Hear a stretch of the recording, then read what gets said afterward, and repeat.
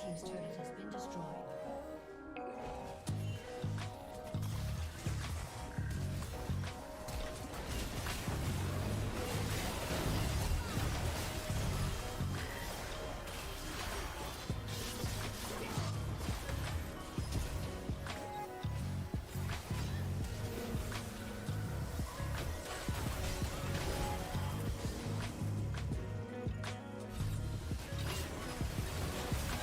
Shut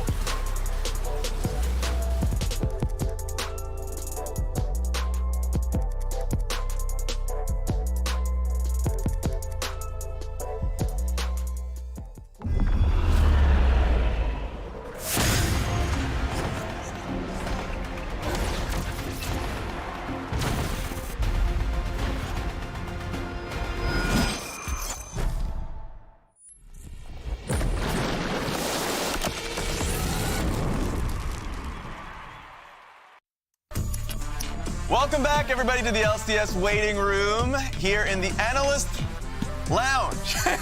You hear that? Cat Yeah. Who messed up yesterday? Was it Cat Flowers? Flowers, It was yeah. Flowers. You also got it wrong. What? It's the LCS lounge. What did he just say? He said the Analyst lounge. Wow. Look, We're in it's week the lounge. Week 5. Wait, the only people that are here are the analysts. Thank you very much. All right. And sometimes guests. True. They are the honorary analysts. Cutie Cinderella. was here. Honorary analyst. Yeah. We're just gonna Had it. try He and had save As soon as you myself enter out the of room, you become an dig analyst. myself out of the True. hole. Just push forward. That's how you get out of the hole. Yeah, let's just get it going. So let's check out the Salt League because there's a promo what they were able to send us. I think it's been highly creative. So let's just check it out, guys. NACL. I wonder what's on TV. Their carries, like you're saying, are. I was wondering when we saw the. Hello, welcome into the LCS Challengers League. I'm Magical, joined in by the bald one himself. Breaking news, it's breeding time. Despite the woes of their LCS counterparts, Dignitas Challengers is good. Led by veterans Insanity and Diamond, seeing a return to form from Tomo, young players Exu and Who had taken the Rift by storm. Speaking of storms, Cloud9 have tied them at first. For more on that, let's go to Mazel with the weather. It's raining cats and dogs! Mazel, I can't hear you. How are Lost and Zazel doing? Thunder and lightning! Thunder and lightning! What's going on? It's over, Rizzler. You have nowhere else to go.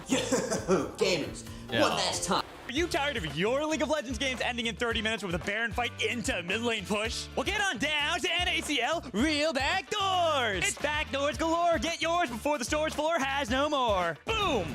Boom! Boom! Sign up with the hashtag NACL on Twitter.com for 10 minutes off your next Real Backdoor order. If you want some more Real Backdoor action, make sure you go to twitch.tv/challengersleague, twitch.tv/path2LCS, twitter.com/path2LCS, youtube.com/path2LCS. Wait, we don't have that one. Yep. Hello and welcome to Moose Haters Garen International Travel Agency. Do you want to play Garen? All you need to take is Ghost, Phase Rush, and a second item Zeal, and you can play Garen wherever you want around the world. Previously. Oh, hey, Cubby. Oh, hey, Rafa. You were in another meeting today. Oh, yeah. Sorry. Listen, I was busy with LCS because I'm a full-time caster. But how was your Academy story meeting? Rafa, you know it's called Challengers League? Or at least you would know if you were there.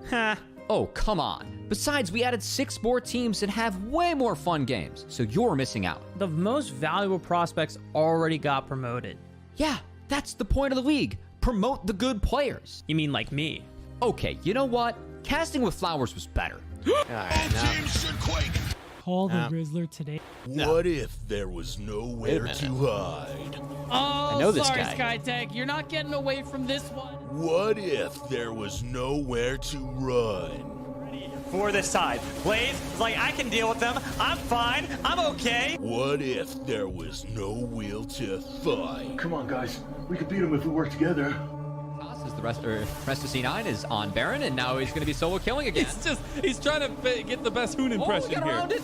MNS2 Nightmare on LCS. Don't miss On the Range featuring Mazel weeknights at 11. There's nothing on. I'm just going to play some League. Interesting. My favorite sketch of all those was mean Rafa, arrogant Rafa, because that's exactly how he is behind the camera. So I'm glad we finally got it on film. Yeah, he's always acting like this nice guy in front of the camera, but you turn that off, he just starts egoing on everyone. You know, people are gonna believe that. Yeah. No one's gonna believe me. People will believe you. No, that's wild. I would love for him to have that edge, though. That would be hilarious. That being said, for us as analysts, well, for you people at home, the NACL on the weekends, check it out. Great personalities, and on top of that, just great players that are fighting to be in the LCS as well as winning a championship in their league. But for us, we have players trying to win a championship in our league. We had a report card yesterday for a few teams. We're going to continue that report card today. We're starting with 100 Thieves, and it's my report card. So it's starting with me. Camera on rest. It's with me. This one's a sad one because I want to rate them pretty high, but they have been on a damn losing streak. So they are a D. Damn losing streak. A lot of it is like, I genuinely like really early on in the split the fundamentals that they showcased, but their team fights have just been rough. Their front line has been going in way too deep and getting free damage, while their back line's not able to do it. So team fight bad is all I'm going to put down. Team fight Bad. Who's been their best laner? And who's been their best laner? Actually, I think it's bot lane. Oh, Bjergsen. For me, it's been Bjergsen. Yeah? Yeah, I think he's been having better lanes. And also yesterday, on his Annie game, I thought he could actually carry it out. So I felt like consistently Bjergsen has been having higher level gameplay in lane. But bot lane for me has been a positive, so I would say those two lanes. I'd even say Bjergsen's been fighting that like passive vegan player mindset a little bit with the Tristana game as well. Like he's been a lot more aggressive in the last week and a half. But they're also losing all those guys. They're all losing when he tries to be aggressive. So okay, I got caught up. Yeah, I've been told I gotta clear the screen. Oh, bang! They can't swap it till you clear it? They probably could. I don't know. They just told me to clear it. Then people could snap it out of contact. This is interesting. Why? Cloud9 was 7-2 with Diplex. Yeah. And they're 0-1 with M&S. Wow. So, which one do I grade? The whole team. It's almost like I can't. It's like a not available, like an NA. No, I'm kidding. I think. Did they drop your I actually think I'm giving them a B+ still. Okay. I don't care that they lost one game with M&S, and I still actually like the risk taking as long as Spica cannot create distrust within the team. Because if M&S doesn't work, if M&S doesn't work and they can bring Diplex back in, they're still going to be top 2, top 3 team with the chance for the title. If M&S does work, I think they can compete for the title. So the only thing I'd have to say is like systems. Nice. Already starting with a meme. Yeah. Systems good. It's systems not a bad. meme. It's like systems must work because my user's so bad. Systems mustard. Missed word. Missed work. There you go. There we go. I feel like the Diplex M&S experiment kind of got catapulted immediately with the chain ganks mid lane and like the who he roams and all that stuff. So he didn't really get a fair crack of it. Yeah, I mean, two things happened in that game. One, I think he's a lot more comfortable on assassins like Akali. But then additionally, GG just had a really good plan behind the screen to shut him down. Get on up there, Mark. You got to get it like the hard way. Find the pen. You should have hit it. I was like, why did you not bring the pen back? Just put it where Raz put it. Anyone can guess what I'm going to give him? Wow. I have no idea. S+. That's not a school grade, Raz. It's a league grade. That's a SSX tricky grade or like a DDR grade. They get an A+ from me. I know they lost one game, but that's okay. You know, you can still get like a 90, what is it, 6? And it's an A+ technically? 95 when it breaks out. I have no notes. 6% was an A-. What? Good job. Wait, what? In British Columbia. Crazy. That's Maybe the subjects were just harder. in the U.S. Yeah, maybe. Yeah. I mean, I can believe that. They're killing it. This is like Maybe that. it's smarter. This is the overachieving student who like shows up on time for class. They have all their homework done. It's all neatly formatted. They hand in their assignments on time. They participate in class. They're talking. They're doing all this stuff. I need to do literally nothing as a teacher other than just be there. Yeah, even Ayla. It. Even Ayla missed like the first half of the year with whooping cough, and he was doing his homework the whole time. Yeah, he had a mono. You would be the worst type of teacher. This is this teacher's note I'm getting. How do I learn? You're getting an A+. Your parents are saying, good job. Yeah, I'm letting the parents know, like, well. hey, your kid's great. What about their work? What about it? They got A+. Their work is good. Have you never done well in school? I have. This is what teachers know. They would like. still give me critique, though. When I did good in school, they were just like, keep it up. Yeah, they didn't have anything to say. There's You're not nothing a to problem critique. currently. I get an A+, stay awake. In my social studies. Oh my god. All right. This is CLG. See? Oh? Really? Actually, I'll go Okay, C+. there we go. Okay, Nice. fair. I like that. The big thing is, it's so hard not to write in cursive, honestly. Pause champ. Pause champ. Oh, Creativity. Okay. Oh, All right, is it? Wait, is that so- a good thing or a bad thing? It's a good thing. Okay. Or draft creativity good. Here we go. There we go. For this team, I think we kind of all expected CLG, all 5 players coming back to be able to build on their pre-existing energy. That kind of has been the case if you talk to the players, and also hasn't necessarily yielded results, especially since they had that dip and then came back up. I think draft creativity, anytime they can flex things between Palafox and Dokla and or use those 2 lanes to kind of bring out things that those players are super comfortable with, I end up really, really liking their drafts and execution. So I want to continue to see that and also continue to see dives bot. Yes. Like More yesterday Seraphine with Karma? Elise. No. But it's creative. It is creative. Not that, There's not a bad that kind type of creativity. creativity. Okay. They're actually 5-1 outside of weeks 2 and 3. I know Yeah. it's super cherry picked. I was about to be like, yeah, if you remove all the losses, they actually haven't. Yeah, just get this part about the game out. There's one If you team. remove the last 3 weeks from Yeah, 100 no. Thieves, they're 4-2 or whatever it is. Yeah. See, it's not Good point. Wow. Thumbs up. 4-1. Yeah. Thumbs up. 4-2. So there is one team that we wanted to hit on that have been doing exceedingly well. It's been Golden Guardians. And GG so far, the positives that I've seen is bot lane Huhi and Stixxay have been having incredible laning phases. We've also been seeing Gory just become a standout player coming in, so he's probably an all-pro aspect. But there are a few things that I picked out within their gameplay in the last few games that they've had that I see as just a consistent point. Who has the marker? Who's doing this? sorry. Emily stole it. All right, Where Steve, are you? Steve, bring it Our back market here. mechanics are terrible today. Yeah. What are we doing? Sure. All right, I appreciate it. Now, if we have the VOD coming up, I can actually just bring it up myself. Yes, sir. Boom, just like this. And we'll pause it. First things first, it's River. So what does River do great? Gank bot. Yeah, well, Drank bot, Passing. number one, Jarvan. but also just playing outside of Fog of War. Okay. So Oh. minions are here. That's like a trick question. That is true. He does a lot of great things. Yeah. So you guys passed in a few ways, but not in my class. Participation. Yes. So he just sits out in Fog of War. You are correct, though. He, a lot of times, will early path towards bot lane and gank. He can work around Gory as well. But this game, you want to be able to get Huhi and Stixxay ahead. So Doublelift and Busio trying to contest the wave early, not really checking in the fact that, or suspecting that River is going to be here. Gank bot, insta-kill on towards Busio. Doublelift can't really do too much about that. That's just one example of many instances, and they back away immediately afterwards. This one's going to be interesting to me, because if you just zoom in on what's happening bot lane, what you see immediately here, this is kind of blocking it, but Nami, which is Huhi, was basing, right?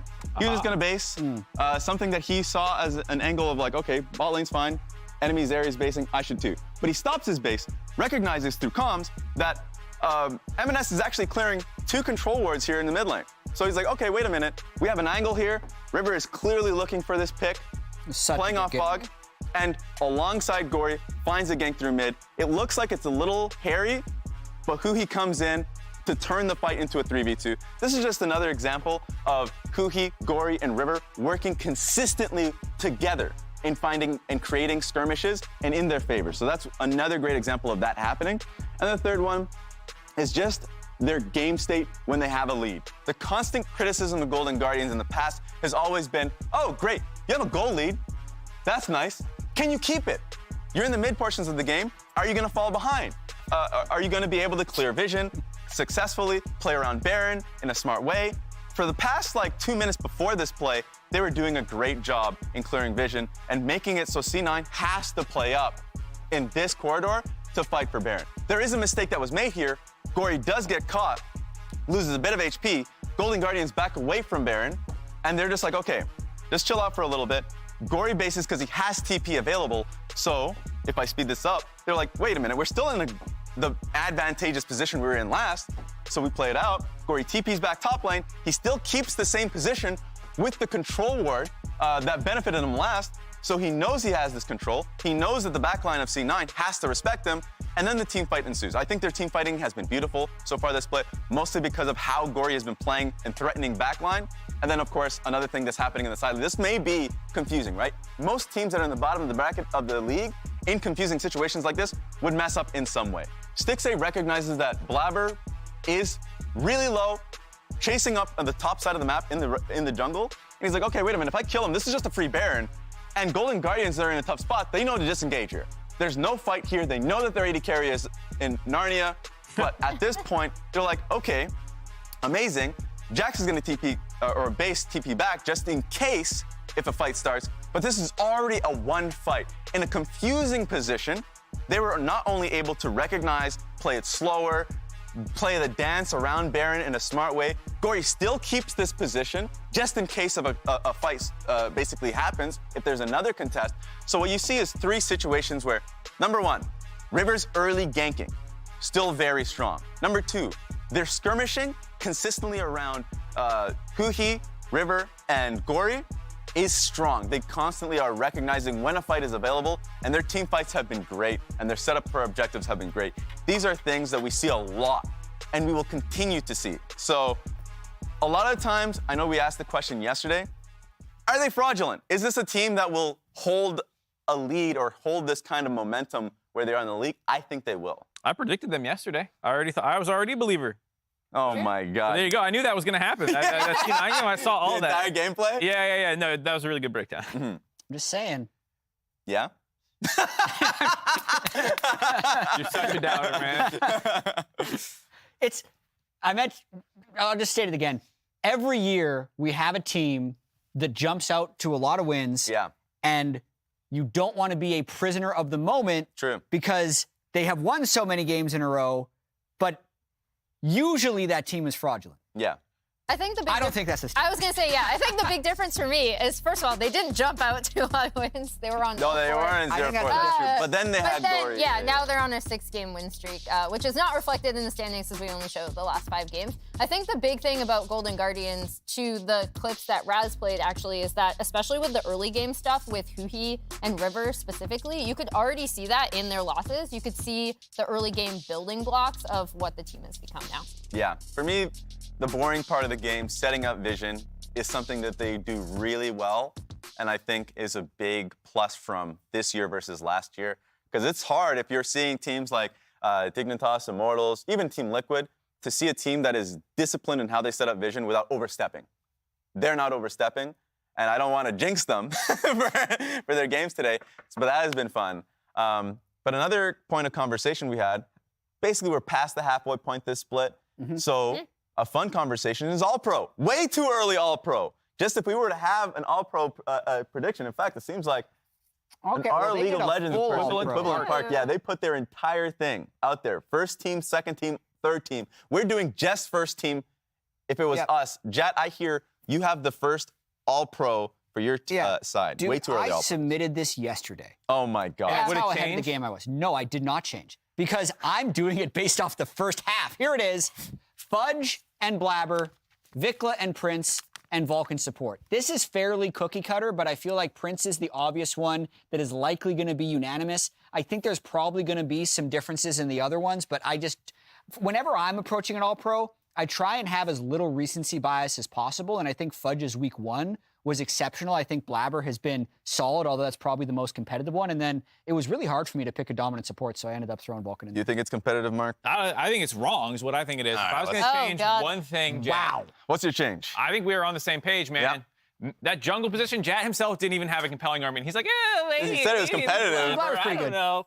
Cross him out. Oh! Wow, Block him out. Can't even draw. Block him out. Now it's this. Block him out, all right? Well, it's Inspired is who ours is. Okay, fair enough. Easy. Because for me, with Inspired, he has just been the shining light of the team. His plays towards bot lane, his bot lane dives have been great. I did that. Okay. Seamless transition, magic. Sit down now. Look at that. Okay, so yes, it is actually just Inspired. So Inspired has just been my first All-Pro team, Mark's first All-Pro team, Chat's first All-Pro team. I think it's inarguable. Wait, yeah, Jat, I want to know your case for Blabber, just because I was also between Spica and Inspired, and decided on Inspired for mine. Yeah, I mean, for me, a lot of it is the fact that Blabber has been working with a very new mid laner. I think he's enabled Fudge to be very successful, and I think his team fighting has been very strong. I think Inspired is one who's been relatively solid, but I'll let you do the case for him. I think he's been insane. Yeah. Like he has been the most impactful jungler in the league, in my opinion. The early games for EG is crazy. That's basically off of his back. I mean, he obviously has a great mid laner and JoJo Pune and whatnot, but it seems like Inspired's the one kind of calling a lot of the decisions that they make. His team fighting's crazy. His Sejuani is like the most aggro Sejuani I've ever seen in my life. He's getting like 8 kills on Sejuani. It's insane how impactful he is, even when on tank champions. Yeah, there are multiple examples of this. I remember specifically, I think it was week 2, when they were in a losing position. And Sejuani in a specific team fight literally won them the game. Yeah. He has just been great. I think it was versus Golden Guardians, but he has just been great for the squad and how well he works with Vulcan bot side. So we agree on the Vulcan point, but I think this pairing has been reason for their success so far. Yeah. All right, Emily. All right. You just apparently you just agree with us. Get up? No, I don't actually. What do you change? Yeah, okay. So I found it super hard to pick a mid. I agree. Mid was my most difficult position. And going through, I think you absolutely can dock Maple for laning stats, obviously, right? However, and this is ignore the fact that we played a game. But yesterday, you okay? have been the Vikla supporter. I have, and I'm rooting for Vikla. I think he's up there. I think it's JoJo, Vikla, and Maple actually, and Gory possibly now that GG has been on a run. But he had the second highest damage percent by 0.1%. First in like kill, highest of all mids in kill participation. Second in DPM. This is before yesterday's game. I think he's just so thoughtful about how he approaches team fights. I think a lot of TSM's team fights go well because of the way that Maple sets them up. And, you know, we're going to ignore that yesterday happened. I actually didn't think he had a bad game yesterday either, even in their loss. I think he was their best player yesterday. He could have been more aggressive in some of their team fights where he could have, like, I think he could have burst someone down on the Kassadin a few times. Graphic. Yeah. I mean, I feel like I'm going to get memed to death for picking Maple, It's but pretty unanimous. Blabber and Maple are the only outliers. Well, Yeah. I think the mid lane is more contentious, though, even though three of us have Vikla. Like, I think JoJo, despite the mid-game throws, has actually been insane in lane phase and like actually asserting himself on the game and having influence on it, sometimes negatively. I think Gory in recent weeks, he missed the first week, but other than that, he's actually leading the league in solo kills. He is so massive in all of Golden Guardians' wins. They're 6-0, the hottest team in the league. Like, there's a very real chance that he will break into this in another week or two. Yeah. So there's like 4 or 5 candidates you can easily make for mid lane right now. Yeah, and I know we've said Spica, but in terms, I see Fudge across the board, but Impact was the tough one for me. That I would have either done Fudge or Impact, and I was like just sitting on it for quite some time, having to go through some of the VODs, and I felt like as great and consistent as Impact has been, like Fudge just had like huge carry moments in the early portions of the week, which I think people will forget. So if we're just talking recency, I think people will lean towards Impact a little bit more, but I have Fudge throughout the full 5 weeks. It is interesting with Fly being 2 games ahead of everybody else in the standings. Usually when you have a team that far up and you do first team All-Pro, you just have 4 of them on the All-Pro. But we have like 1 to 2. Because we're doing our jobs correctly this year? Well, maybe that's the counter argument. Maybe that happens so much. I think part of it is because FlyQuest hasn't blown people out, right? They've actually had a lot of close games. Even yesterday was pretty close before Prince ended up getting like 15 kills. Yeah. So it, to me, says that the top half of the LCS is still pretty competitive when you can find top performers that create a diverse all-pro team. I mean, it's a very good year to be watching the LCS. I don't disagree. I think bot lane for support is the one where it feels maybe the most unanimous. I can't think of anyone really Prince's, I mean, he was 14-15-0 yesterday, and support, I guess. So support is what I was going for. Vulcan in the bot lane. I think that's pretty locked in. I think Sven actually might be the one of the people I almost put Sven. Yeah, Sven was close for you? Mine's really close. But maybe I'm just a Cloud9 homer. I was like, I can't put 3 Cloud9 here. Yeah. Let's go straight into the game's days, though. So TSM versus Cloud9 to start the day off. Immortals Progressive going up against CLG in Game 2. Golden Guardians versus Evil Geniuses in Game 3. And one of you said this was the nightmare game of one of these teams going 4-7. 100 Thieves versus Team Liquid Honda. And then Dignitas versus FlyQuest at the end of the day. Of course, just a reminder of Dignitas getting the first game, just winning their first game just yesterday. But we were talking about Gory, speaking him up a little bit more. So why not learn a little bit more about Gory and the sounds of their newest member? This game in particular, it looked like you put a lot of attention mid to get Gory fed, but also to shut down M&S. Was that a plan? What was the game plan for this game? 첫 번째 게임의 게임 플랜이 뭐였는지. 게임 플랜 그냥 승리? 그러니까 승리를 위한 플랜은 그냥 라인전 잘하고 무난하게 오브젝트 싸움 가면 이길 거라고 생각했습니다. Yeah, so our game plan was basically like he was playing to win by like playing for objectives and like playing the laning phase well. And also like he also was mentioning earlier in before our game that he thinks M&S will be nervous, so we just have to kind of punish that. So, yeah.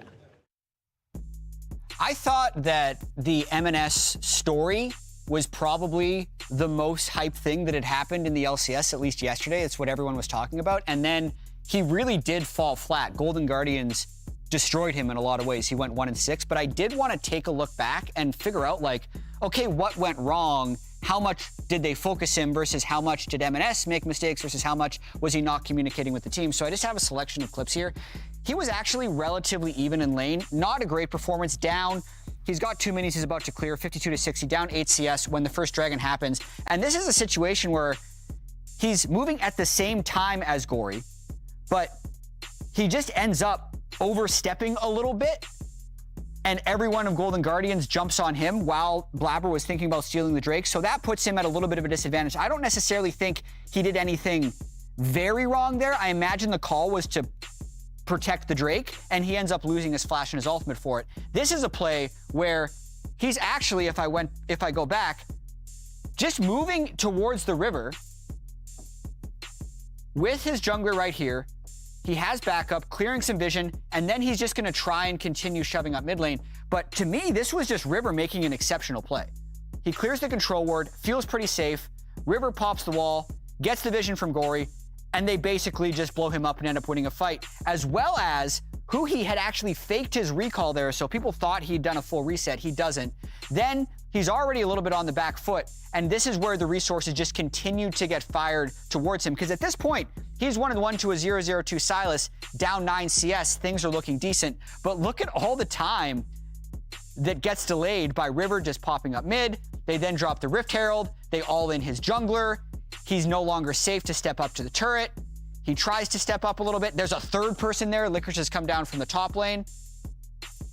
And all of these things just make it more difficult for him to come back in the game. This would be one where, Mark, you memed it, but you said Difflex doesn't die here. I actually kind of think you're right, because M&S is thinking he's out of the game, tries to go all in. This was, to me, the first clear mistake that he made at 13 minutes after getting heavily focused. And once he's 1-2 and they're 5,000 gold down, to me, like when I'm analyzing these games, what happens after this point doesn't really matter that much, because almost anything you do is going to result in death. So I think he made a few mistakes early on in the game. And then for the rest of it, he's not on the same page here. Weirdly enough, this is the fight that they won. They burn a bunch of cooldowns on him. Berserker ends up getting a triple kill, and we thought maybe they'd be able to come back in the game. I still think this was a mistake where he just wasn't on the same page of the team. 4 people going down bottom lane, him just dying in Dragon Pit. But after kind of watching those clips, what do you guys think in terms of reviewing his performance? Was it like 0 out of 10, or was it just kind of what we should have expected? I think in watching, especially the mid lane gank where like it's basically junglers matching and then Huhi comes up, I think a lot of it is just team coordination, to be quite honest. Because I do think Golden Guardians, like I'm not saying he didn't make individual mistakes. I do think Golden Guardians had a very clear game plan of, we are going to target M&S. He is the newest member of this team. And also Gory is an incredibly strong like carry force for our team. And they had a really good game plan to shut him down. And you see M&S not having and obviously he's not going to, I'm not even, this isn't like me picking on him, but he doesn't have the same synergy as Gory and River already have. He doesn't have the same synergy with Sven as Gory is going to have with Huhi, stuff like that. Whereas I know you wanted to get your predictions, but I have a really quick question. Give it to me. What time is it? Oh, it's 10 o'clock! Oh! Today's the day. What? What are you doing? Copied my homework. 3 Golden Guardians? That's not even an upset, apparently. I was trying to pick upsets in every game, but apparently... Are you that desperate? You copied my homework from last Guys, Wow, casters, please take it away from us. My analysts are just desperate for wins, okay? I'm going to be right. See you guys on the other side of this.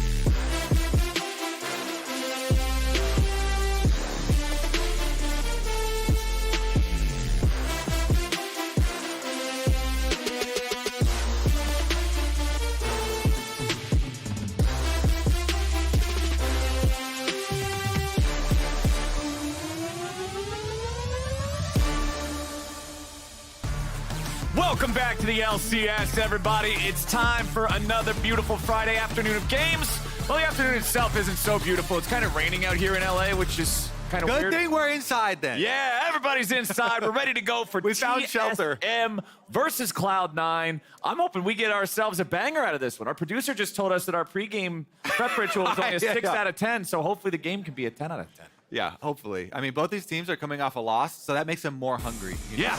Yeah. They're coming in full of rage. TSM versus Cloud9 also never disappoints. No matter what year it is, TSM versus Cloud9 should be exciting. And the analysts were just talking about how M&S and Cloud9 did not have the debut game that they wanted for their new mid laner that they're trying out. Yesterday, the Golden Guardians sort of just made an example out of him. What happens when a new guy shows up in LCS? I want to see if TSM can do the same thing. I love that interview, how Gory calls his shot, too. He's like, hey, new guy's gonna be nervous. New guy's gonna be nervous. Camp him. Gang up on him. And he was right, because I've watched Jimenez in Champions Queue, and he's performed extremely well in a lot of very different matchups. So definitely looking forward to the bounce back today. I will also say, though, I expect TSM to bounce back today. Yesterday, they had a slight aberration from what they usually win with, and they had Solo on that Renekton that is now banned. Yeah. I would bet you 100,000 Riot points that Solo is on a tank, a real pure tank this game for sure. Because first I thought you were gonna say dollars, and I was like, oh man, you're confident. I'm not that crazy or that rich, but I will definitely bet that he'll be on a tank today because he was playing Renekton and he got blown up 100% to 0 in 5 consecutive team fights. There's no way you play through that yesterday getting blown up and he doesn't come out of it thinking, all right, I need to be on a tankier champion. Bro, that's locked in. Yeah, they at least got through. Rengar got locked in. That's what I'm talking about. Not Elise. We've seen Elise. She's been in the meta forever. I'm talking about the knife cat. Knife cat, baby. Okay, here's the question is it some weird fudge tech? Is it Blabber Rengar? I'm very excited for this. I feel like it should be Blabber, but Fudge definitely could pull out some top lane, so we'll leave it as a flex for now. And this Rengar is always a champion that I like seeing. What is North America known for as a region, Kobe? Toxic junglers. That's a loaded question. And look, Rengar is like one of the poster children for junglers that are just like, I'm gonna mute myself, I'm not gonna talk to anybody, orange KDAs only. We gotta see what they're pairing with it though, because I always love, pairing it with the Ashe so you can scout out and look at Elise path to avoid the level 3, because Elise is gonna have so much extra power level 3. Right. So always helps to grab the Ashe early here. It's gonna give him the extra vision. On bottom side, they lock in the Sivir as well for the spell shield when you're playing against Varus Nautilus. Lots of all-in kill threat. Definitely still gonna be on Sven's position and keep himself safe, but this Cloud9 lineup so far really needs some other dive with the Rengar. Right now, you've got the Ashe arrow for engage with it. You have Sivir speed up to speed everybody else up, or even speed the Rengar up, but you need something else, I feel like, to be able to pull off a Rengar in pro play. Right. You got to have like a Shen or something to get on his back and go in for some coordinated assassinations. One kitty cat diving in alone is not going to do anything except give some gold to the enemy team, especially if they have stuff like Nautilus to be able to control him, lock him down as soon as he shows up. But the Gnar is banned away, the Sylas is banned away, considering both sides have what we are assuming is jungle, bottom lane, and support locked in. It should just be solo lane focus here in the second half of the draft. What's Cloud9 want to get rid of? Is it still more top lane focused? They've already banned out Renekton. They've already banned out Gnar. There are still so many tanks left on the table, and you already went on record saying you expect Solo to be on a tank. I put my RP where my mouth is, too. He was willing to throw down, so we got the Olaf banned away. So they're getting rid of these champions that can bust through some of the tanks. I'm assuming Cloud9 might want to be playing something tanky up there in the top side, too. So, looking at it right now, for this year, this is the first Rengar of a top 4 league. It has been played in a couple of the lower leagues. Especially, we've got Chad in the Challengers League, and he was originally a Rengar one-trick, so a couple of Chad games there as well. Sion being taken away, though. I kind of like this from Cloud9. We mentioned we need some more frontline, some more dive to go with him too. Sion ultimate in with the Rengar. That puts a lot of pressure of a super long distance for the engage. And it takes it away from TSM, from Solo. Right. And it makes sense with what they were banning. Get rid of Gnar, get rid of Olaf, get rid of those things that can apply pressure to him early. Just allow him to scale into that massive free health, just giga tank that Sion can become as the game goes forward. K'Sante being hovered here from TSM. Not quite the same presence that he used to have at the beginning of the season in terms of his power here in the draft, but you can see some impressive numbers still, 64% win rate, and that'll be Solo's pick here in this game. And he has really good peel. K'Sante has multiple avenues to peel a Rengar off of you. Plus, I'm going to say that counts for sure as a tank. Yep, that'll count. He only builds tank items. And Maple's Talia makes it all the way through. Lock that baby in. Maple's Talia makes it all the way through to last pick here. And he's got setup. You've got Cocoon setup. You have Nautilus setup. You have Varus ultimate as well. Very, very nice little last pick there. Maple getting his Talia. The answer from MNS is the LeBlanc, baby. That's some spice. That's what they had in some of those highlight clips from Academy that they were showing us earlier back during the Analyst Lounge section.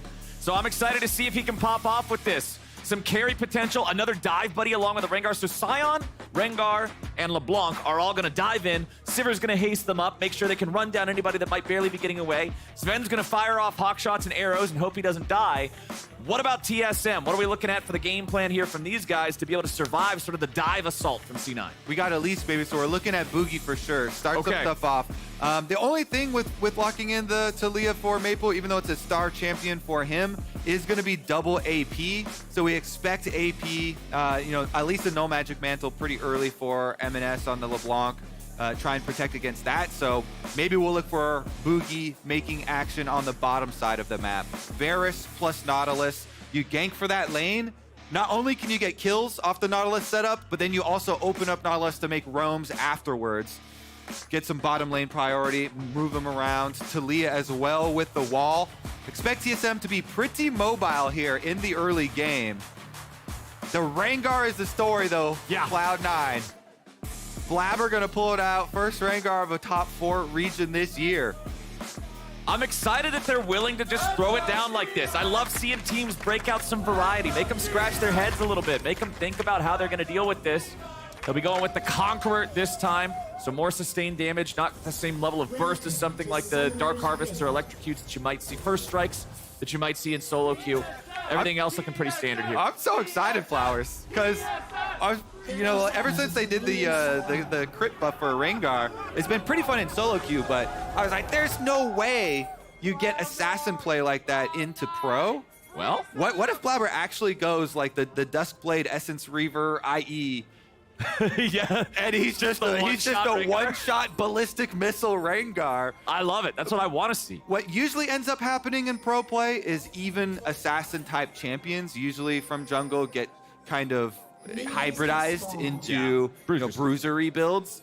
So we'll keep our eye on that one, but I'm really hoping we get some Essence Reaver at least. I feel like the Bruiser build is most likely considering the Conqueror rune and everything, right? He's not just going for the, I'm going to one-shot you before you can blink. Yeah. But, I mean, we can still hope. Fudge is going to lead the way as they walk up to face check into the brush next to the enemy Raptor pit. Cloud9 doing a delayed invade that's going to give them control over the bottom side jungle of their opponents. TSM have not fully yielded the area. Neo's still sticking around a little bit. And Fudge is still down there. So Fudge sticks around for the entire thing, ensuring that they brute force this red quadrant clear.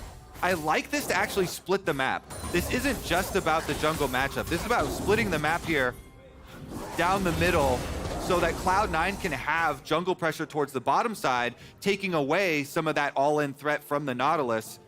Really, really helping out that lane. We were thinking Sven was going to be a little bit worried, might have to be a little bit dangerous there, watching out, but since they know Elise has been sectioned off to the upper half of the map into the tank matchup, it's a lot more safe.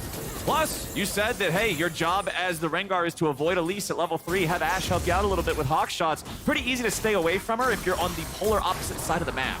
All right, eyes on Boogie then. Where's he gonna go? Because he was completely invaded on his red quadrant. He's gonna cross back now. Whenever you're re-entering a quadrant that you've been pushed out of level 1, you have to assume that there is vision laid behind here. There's no way that you want to just face check into it. And so Boogie does a good job. He takes the safe route all the way around, assuming that there is vision there to go try and check. And he'll end up at his Krug camp. You can see that Or the his hawk bottom shot gank. was fired up towards the blue side jungle of TSM. It didn't see anything, but that also gives information. Chime flash. Let's see. Boogie shows.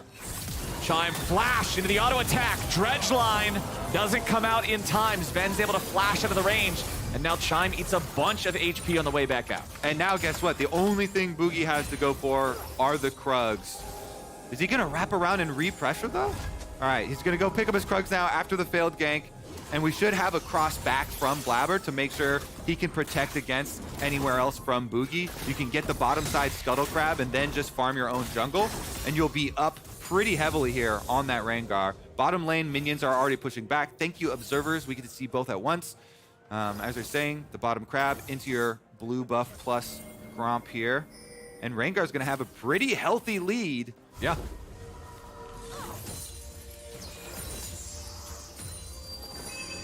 Little late on that fake tweet. It's not top. Yeah. That's a little bit of a mismatch, but hey, he's got more farm than his top laner does, so might as well be top lane Rengar. But let's go ahead and just take a look at what's going on here in mid lane. M&S has control over the push. Maple's just going to be farming those up as the wave is about to collide with the turret. You can see top side Solo versus Fudge. There's not a whole lot that I assume is going to be going down here unless we get to the point where Cassante is able to get one of those multi-knockbacks underneath the turret when the minion wave's about to expire. We've seen that happen a couple of different times when people get cocky against Cassante, but Solo currently leading the state of the lane there in the top side. Nobody's got any big, meaningful gold advantages for the entirety of the team. Obviously, you can see the biggest individual difference is that top lane 38 versus 22 in the farm, but the wave still has yet to crash all the way into Fudge, so he can make some of that back up. And look at that. Blabber with some super early magic resistance with the no magic mantle. So it definitely is going to be one of the hybridized bruisery builds for him on this more tanky version of Rengar. Yep. And investing in the early MR against Elise. Don't want to get one shot right whenever you get face checking with the cocoon. So what do you think we're going to get, like, first big item out of him here? Is it like a gorge? So, so the question is it going to be, as a cocoon does land, and M&S is going to take a decent chunk of damage, is the no magic mantle just for sitting on for right now because of Maple and Boogie? Or is he actually going to turn it into a tank mythic? I'm going to guess, because Black Cleaver got buffed, it's really, really good for Rengar for bruisers, because Rengar benefits so heavily from cooldown reduction. It's kind of perfect stats there. He could just sit on the no magic mantle and go for a pretty early Black Cleaver and then go mythic afterwards. Okay. But we shall see. First little visit towards M&S this game. Does get a nice little chunk out of him, but no summoner spells or anything. Yep, just making sure that he stays aware of Boogie's presence, respecting the fact that the Elise could always show up and put a damper on his plans there. But Maple's still hanging out here mid. M&S wants to grab a little bit of damage on him. As Blabber clears out a ward, he'll move into the enemy jungle again here to clear out this ward again. Control ward on the backside of the red pit removed. As you can see that we're about a minute away from that red buff being able to respawn. Meanwhile, top side, Solo going all out after Fudge, who is completely out of mana, has to flash back over the wall. Would not have been able to deal with Cassante in that 1v1 any longer. All right, jungler's going to meet on bottom side then. They go after Neo first. Blabber's got to be careful. He has to get back away from the dredge line. Decent amount of burst comes through. Blabber back down to 300 HP. Heals some of it back there with the W. Meanwhile, M&S locking down Maple, forcing out the flash underneath the turret. And I believe they're going to keep on going down here. Nice little dodge as well from the Cloud9 bottom lane as Blabber's clearing back up towards the top side. He's still looking for level 6. Does have his flash ready. I believe one more camp. Yeah. Because Blabber's been farming up a storm here off of that invade. 50 CS for this Rengar. He might be able to get level 6 off Gromp. I think that's why he canceled his recall there. If he could get level 6, go base, then he could have that really impactful gank come through without the knowledge from TSM. Right. It'll definitely give him level 6 to take the Gromp here. You can see he's got about 90% of the EXP bar already charged up. So as soon as he secures this, he can grab that. It'll also give us a better clue as to what his first item's going to be. And I'm going to say, best bet right now, go mid. Okay. Immediately. You get level 6, immediately go mid. There's no flash on Maple. That is a juicy, juicy setup. Your LeBlanc also has flash. So Rengar level 6 with flash plus LeBlanc with flash. It's gotta be, come on, set up M&S for success here. Bottom side gets ganked again. Yep, flash from Chime to follow Sven, who does not have his flash ready to go just yet. But he can still get back away in time. Oh, but he walks back into the dredge line. Man, that was terrible, buddy. Oh no! His question mark frog emote becomes an ironic self-question mark frog. Oh no, Sven. It did actually cause Maple to kind of hover halfway down too, so Maple left mid lane, thereby not being a gank target since he was hovering down towards the bottom side. So Blabber's like, all right, fine. If you guys are 4-person down bottom side, I will start up this Rift Herald. And they should be able to burn it in time, even though Maple and Solo are both here.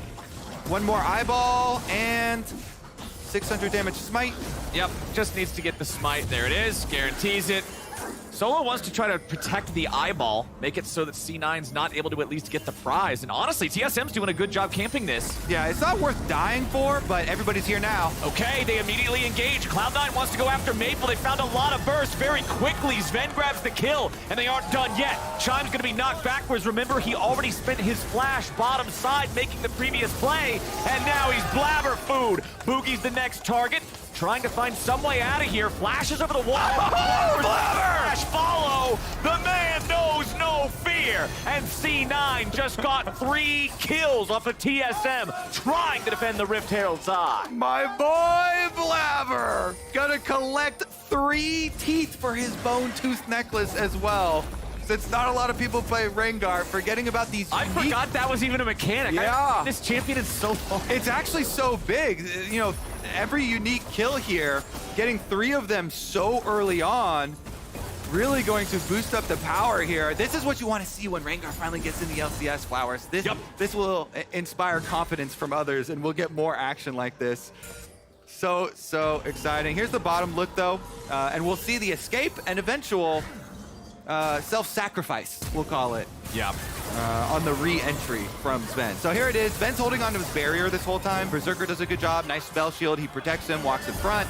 But then Sven goes back up, and Chime says, thank you very much. I will take that hook.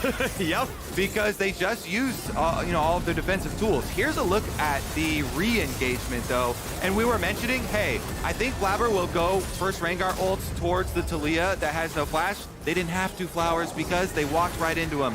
TSM in the jungle corridor, Cloud9 with that double engage you're talking about. Scion ultimate, Rengar up the middle, and then Blabber can easily flash because he knows they're in a brush. If you're running away from Rengar into brush, you are not going to be able to escape. He flashes over, he gets the extra touch. I feel like we're gonna get everything we wanted in this game. Well, I can see this Sheen in the inventory. That's the sign of an Essence Reaver eventually. Let's get it, baby. I'm ready to go. We're seeing Blabber off to a nice start here on the Rengar. It's C9 up almost 2,000 gold just 11 minutes in. Yeah, could be Divine Sunder as well there. So, well, at least get some sort of Sheen here. I'm still hoping for the Essence Reaver. So am I. I want to see. I'm with there too. Break. Okay, here's how we shift these items away from Sunder and into what we want. Okay, never hold mind. on. We might not have the opportunity. Blabber wants to shift Chime away from life and into his pocket. Never mind, the money's over to Berserker. Team player Rengar. Honestly, he is. Yeah. He's racked up 3 assists over here.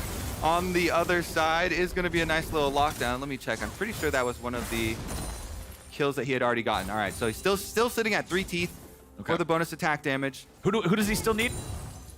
I don't know, man. Who doesn't have a death? Oh, Varus and Cassante. They don't have Varus death. and Cassante. Okay, that's the 2. Yeah, I guess I probably could have just looked at that for who has a 0 in the death column, huh? I was like, there's definitely a way we can get no, I screwed that one up. That's my bad. I'll own that. Anyway, C9 is 2,500 gold ahead, 12 minutes in. Maple just about dying solo to M&S's LeBlanc. Has to back up. Had they use the flash, 50 HP remaining. Arrow flies down mid, seeing if maybe they can catch him in a greedy recall. But Maples flies to that. Okay. 9 more to upgrade the smite as well. This is the other benefit of the invade and farming up a storm here. Yeah. Because you getting the extra move speed off your blue pet fully upgrading here is so big for the Rengar ganks. Especially for a champion that already just wants to always be running through brushes, constantly getting the extra move speed boost, utilizing the power that And there it is. You didn't want it, Flowers, but yes, it is the Sunderer. Okay, baby. we got the Sunderer. I was hoping for a Cleaver Reaver. I think we'll get the Cleaver second. Okay. It's just so good now for Rengar. Let's take a look at mid lane though. Sven here. Arrow is coming up and he's in position in Fog of War, waiting for TSM to move up to the turret, but they don't bait themselves going for a turret plate, and they don't expose themselves to the arrow. Oh, we also get the Heart Steal for Fudge, going full into the HP stacking. Remember back when the items first got changed around, Heart Steal was the mythic that was plaguing everything. The health stacking on everybody just made everybody into a 4,000 HP meatball sponge. These days, it's not nearly as widespread, but on a champion like Sion, who already has a health stacking mechanism, Fudge could hit 6,000 or 7,000 HP in this game. Big old Fudge. Let's see it. Big old Fudge. Honestly, right now it's kind of hard for TSM to regain control of the map, and even though the arrow is dodged, avoiding the Blabber jump. Well, Blabber decides to jump in anyway. Maple's ready to go. TSM's ready to go. And Blabber just... That's some Rengar brain right there. He had his ult on Flowers, and since Boogie dodged the arrow, he's like, I still gotta jump. I gotta jump on someone. His mind was telling him no. But his body was telling him yes. And unfortunately for Blabber, his body's now in the ground. First death of the game for him. Second death for C9 as a team. So that'll at least slow down Blabber's advantage here a little bit. You can see on the left side of your screen, he's still over 1,000 gold ahead of his counterpart, so I don't think he's sweating it too much. Yeah, fine. It's fine. Yeah, brush it off. It's all right. Ooh, it might not be fine for Neo, though. Flashes away, still gets rooted by the chain. Won't keep him rooted long enough to die, though. He can walk this one off, but he has to go back and heal up. That's going to be enough mid-pressure to get Herald, though. Herald number 2 here is wide open for Cloud9. They chunk out and get the flash off of Neo. It should be an easy transition for them. The only thing they have to cover now is Maple on bottom side, and Talia doesn't even have ult, so just should be M&S going to answer the wave, pick it up at tower while the rest of the team gets the objective. And honestly, if M&S had a little bit more mana to work with, if I was Maple, I would be a little bit scared of another all-in, another attempt at going for the kill here. Luckily, there's not a ton of resources left there on the LeBlanc, as Blabber is left to his own devices to pick up this Herald. He has his smite, so he can guarantee it. Solo wanted to walk over and just try and mess with him a little bit, but I don't think that's going to work out so great now. Blabber can walk it off. He's the Sunderer build anyway, so it's not like Solo can just walk up and kill him super easily. All right. Everything's honestly gone pretty heavily in Cloud9's favor here for the first 15 minutes or so. And as per usual, when TSM has Maple on Talia, my eyes are on him to be the one who can set up some moments for TSM to get wins, because as long as Cloud9 are able to find picks like this, life is going to remain tough for Team Solo mid. Chime has to flash back over the wall. Boogie lands from the rappel, and Sven's got the volley. Chime's the target here again, and Blabber's picking up another kill. Rengar keeps eating up, baby. And guess what, Flowers? That was the Varus kill, the unique one, so that's 4 teeth. One more for Blabber to collect them all. Solo, better watch your back, buddy. He's the only one left. All right, let's take another look. With the Ash arrow, with the Sivir speed up, Neo, they know he has no flash. So when you walk up in a mid lane like that, look at that. He even gets so scared, he shoots his own arrow backwards because he's trying to run away. But there's no escape. Beautiful shot from Sven. After that one hits, yeah, we already know the end of this story. Nobody's getting out alive. Sven able to come over on the Ashe and lend that support. It's just so scary when you're the Varus and you just got your flash blown to go up into mid lane and try and contest. It is extremely dangerous versus this composition. Super long range engaged. Sion ultimate wasn't even used, but Ashe arrow, Rengar, Sivir speed, so much that can chase you down. Topside, Solo is now proxy farming against Fudge, so maintaining control over that 1v1 is about the best thing that TSM have to hold on to right now. Arrow from downtown again. C9 just keeps shooting them straight down mid lane, and the rest of the team keeps picking it up. M&S gets the kill on Neo. Chime barely walks away, and TSM have not been able to stabilize. This is definitely the least stable TSM game that we have seen in quite a while. They've actually been doing quite well for themselves in the previous weeks of LCS. Cloud9, though, just kind of running the map, Flowers. 4,000 gold lead at 17.5 minutes. 2 dragons eaten up. They got both Rift Heralds. It's basically all neutral objectives controlled. Yeah. It's a pretty slow game for the Drakes. You're not going to see any sort of early soul, even though Cloud9 have both of them so far. It's still just about 18 minutes into the game, so it's not like that's going to be a huge early win condition. I guess that's some of the silver lining for TSM. You're saying, all right, they're still 10 minutes away from being able to grab that. We still have time to scale up. But again, we just haven't been able to see this composition from TSM that has these tools to make picks and find isolated enemy players really succeed at doing that.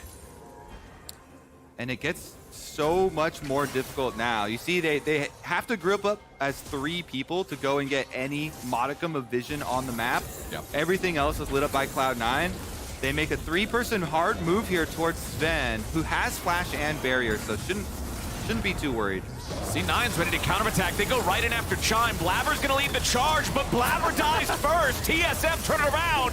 This might be exactly what they need. M&S, they're going all out. They take him down. And Solo's in the middle of everybody, maintaining the aggro. He'll find the Q3 on Fudge, but now he's gonna back away. Berserker grabs the kill, and C9's fighting back. Fudge gets the knock up onto the TSM jungler as Neo tries to fight it out with Sven and Berserker. Maple jumps right back in on the Weaver's wall, puts Sven on the wrong side of the rift. Fudge gets the kill on Boogie, but again, it's bodies hitting the ground on both sides. This is just what TSM need. You know, they bide their time, they wait, they make a hard push into enemy territory, and Blabber just sees red again. Flowers jumps right in on the Rengar all by himself, gets annihilated. TSM patiently waiting for these opportunities, calling Blabber over. Let's take a look. So he's got, let's see, look at the map, because LeBlanc is coming over kind of far and just used W.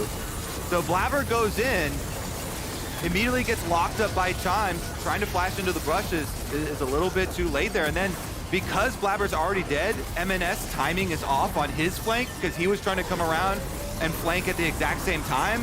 And for Fudge arriving the last for Cloud9 is the least ideal scenario for them. They need that Scion to be the one starting it out. I think Cloud9 kind of brushing off some of these into moments, some of these deaths, but you can't do too many more of those versus TSM. While we were in the replay, C9 had to drop the second Rift Herald top lane all the way back in their base. I believe it was just about to expire, so Blabber just had to drop it. Use it or lose it. It does end up walking all the way down top lane, nearly taking out the tier 1 turret, but not quite enough damage. Just now finished it up there in that top half of the map. Solo's grabbing the same thing on the other end, so the gold doesn't really swing back or forth one way or the other. It's still 4,500 ahead for C9, though. Despite the fact that TSM was able to meet them in an equal trade in that last fight, their work's still cut out for them. Yeah, certainly is. And it's very dangerous even going into your own jungle. Chime into the wall. Chime into the dirt. M&S grabbing another one. 4-1-3 here on the LeBlanc. A much better game than what we saw from him yesterday. Yeah, you have a lot more safety and confidence on LeBlanc too. You know, Victor, you're just kind of a walking target there, especially without your flash. LeBlanc, you always know you've got that safety of the distortion, and using it quite well this time around. Kind of baits Chime in, pokes him out. TSM coming to check the Baron, 5,000 health left. Cloud9 just going to go ahead, work on this slowly. They're looking for the opportunity to turn. Solo goes in first. He's going to pull Fudge out of the fight, force him to flash back over the wall. M&S jumps in, finds a lot of damage on Boogie. The TSM jungler is low, but Cloud9 are forced off the Baron. Very good, successful 4-person defense here from TSM, considering Chime was still dead for quite a while there. They're able to get Cloud9 off of the Baron. Nice ult from Solo to also get the flash out of Fudge during the process. Maybe that opens up some area in the team fight where they could actually take him down. Banshee's Veil completed now for M&S, making it more easy for him to jump in, get that quick burst, snap back out without being punished. That is one of the things you have to worry about when there's so much CC on TSM's side. Exactly. You're worried about snap cocoons, you're worried about Nautilus ultimate, Varus ultimate. A lot of things here that could make it tricky when going for that LeBlanc poke, and so Banshee's going to be very, very valuable as he goes real deep here. Looks like he's gonna go down bottom side. Solo gonna, or Fudge gonna pull off his recall on top side on the Scion while M&S is doing some detective work. 007? Yep, he wants somebody that's not named Solo. Nice use of the repel there to get away from the arrow by Boogie, but now he's got to be careful because there's no other way out.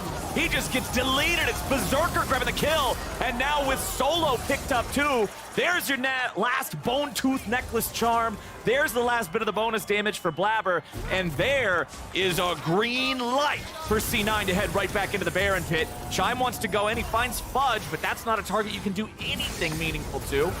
M&S still just waiting over the wall, trying to get some burst back.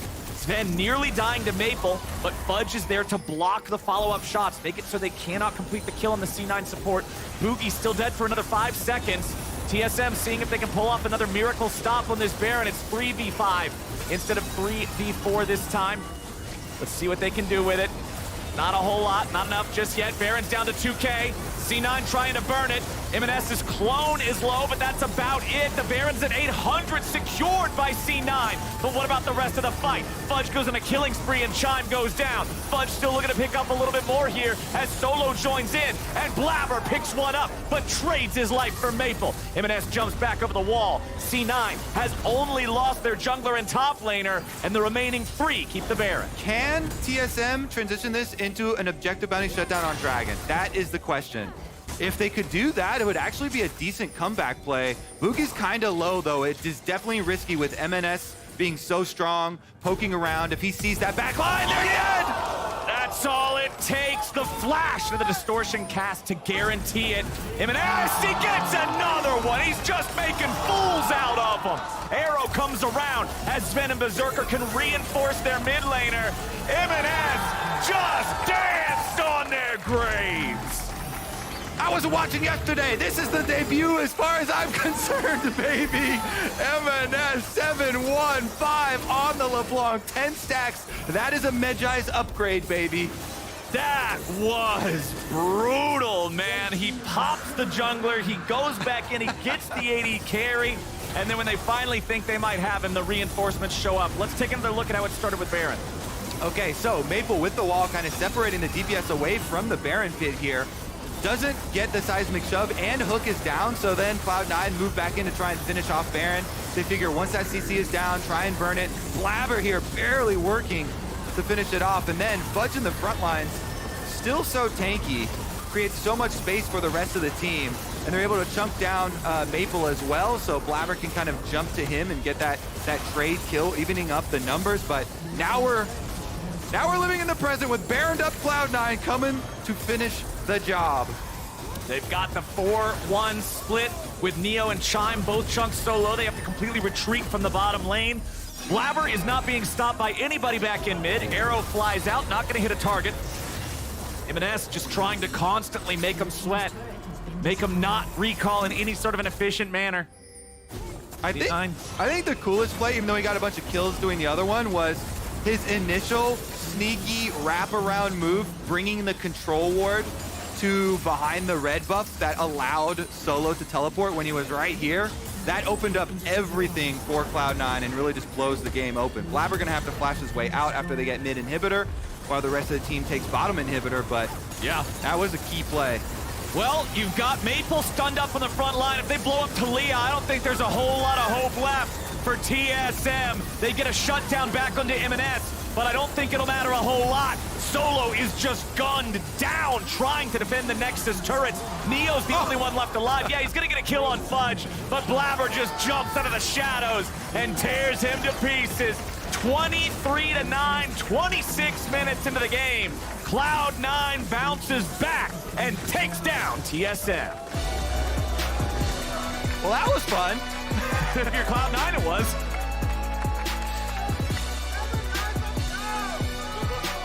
M&S had a really good showing. Blabber got to play the Rengar. Yeah, that was a fun day for them. Honestly, the strategy with the start with the Rengar was really good with the invade. Fudge sacrificing his early teleport to ensure that they have numbers advantage for that invade. That way they could split the map for bottom lane. Blabber gets ahead on farm. And then they also are able to deny Boogie's attempt at getting around all that vision to do the level 3 gank on the bottom lane. Yeah. And once they defend that, Blabber gets to sustain like a 3 camp lead, getting to level 6 extremely quickly. Yeah, later on, it definitely got even more exciting as he started jumping into the enemy team. And the story really became M&S on the LeBlanc. Fancy feet, I love bringing the control ward on his little deep excursion into TSM's jungle so that Solo could teleport as well and pull off that flank. Berserker also deathless on the Sivir. Yep. Honestly, I know that we have a lot of learning to do about M&S as a player. He's only got 2 games in the LCS so far, but he just seems more at home on a champion like LeBlanc, right? Every player has those types of champions that they're more attuned to, that they feel more natural in that role. And I want to see more LeBlanc games out of this guy. It's not just that I hate Victor games in general because he doesn't do anything and he just scales, but man, LeBlanc is so much better of a champion for this guy, I feel like. Yeah, he's definitely much better with mobility. Yeah, give him some playmaking, give him some outplay opportunity. The dance around the bottom side river, looking for Boogie, then getting the kill on Neo. Like, oh, cool, we got it pulled up, perfect. Boom, pops the first guy. Yeah, and you know what TSM is thinking there? They're like, oh man, we're in such a tough spot that they wanted a way back into this game, and trying to like rush down a dragon for an objective bounty shutdown and denying that dragon is like, maybe that would be the opening that they could, possibly jump on. So that's why they're in the risky position. But when you see him, M&S kind of floating around on the side, and you just saw the item completion. Yeah, so when you're the losing team, when you're super far down, you have to take the chance to get back in with the Hail Mary. But when you're the winning team, every Hail Mary is your chance to catch it at your own 1 yard line and just run it back down the whole field. And that's what he did. He just dunked on everybody. He styled on them. It was way too cool, and C9 made it look way too easy, taking down TSM. For now, though, we got to toss things to the break. Immortals versus CLG is coming up next. And before that, Blabber is going to join the LCS Lounge for a little bit of VOD review. See you back here. Their eyes on the summer split, completely undefeated in the series, 25-3. Cloud9 does not drop a single. It's crazy to think it's been 10 years since we won LCS. They are a team.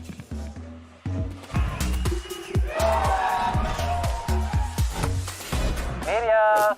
Hello! You have to give this jersey to them. Our legacy must continue.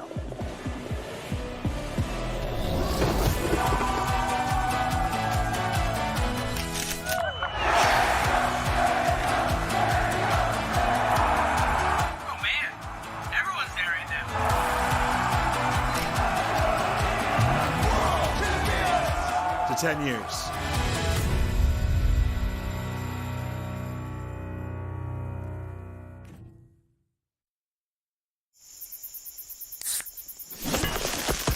Red Bull gives you wings.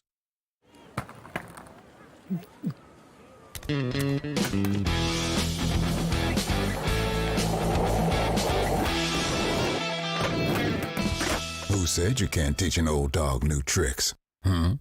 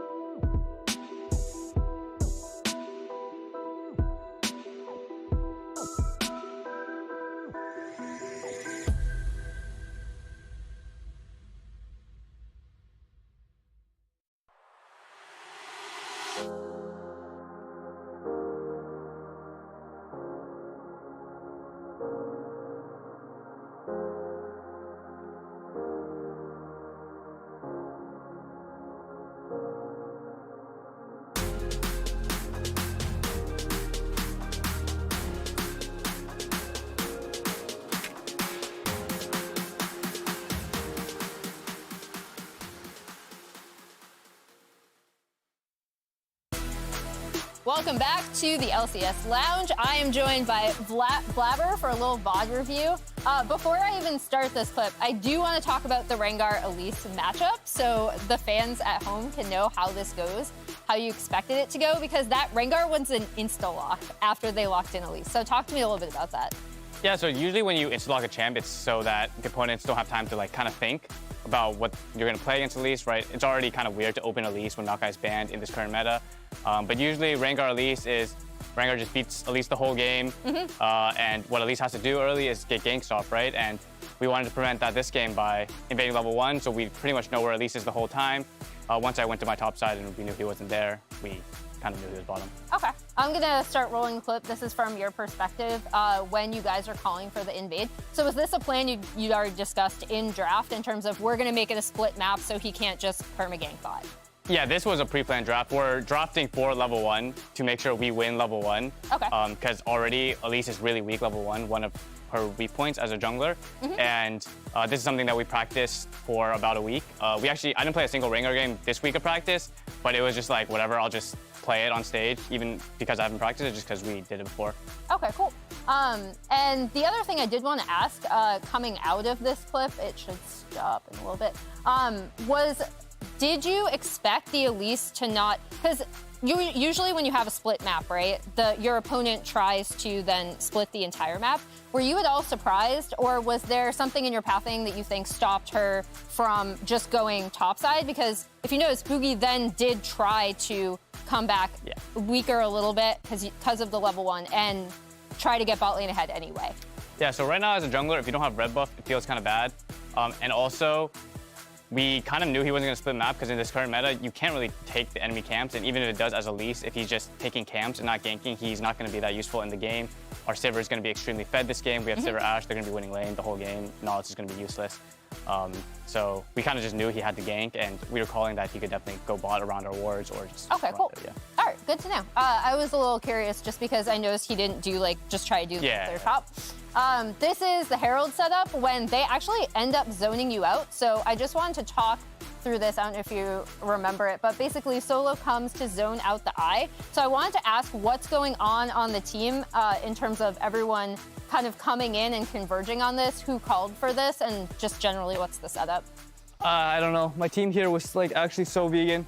I can't they were saying we shouldn't fight here to run, and maybe it was me, I don't know. But we were saying don't fight this, and I'm like, no, we can fight. And then Fudge actually made a good call. He pulled the trigger. He said, I'm just silencing down. We're gonna go it. And then Tali doesn't have flash, right? And neither does Nautilus. And he's trying to walk through the choke. I don't know what he's doing. He's inting. But yeah, I was like, there's just no way we can lose this here. Look, my items, I'm so OP right now, and Tali, no fight. Yeah, they can't win. They can't win. Why is the Kindle Gem OP? No, I'm Just so you're tanky because. Okay, first of all, they're playing Elise Talia. I don't know why they're playing this. So I have bone plating, so I don't die one shot. I have no magic mandal already countering their whole team. Their whole team, yeah. So they just can't win. Good to know. When we first got you behind the scenes, you were like, I played really well early, but then I started kind of sprinting it. I do want to play through. I'm not sure if you remember this fight. It was around here, but you end up going in. I just wanted to talk through, again, what the communication around a fight is, because the rest of your team actually ends up cleaning up this. Yeah, so here, if I had more Rengar games, it would have looked a lot better, but I don't think I should have. I was calling for the fight, and so was Eminence, because he was flanking from top side of mid. Okay. But if I just didn't use my empowered W on the E to slow Nautilus, and I just kept fighting like that, it would have been. They can't kill me because I'll have 3 Ws pretty much in this fight, and yeah, it would have looked a lot better. But I think that they were walking our jungle. We saw Talia TP. I think he was trying to do a sneaky TP here earlier. I don't know. If I'm not sure if it's. But he was trying to do a sneaky TP there to try to catch us off, but we saw it, and then we were like, we can still beat them. So. Okay, cool. Well, thank you so much for joining me. I'm going to send you over to the loungers. Come here. We're going to grill you on some more stuff. You want the pen? Yeah, sure. All right. So this is all you right here. Yesterday, we watched a bunch of M&S content, and one of the things we saw was Jack and Fudge talking a lot about this off-season conversation that you had with M&S.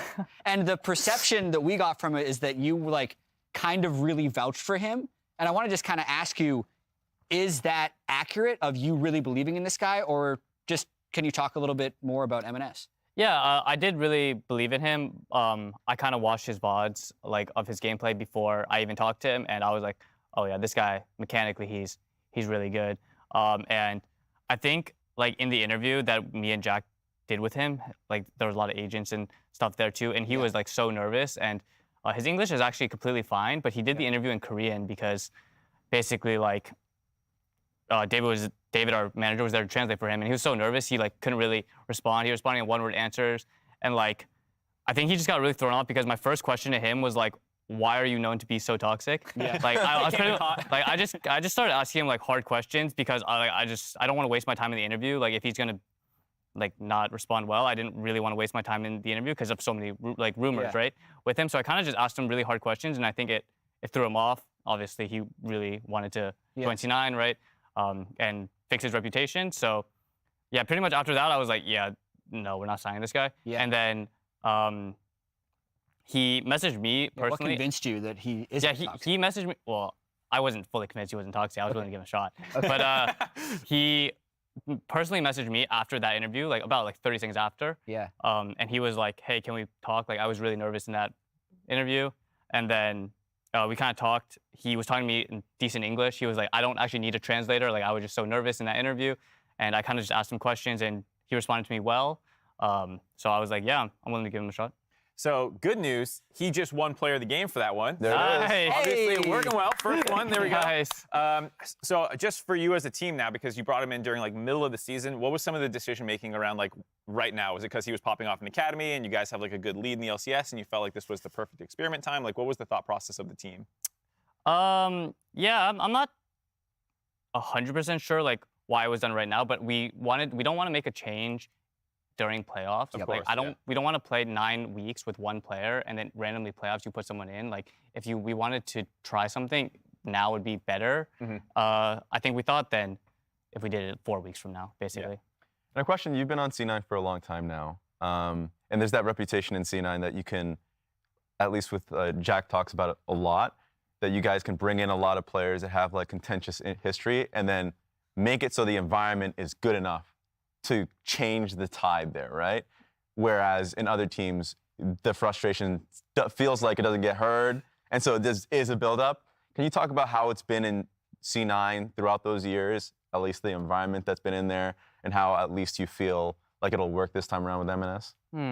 Yeah, I've never been on a team besides C9, so I can't really speak to other teams' culture, right? Yeah. But at least for me, when I first joined C9, Sneaky was like a really big part of me for team culture. The guy was like always positive. Yeah. Like you're losing a game and he's like always positive, right? He was untiltable. Yeah, and then like going to playoffs, we're losing scrims and stuff. Like Gauntlet 2018, we couldn't beat TSM a single game, and he's like he's got confidence, you know. And I think for him, like for me, that really made me realize how important team environment is. Like you can look at players who go to teams look like shit, then go to a different team look good. It's like it's not because they were bad, you know. Yeah. It's just, some people play worse in worse team environments, and I think C9's had a good one the years I've been here. Awesome. Thanks for joining us. Thanks for breaking down your plays. Thanks for talking to us about M&S. I really appreciate that. You have a chance to run away now. We're going to be going into Champ Select of the next game. So thank you very much. Unless you really wanted to stick around for the Champ Select. No, I'm good. I'm good. Shoot your shot every time you have it. Thanks, there it is. Appreciate you.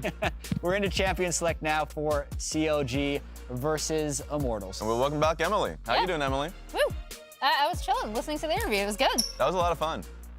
Oh, we got Zeri banned. Nice. We can't trade Zeri Lucian. Yeah, right from the get-go. And I mean, like, there's a lot to talk about when it comes to both CLG and IMT. Both have been having contentious, just like weeks. CLG is at least having like a bounce back, whereas IMT really are searching for a win. And I think showcased a different identity just yesterday, where they're going back to what's comfortable. The Vi and the Nautilus are two things where it's just like, yeah, we just want clear engage points. And if we can take away the Zeri or just like what is meta, I think it helps them. So it's nice to see them start off with that. I want to see what their draft looks like. And then for CLG, I think in drafting, I want them to be able to showcase their creativity around things that they're good at. I think they are really good at Palafox timing when he can go bot, with contracts to dive that bot lane if possible. You saw it yesterday. You even saw it with their Vi Talia combo that we noted. And then their solo laners are also really interesting. I think definitely putting Dokla on more carry-oriented champions like the Aurelia that we pointed out previously has worked really well for them. And I was glad to see some of last year, what I liked so much about them last year, creeping into their draft identity in the past few weeks. Yeah, I think on the side of Immortals, it was a little tough seeing Revenge's Twitter because he's been doing a great job with his vlogs and stuff like that, and you can feel the losses piling up and just like the mood starting to shift for that team. He's been doing this week, and he said like it's just starting to feel rough as you get into the second half of the split. So hopefully they can turn it around a little bit, because that was one of the things I really liked about the Immortals team, was seeing their kind of camaraderie and some of the goofy antics behind the scene. And it is one of those things that it's hard to keep putting yourself out there, because people can be rough when you put it out like a lighthearted thing when you're not doing as well. Yeah, people will just think that you don't care about League of Legends. It's like, I do care, but I'm also trying to, It's the darkest thing to go down. And I really like the players on this Immortals team, but I do think if they go 0-2 this week and move to 2-9, even though they won't be officially eliminated from playoffs, they're not making playoffs. They're not going to win 7 games in a row, and I think they know that. But if they win this one, at least they still have a chance. So I think this actually is the most important game of the split so far for Immortals. 100%. I mean, we talked about this yesterday with Dignitas, the mounting pressure that you put on yourself internally, where you think you can make changes within your team. You're like, oh, it's worked. Maybe this change in our draft working for us, or at least how we focused on team fights. But it's just stacking losses, then you feel like nothing is going right. And that really takes a hit in your confidence, even in your greatest strengths as a player, where you feel like, oh, I really feel like I know this matchup, but everything is going wrong. That being said, Misfortune, we have not seen this champion, period. Lock him down. And we're going to press R comp. There it is. When you're struggling, you always just go back to basics, these easy to execute team fight comps. A strong early game as well with the Elise for Kemby to try and get them ahead. So that way when you get to like the 15, 20-minute mark, you're hopefully even in the game, and you get these kind of team fights where it's like you just lock down one member and hopefully insta-give them. Yeah, I like throwing out the book when you're down like this. And also for CLG, it definitely feels like when a team is above them in the standings, they have a pretty high chance of winning, and a team is below them in the standings, it's a pretty low chance of winning. Play at the enemy level? You never know, right? CLG is definitely the team where you never know. Yeah, and take a look at this. I mean, when you see the Nami get locked in, you know the Lucian is going to be coming immediately afterwards. So the Misfortune is already showcasing, yeah, we outrange you with this Misfortune, and I expect that we see the Lucian Psych. coming? There it is, Psych! You got ahead of yourself, huh? I guess they're just going to change it up right there. What do you think, Emily? No, I think you're absolutely right, because that's what we saw in the G2 Koi series, I believe, if I'm remembering correctly. G2 picked the MF into the Lucian Nami for that reason. So I do think this is kind of a bit of an audible to shift to the Sivir, which is obviously something that Luger is like super, super comfortable on, but switching away from Lucian. Yeah, and the Spell Shield will actually be good against the Nautilus and the Elise whenever they're trying to gank them, so I understand it. And it's what CLG has done when they've been successful is picking the champions that they have specialists of. Yeah. So Luger, Sivir, Dokla, Aurelia, things like that. Yeah, and even then, you know, like he did play a great Lucian game just yesterday, and it was cool to hear Palafox, if people did not see the post game to that, definitely check it out if you're a CLG fan, talking about like the comms that they have around Luger being like, our Lucian can one-tap anyone, we just need to isolate people, stall fights out, make sure you can do that. Like the team knows how to play around him. So sometimes you can see that there's still like a little lack of synergy. The one time he was flaming him for hitting a ward, but like team fighting, they seem to communicate very well on what their options are for how to win these engages. Yeah, and also, we got to hear a little bit more of the behind the scenes. So we had Dokla and Palafox on after their game We have some yesterday. content coming. And just for fun, asked them who they think the player of the game was. Yeah. And Dokla was like, well, yeah, it was Luger. He had a bunch of kills. And Palafox said, no, man, it's Poom. He had really good comms. And Dokla said, nobody hears our comms. But for what it's worth, Poom apparently has been very vocal and was very vocal yesterday. And we have Jace. Why not have Jace? Jace mid NA. Yeah. Oh no. Is it the Palafox They Jace need- or a Dokla It's definitely Jace? a flex. I will say this right now. Yes, they need so much AP damage, though. This is... Yeah. This is likely going to be an AP Maokai, but if it is, then they would lack a front line. I hate the AP Maokai angles that I've seen most of the time. You just end up so squishy, and so like the damage is there. You just don't have enough front line. I forget which team did it yesterday. It might have been EG, where they just had like a Bruiser Renekton with the AP Maokai, and both of them just exploded before they could really get anything done. So I do hope that's a Jace Flex top with an AP mid. I would really prefer that for CLG. Even if an AP is mid or top, it's not that much because they won't have front line. but you can easily go Victor here. Yeah, I think it's going to be a Jace mid. I think it's going to be a Jace mid. It's been most often Gwen picked tops? into the Azir. Oftentimes you'll see Jace mid into the Azir, so I think that's going to be the case. It also makes it so they'll have prio early versus the Azir so they can move towards the side lane. Let's see what the option is here. They don't have that much time. There's so few AP top options other than Gwen. There it is. So it has to be Gwen. And it top. does play into Cassante a fair amount. People have done this matchup before. It's an interesting game. It's pretty short range to kind of be running into them, but at least you have a lot of tools to survive that range with the Gwen. You know, like the bullet time, you can basically fully immune if you're not actually targeting the MF, if you time it right and stuff. So it will be highly skill intensive for CLG because they are squishy. Yeah, I think they can take a 1-3-1. Obviously, they can't win through 1-3-1. They have to eventually team fight and take angles, and that's going to be harder to play. I like IMT's ease of execution, and I think that's just what they've been going for to get a win. So team fights are going to be their focus. I'm looking at especially Ablaze Olive's Azir, which is just his best pick. So might be the win for them, but we'll have to see what happens here. Well, Twitch chat thinks CLG won draft, and they're never wrong. True. Dude, did you see yesterday Dig had like 80% prediction by the Twitch chat? Really Everybody wants them to win. Dig won draft, and then they won the game. Yeah. There you go. I hope someone is compiling Twitch chat. Loves Dignitas. Yeah, that would be that'll great. do it from the LCS Lounge. That's where we are, Captain Flowers. Take it away. Thank you very much, Chad. I'll remember it eventually. He is so salty. Yeah, I know. Oh my god. Yeah, we were having a conversation about this earlier. I'll remember to call it the right name one of these days. Yeah, he's gonna make sure you remember. he's Or really he's dead set on it. But hey, we got ourselves a second game now with another new interesting pick, a little bit more variety in the draft. Misfortune showing up here. Good. And I think I agree with what the analyst lounge chat was saying. I'm going to pass you back. I'm going to pass you back. But to be fair, it's LCS Lounge. Man! All right, whatever. I agree with what they were saying. I like the fact that if you're a team that's at the bottom of the standings, you go for ease of execution. I think that's the best way to get yourself a couple of wins, get that momentum going in the right direction. I concur, good sir. Yeah, all right. Hey, that's wise fine, man. point. Clever. Wise point. The only problem is that CLG did end up technically getting a bunch of counter picks here. Gwen forces Cassante not to be able to go right into the Iceborne Gauntlet because it's full armor now since they changed the tank mythics. Yeah. One of the biggest strengths there, having that AP threat from the top side. In addition, it's a Maokai too, so it's kind of like Revenge has to change from the Brain off build, turn Brain on, get a little flip bit that switch. Yeah, a little bit of magic resist there. And then Jace, while it is much maligned in North America, it is 1-8. What's that word mean? Disgusted. It's despised. Oh, okay. Yeah, I do that. I don't like an 8. Yeah, it's not good. It is supposed to be good into Azir via poke, because Azir does not have sustain. So we'll see if CLG and Palfox can be the 2, 2-8, make it 2-8, improve. Maybe they can. Maybe they can. That Jace. Numbers are not working in your favor, though. Yeah, the Jace has disappointed me in pretty much every performance I've seen from it in the LCS here in 2023. Maybe Palafox can turn it around. But down here in the bottom side, the Misfortune and Nautilus combo can be so deadly if they line it up right. And right there is how they started off. The dredge line into the immediate follow-up. Auto attacks just flying out from the Immortals bottom lane duo. The 2v2, they just slam it. Yeah, they do. Tactical getting huge amounts of health in this trade.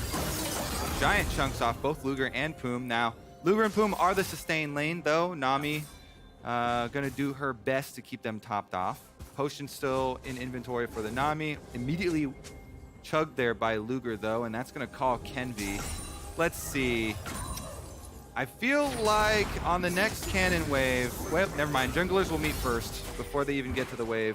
Yeah, Kenvi ends up walking over the sapling. That's going to give CLG information that he's hanging around. Contracts knows that Immortals would love the to make dive! spear. So, yeah, I think they're going to be able to defend this. Kenvi's still hanging out. If he walks back into the brush, he just eats another sapling. Kaboom. Delicious. Yum. Acorn. Love that. Everybody loves walking into saplings over and over. Palafox, though, is prime cocoon target. Yeah. It was close to the wall there. Kenvi kind of thinking about if he stuck around a little bit longer in that trade, could get off the flash cocoon.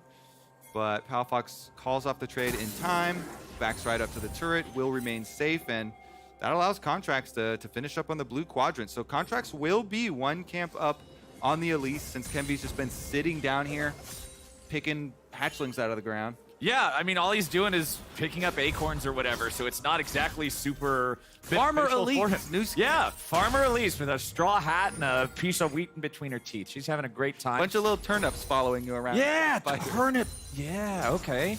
All right, I'm down for this. Also, we could have Farmer Maokai. He could throw turnip. Yeah, he picked another one there. Oh, that one is not ripe, though. No. Spit it out. Spit it out. Not a tasty one here today.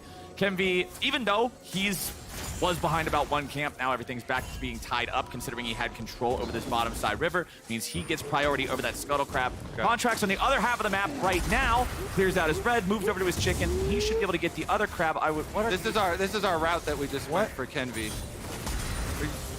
That's the Kenvy route for the last minute and a half. I'll take your word for it. That was quite a intricate shape and design, my friend. No problem.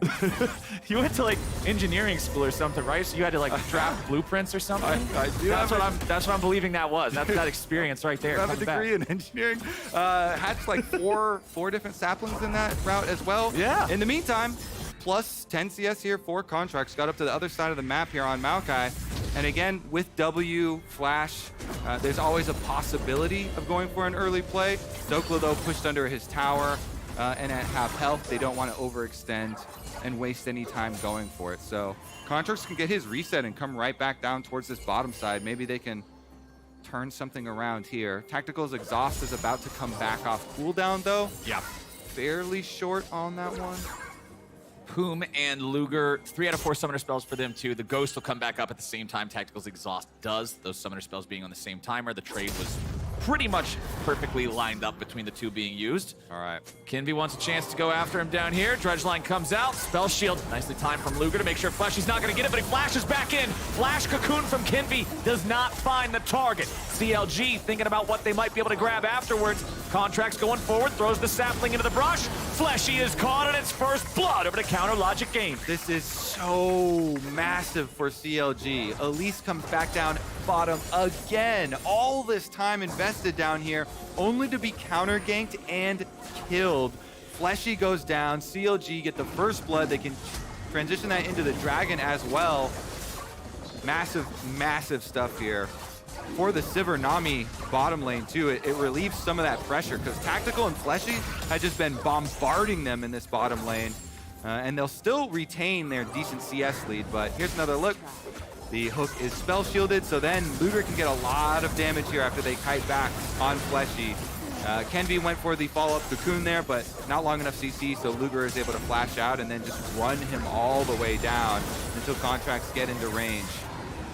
Didn't even cost the flash from Contracts. They just made sure that they collapsed on the target that was most easy to do so. Yeah. Really good stuff there from CLG.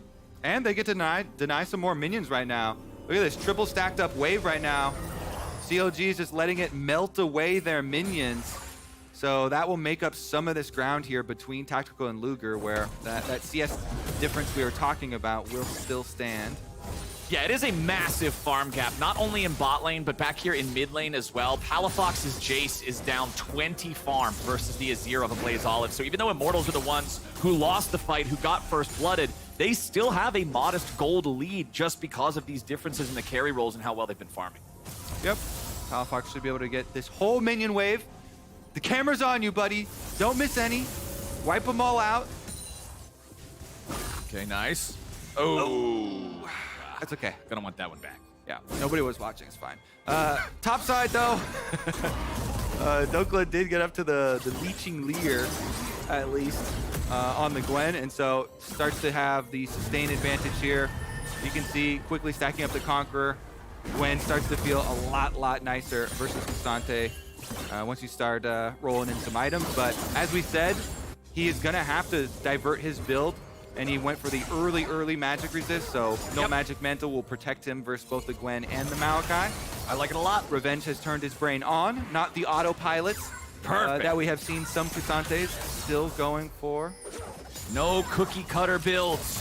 Fleshy going forward with the Hex Splash, but Contracts once again knows what they're planning. A beautiful double bubble And CLG, they get the better of their opponents by a mile here in this trade, but they will not get any kills. Yeah, beautiful cover fire here from Tactical. Misfortune ultimate just in time. That double bubble out of the Maokai ultimate was going to be disaster. But Tactical is able to lay down the cover fire for his teammates, get them out, and honestly, that was flash from Contracts as well. It is Maokai with Hex Flash, so it's not the biggest loss for them on the bottom side, but it still means Tactical retains his CS lead. He'll be able to clean up the wave, no problem. He didn't take any of the damage. He didn't get caught in that Maokai Ultimate's bubble combination, so Immortals successfully avoid disaster there. Contracts is doing a good job reading Kenby this game. He knows that he wants to look at this bottom lane. He knows he's trying to snowball these guys ahead, and he's done a great job at stopping those attempts so far. Now Fleshy's making a rotation up into the top side of the map. Dokla, with the Hallowed Mist, of course, can easily just walk away from these attempts. And this could be a setup for the Rift Herald here. Everybody's coming off their bottom side recalls.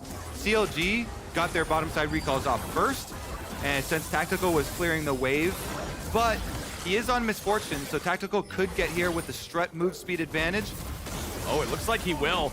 I think we might get a full-on 5v5 for this Mr. Kobe. Dokla's gonna go in and start things off with an Ami wave following it up, and CLG have decided it's time to fight. Revenge wants to turn it around, but Dokla grabs the kill on Fleshy and disengages. Immortals have to head back. Luger throws out a boomerang. Not gonna find any targets with it. Now, of course, the Herald did reset, but CLG knows they hard won the fight in terms of the health bar. Yep, and they hard won it by separating the enemy team.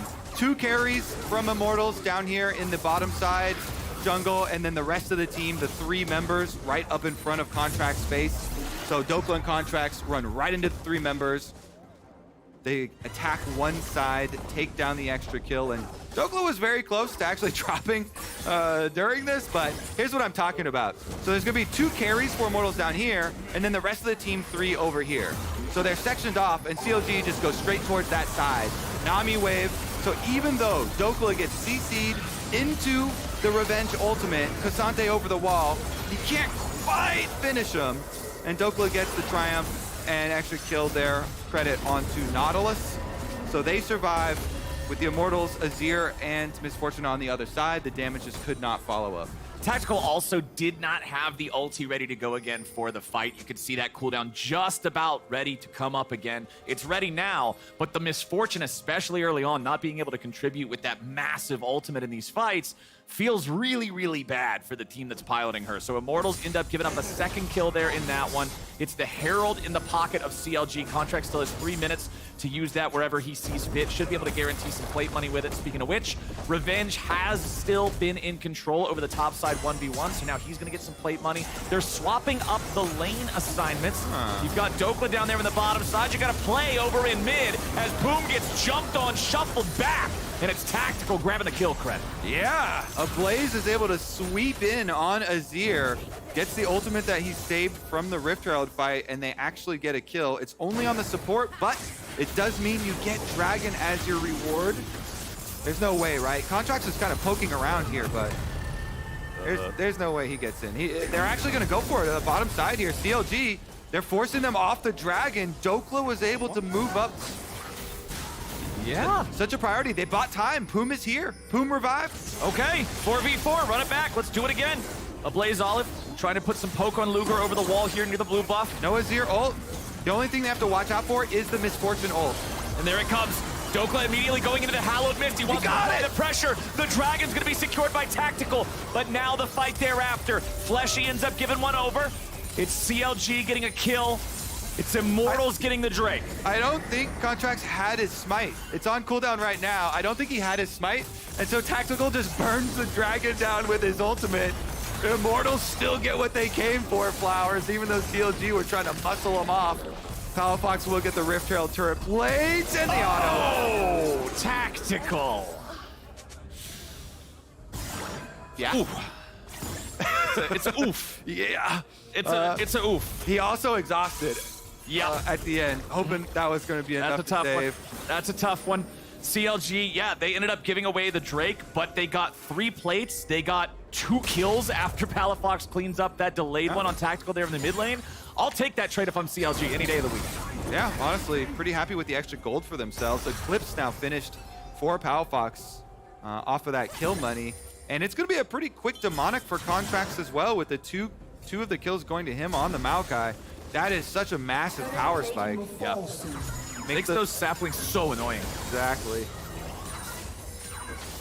Now, 4 minutes until our next Drake spawns. Tons of time until we see the next Herald show up here on the map. So no neutral objectives to fight over. Means it's back to fighting over the position of these waves, back to fighting over the possibility of a dive. But Immortals, they know they can't set anything up if Contracts is reading again. Yep.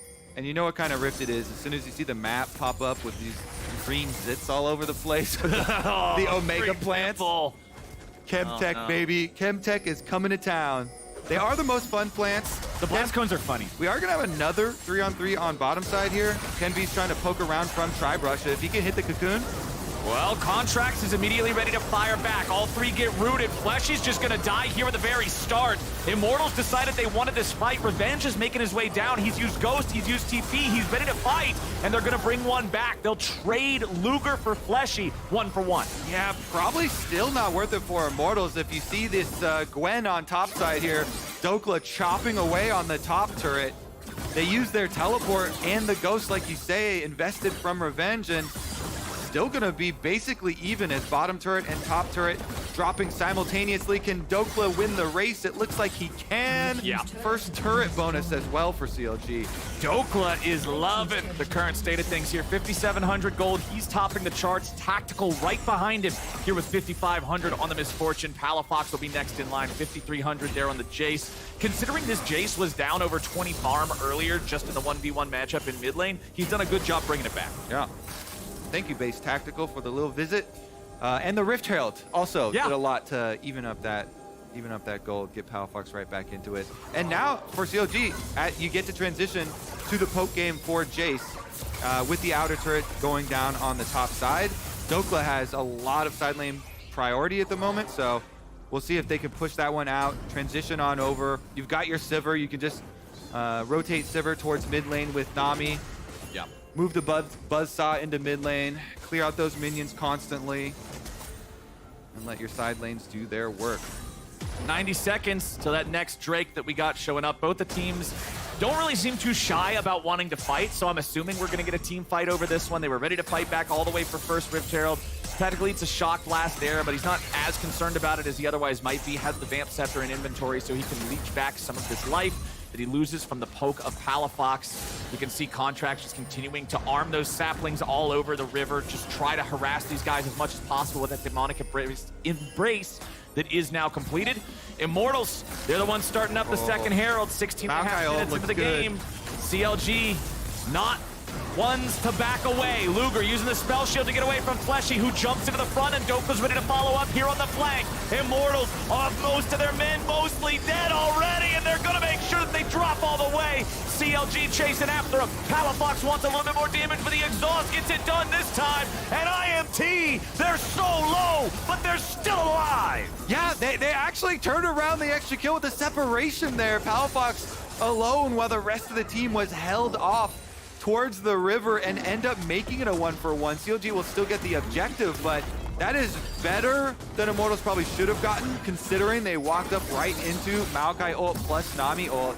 Take a look at the beginning of this team fight, because it looks so juicy for the engage for CLG. They're all clumped up at the jungle corridor, so Maokai ult goes down the middle, followed by a Nami ult, and everybody is basically out. 3 people knocked up from the Nami ult, so Immortals are full retreat, but then CLG unable to finish off more because a Blaze Olive cuts them off at the pass.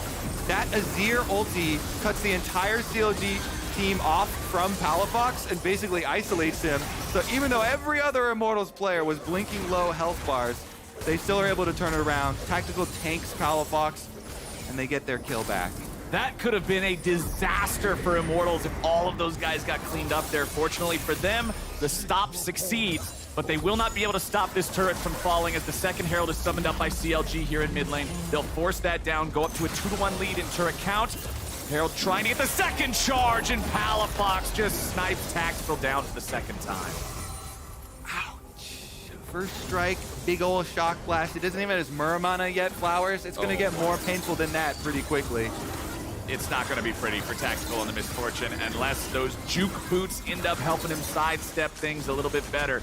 Yeah, he needs to upgrade those boots for more move speed with that plus the strut. Maybe then we can get out. Maybe then we can get out of the way of it, but he's gonna have to be fast, man. He's gonna have to be aware of these things flying in after him. Second Drake for CLG. You little emote farmer, you. Yeah. All right. Honestly, they've got very few defenses left to hide behind too now, so seems like it's going to be a difficult setup here for Immortals to get their way back in. All of this massive engage on the side of CLG, and Immortals really kind of got to look for more pick style. Okay. Nautilus ultimate, single here, Kenvi following up, maybe in a brush. Ablaze Olive is trying to set a little trap. Palafox will be the one furthest up. Uses to the skies immediately. Ablaze Olive goes for the shuffle, but Palafox on the flash doesn't want to take any chances. Nice job getting away from it. Yeah. Good flash for sure. No Azir ultimate now. The cooldown's pretty low though, so nice little bit of fishing there for Immortals, trying to set up traps on the side lanes. Yeah, use the vision to their advantage. And Revenge still doing quite well for himself, honestly, with just the no magic mantle early on. All right, Immortals, let's take another look at, I guess all the way back here. This was the snipe. Oh, we're gonna get the camera angle for the snipe. Oh, it's zooming in on him, baby. Here it comes, kaboom. Wait, I can't even see it anymore. Oh, right in the heart. Animation shot through the heart. Anime Jace deletes Halloween Misfortune. All right, Tactical, you're gonna have to get your revenge at some point, buddy. I got my eyes on him. One of these days, we're gonna see a Misfortune all fly towards Jace. Maybe he'll be able to find that vengeance, but for now, Contract's locking down Fleshy. The Nautilus has been killed so many times. Kenvi just barely gets out of the way of the bubble using the Proto Belt to clear that last little bit of distance. So it's only the single kill. 6th death. There are 8 kills for CLG. 6 of those kills have been on Fleshy's Nautilus. And I can do you one better, Flowers. All 8 of them are the bottom lane. It's a 100% bottom lane death. You got me there. You got me there. All 8 deaths across the 2 players from the bottom lane of IMT. And this is the thing about playing a champion like Nautilus, right? I mean, if your team is behind, every time you go in, you're also going out. True. Also, this is probably a good time for a PSA as far as finding someone to hold your hand when you go for vision. Right. Because it's a very dangerous task to go into enemy jungle looking for vision, especially if you are behind, as you mentioned. It's a tough time here for Fleshy. I don't think it's going to get a whole lot easier. I expect most of these fights to be dredge line in, press R, die. And anything more than that is going to be a boon for Immortals, who are now down 4,000 gold against CLG in the mid game. Muramana completed on Palafox's Jace as well. There's that power spike you were talking about. Those shock blasts are going to absolutely rip through anyone not named Revenge. Yeah, I think pretty much everybody not named Revenge on Immortals is going to have a very tough time playing out the rest of this game. Thankfully for Revenge in the side lanes, he's able to push on up, working on his Force of Nature. I don't know, man. It's still kind of scary. That's Gwen. She has 2 items. Once Gwen has 3 items. Shadow Flame completed. It gets a little bit scary. But rest of Immortals, their #1 job. They've got these 2 Scryers. I love actually having double Scryers trinket over here. They're trying to keep vision of the Baron, make sure they don't have to walk into anything. As Contracts is forced to flash defensively after his ult at the flank.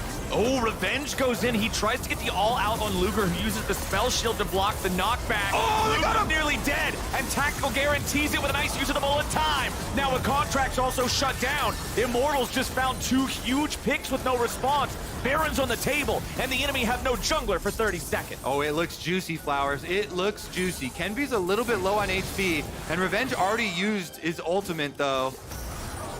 They did get the Hallowed Mist out of Dokla right there, so they at least got 15 seconds before Gwen feels comfortable stepping up with impunity again. Fleshy goes out, Dredge line to lock down the Gwen. That might be exactly what they needed. Kenvi so close to the edge of death. The Shock Blast doesn't get him, but Baron's Spit does. Oh, so close to living there. Immortals is a huge comeback play, though. Teamfight right in front of the tower, chasing him down, and Revenge teleporting in for that flank. allows them to chase down Sivir, taking down Luger, opening up an avenue for a comeback in this game. Honestly, heartbreaking pause right now. This is breaking up my momentum here where we're building up for Immortals. I was immersed. I was ready to go, and now we're here. We're chilling. We're having a good time. Okay, now you're taken out of it. Huh? Yeah. Well, okay. Go Let's back take in? another look at how it started. Oh, we got our replay of how the last play went down, with Contracts initially getting caught under the turret and having a flash. Okay, so definitely a little bit over-aggressive from CLG because they didn't, preemptively use an early Gwen teleport. And you can see Gwen holding teleport right now. Up until this point, CLG comms are probably like, we're fine, we're going to escape, Oh, we're not going to escape. Then they have the teleport, but it's super late here. They've already chunked out Contracts and got his flash from the early excursion at the tower. And so the chase down, getting jungle and AD is like perfect scenario here for Immortals. The problem is these shock blasts really do hurt. Fleshy gets a really good turnaround on the engage with that Nautilus. Doesn't matter how many deaths you have, Flowers, you said it. As if you can get your hook off and your ultimate, then it's good enough. The shock blast there. Oh! Gets blocked by Revenge. Was it the first strike? It's the spit. It was the spit? Okay. You got it right the first time. You got the little green booger flying across the screen. Yeah, but he wasn't even in range of the boogie. How did it get him? Maybe that's why we're Baron's paused. got some range on those. Those loogies. Okay, I've just been told that IMT is investigating a potential bug, and if I'm putting my money on the table, Kobe, I think it has to do with Baron boogies because he goes up in the air in the river, he lands back down in the river. Why is he? Yeah, why? Baron's. What did the Elise do to you? Baron tilted his head back, put a scope on his own nose, and just shot that thing like 100 yards out into the river to take him down. Baron said, "I smell a jungler." After all these times of getting smited, all these times of getting killed over the last 14 years? This one's for all the jungle camps. Pew! He smited Elise. That was Baron's revenge. Honestly, yeah, that was. More junglers should take after Ivern and really respect. Just be peaceful. Wait, isn't Baron one of the few jungle monsters that Ivern also has to just throw down with? Yes. I was like, hold on a second. All right, let's take another look. We're gonna go back in. Okay. We're gonna slow this down. Why is Baron so pissed? Still aggroed. Baron is still aggroed. Still mad. He's shooting Kenvi. There's another boogie. Okay. He's shooting Kenvi currently. Yep. So Baron is just not fooled by Repel. No, he's not. He's still trying to attack the Elise. Yeah. It's not attackable. Yep. And then, even after she lands, she held aggro even after going in Repel. Yeah. Everything else in the game drops aggro, like minions, turrets, all that junk. But Baron is just saying no. Baron is a gamer. So boom, there's another one. Boom, there's another one. Still shooting. Look at that. 41 HP. Oh, I'm safe. Another one. I'm safe, bro. I'm gonna land. Yeah, you're safe? You think you're safe, Flowers? Here, block it for me. Block it for me. Oh, cool. Thanks, buddy. Oh, wait. Boom. Negative 149. Got him. Boom. Yeah, I still don't know what's going on. I don't know if that's a bug or if that's the way it's supposed to work, but Baron just was zeroed in. I'm going to give credit to Baron. Baron's been around a while. Baron's seen a few things. He's seen how to see through the aggro drop? Yeah. Baron knows what's up. Baron's finally figured out that he's in a video game and he doesn't have to follow the rules anymore. Yeah. All right, so where'd you get these? Was this today? Yeah, dude. We were literally talking about this earlier. Skarner mitts, they're pretty they could be useful today. It's so cold, it's freezing in LA. Yeah, it's super rainy. Here, I should give them to you. Yeah, we got my purple Skarner. Skarner cosplay. I think you need the lights on him. One too. of the I can't really tell. Yeah, we had now do some Skarner. We had a where's your stinger? I don't have yeah. We had a fan today bring me these purple oven mitts because I made a joke a couple weeks ago about what would a Skarner cosplay even look like. Hover Skarner! Yes! Yes! Let's go! I don't. You're queuing right now. Skarner looks like in the game. You're queuing. Yeah, we got to queue him. We got to queue him. Remember, when you attack a champion, you queue faster. So, Yeah. Oh no, not me! Yeah, that's kind of.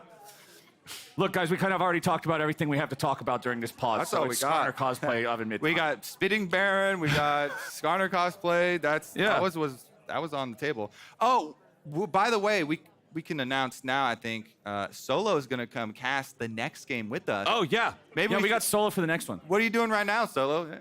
Where you at, bro? Oh, he's asleep. Oh, that is That is one way to. Is that hand warmers on his eyeballs? What are you gonna do if your eyeballs overheat? He's keeping his eyes warm. So How do you keep your eyes warm? I don't want to be sweating when I get back into the game. Well, you don't want to have to re-warm up your eyes when the game starts, right? Man, I'm already disoriented. We had to pause. I got, all right, where was I? What were we doing? And now my eyes are sweating. So I wish my top laners would keep their eyes warm because I feel like mine never are looking at the mini-map. They're always just staring at their own lane right in front of them. All right, I've just been told that as we continue to investigate Baron's boogies, we're going to go ahead and throw things back over to the analyst lounge to continue the conversation. No shot. You just messed it up again. Wait, LCS lounge. He messed Son it of up. LCS Lounge, Flowers! LCS Lounge! I wasn't even listening. They hear us now. Yeah. Yeah. He's trolling on purpose. It was our fault. That's fair. It has to be trolling on I feel purpose. it. I think the producer told him that. By the way. Okay, that's fair. I understand that. Flowers, was that your own thought, or did the producer incept that into your mind? Oh, no. Blame the producers, Flowers. Are we cross-talking? I think we're I hope cross-talking. so. I hope this is coming across on broadcast, otherwise we sound Yeah. insane. Okay, they don't hear us. Because I That's was fine. hearing Flowers and Kobe long after I was told we were on. Anyway, Same. Let's go for we it. wanted to give our own opinion on this. They showed it on broadcast. If I was the guy that, like, the NFL broadcast called in to be like, what do you think the ruling of the referees is going to be? You're like the fired referee. Yeah, I'll be like, yeah. well, you know, I think they're trying to take the bug investigation seriously, but to me, it looks like Baron killed him. You can follow So the snot I'm pretty rocket sure directly. they just need to confirm this, and then we're going to be getting back into the game. Because what probably happened was he probably looked at, like, his death recap or something, and it said something weird killed him. Yep. Because the game's never going to tell you that Baron did the killing blow, because Baron can't get that credit if another champion has hit you. Right, so it just sounded like, from what I heard from the producer, was that they confirmed with QC, quality control, that, or something like that. I don't know what they stand for, actually. I assume it's quality control. But they said that he was told that he was killed by first strike, but that can't make sense because Gwen killed him. Gwen does not have the first strike rune.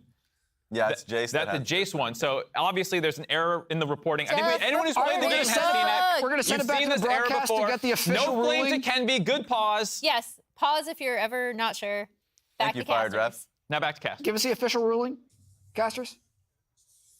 Man, I don't even know the name of Analyst Lounge. How am I supposed to give you the official ruling? I'll give you my official ruling is Baron stomped that jungler. That's what you get. Okay, well, he has been stomped. That is his first death of the game. It is the first death for Immortals that is not on one of the two bot lane players. The score is 6-9 to 1. The fourth Drake of the game is 2-1. It's 6-9 to 1. 1 for Baron. Yeah, Baron does get an extra point. He is the third team in this game. But we also have our fourth Drake spawning now. CLG has the lead 2-1 in that department. Contracts is going to start this one up.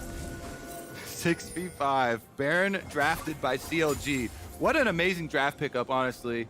Wasn't announced until today, but 5-head CLG getting Baron on their own side, getting Dragon on their side as well as they milled this one down right out of the pause. Nicely done. That will be Dragon at Soul Point. We've got a Last Whisper in the inventory of Palafox too, so Jace is just continuing to build up that accelerated shock blast cannon. I'm expecting if this hits not revenge players, it's going to do half their health. So, I've got a fun fact for you as well during the pause from the stats team. What would you guess would be North American Jace's all-time record? Like his win rate? In LCS? Yeah, you can go percentage, it's fine. You want 3. Actual 3%. It's really, really, really close to 50%. It's what? It's 140 wins, 142 losses. How the hell did it win 140 times? Because half the time it's on the enemy team, half the time it's on your team. You're right. Our Jace versus their Jace. It's all in a Jace. That's... I feel like I just saw the light, I just man. expanded your mind. Yeah. Baby. Paradigm shifting stuff here. We're learning all sorts of stuff. By the way, Flower still has these Skarner oven mitts on. I don't think he's ever taken committed to the bit. Hold on, Doku's backing up a little bit. Okay. I have to use 2 hands to drink with these. You can't actually pick things up. It's also getting really hot up here. So we either need a fan or turn off the, or something. I turn off the lights maybe. I'm gonna take off the jacket. There you go. In the meantime, everybody's just sort of big chilling. Big chilling. 3.5 minutes till the next Drake. Nobody's really willing to overcommit to a Baron. I mean, CLG's been in the lead pretty much the whole game, but that lead is hanging out around 2,000 here. It was even more earlier. Immortals did a good job being able to bring that back a little bit. Tactical closing in on his third item. Once he can get that under control, you would think that this Misfortune is going to be very scary if she can get the proper angle here in one of these fights. Well, Revenge goes in. Immortals looking for a setup, looking for a follow-up, but they ain't gonna get it. Oh no, Kenvi lands right back into the Maokai CC, and now he's gonna try to get away with the flash, but he's just cut to ribbons. Immortals lose their jungler. Their top laner's down to 1/3. I see what they've tried to do, but it just wasn't there, and CLG's heading to Baron. They wanted an exact repeat of that last mid lane team fight where they got the flank from Revenge. They were trying to pull off the exact same thing, but they didn't have the setup this time. There was no flash burned early, and that Baron's almost gone, Flowers. Immortals is ready to fight for it. Tactical still has bullet time. Keep your eyes on him. The Dragon, the Baron, excuse me, gonna be claimed. They pick up the enemy support at the same time. Contracts is gonna be shuffled back, but Blaze Olive can't stay alive even with stasis. CLG keep on moving forward. Bullet time forces him back. Dokla just walked into it. So that's one going over to Immortals. CLG gonna take the remaining 4 men and hustle backwards. Revenge and Tactical seeing if they might be able to find anything else, but CLG is disengaged. Yeah, they still have the Baron buff as well. Let's see how quickly they can reset and get some value out of it. Honestly, the tactical ultimates have been keeping Immortals in this game for so long. Here's another look. So they wanted the same play with the flank, but Revenge, he just takes Pow Fox over the edge by the Raptor Pin, and then the rest of Immortals are kind of left high and dry here with Kenvi, as you said, stopwatch into coming right back down. Dokla's full health. That Gwen is not letting you walk away. No. Then you're in a 4v5 scenario, no jungle, no chance at a smite, but Immortals say, we gotta roll the dice, and so Fleshy goes on in. He hooks in, YOLO style. He goes down.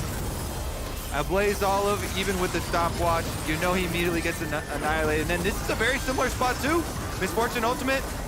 Dokla's just waiting on the outside of the Misfortune ult. I think he was on the inside. He was right on the edge. I think he thought he was outside of it, but there was like 2-3 more waves of bullets that were hitting him. I'm like, yo, I mean, once you see 2/3 of your health bar disappear, time to step away a little bit further. Unlucky. Tactical dominates the DPS charts, but it's CLG who come out on top in the fight. It's also Chemtech Soul spawning for them in 35 seconds. Unless Immortals can stop it, this is going to be a massive power infusion for CLG. All right, let's call for that stop then. Revenge wants another flank. He's almost got Ghost too. He's done a lot of work for this team. Well, it's time to put in some overtime. Look at Blaze though. He's coming, taking a long route around, and they go for it. They're going in, but they're going after Contracts, the Aftershock Maokai, and this is exactly what I would expect if you go in after that guy. They immediately lose 3. There goes the 4th. Blaze Olive's just gonna walk it off, and CLG pulverized them. So when we started talking about that team fight, Blaze was right here. They did not have Azir. Contracts does find him now, but by the time Blaze even got there, the Azir, your big team fight DPS, the consistent DPS, is not there. He arrives at the team fight, 2 are already dead. And as you said, Maokai shrugs off all the damage. It's Radiant Virtue Maokai. All right. I don't think there was ever a world where you're gonna blow him up like that. They were looking for pick on jungle. Maybe if we can quickly deal with Contracts, then we will eliminate the need for the smite fight. Maybe we can do something about stopping, Soul. But here's another look at it. They see him isolated inside the pit, but he is indeed a tanky boy. And Contracts does a good job. He gets his ultimate off as soon as Fleshy flashes over, so that procs his Aftershock, makes him extremely tanky. And Immortals, I think it was just a move born of desperation. Yeah. They didn't think they have a very good chance left in this game, and so if they have even a second at an isolated Maokai, maybe, hoping for the best there, trying to go all in, take out enemy jungle, then maybe get an objective bounty shutdown, but definitely not going to be the case this time around. Honestly, the game's looking pretty over for the side of Immortals. CLG with that 8,000 gold lead, plus the Drake Soul. it's just impossible for Immortals to really find a winning fight unless CLG gift it to them. You do have free item tactical. That's about the only thing you can really count on here. Maybe everybody just walks into the cone of doom and then walks to the edge of it and doesn't walk all the way out. Right, everybody just hangs out on the perimeter just enough to take the damage from it. But no, I don't even know if that's enough, buddy. Yeah, honestly, pretty strong stuff in these recent few minutes here from CLG. I don't see it stopping anytime soon. Nope.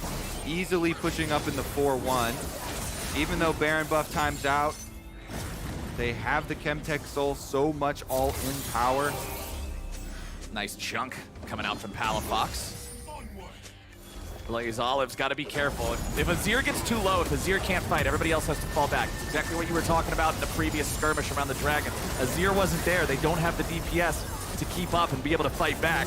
Top lane tier 2 turret falls. Ablaze still at half HP. Revenge even lower than that. Immortals is having a hard time finding their opportunity to defend. Ablaze Olive needs to flash just to survive. But with him heading back into the fountain to heal, that means CLG just keeps moving up. They just keep moving in. And they just keep building that lead even further. All right, one's down. Go for the reset. Immortals don't want to let them reset. See if they can catch any stragglers here. CLG sticking together in their rotation over towards mid, though. Yeah, this might just be another CLG team fight angle. Revenge getting himself back. Bullet time gets a whole lot of nothing this time around. All right, that's about the only tool that has massive kill potential versus this team as well. Teleport, ooh, a little bit of a flank here. Okay. Deep teleport from Dokla. CLG is ready to just go for the throat here, I think. Boom, Palafox, and Contracts hanging out to the left. Contracts doesn't have his ulti yet.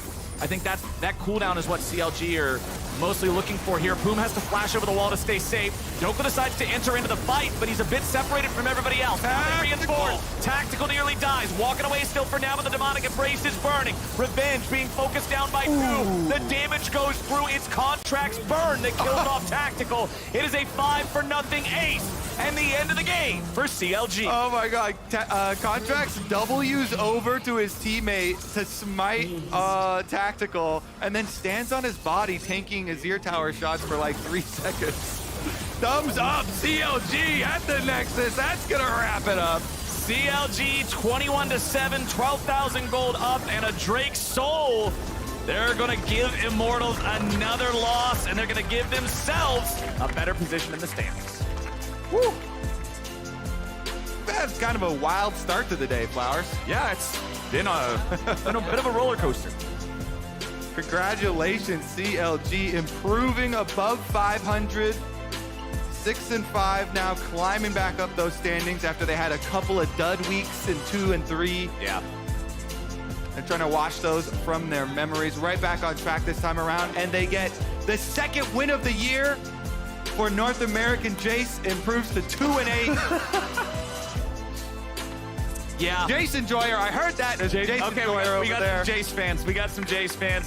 CLG, they're gonna take the dub on that one. They absolutely just bullied the bottom lane of Immortals. Fleshy and Tactical, they were having like pretty good control in the isolated situation of bottom lane. But when their own jungler constantly comes down to try to snowball them ahead, and the enemy jungler reads it every time, and it's always CLG getting the better of those 3v3 type of plays, they were able to recover, they were able to stop IMT, and Fleshy in particular got punished time and time and time again.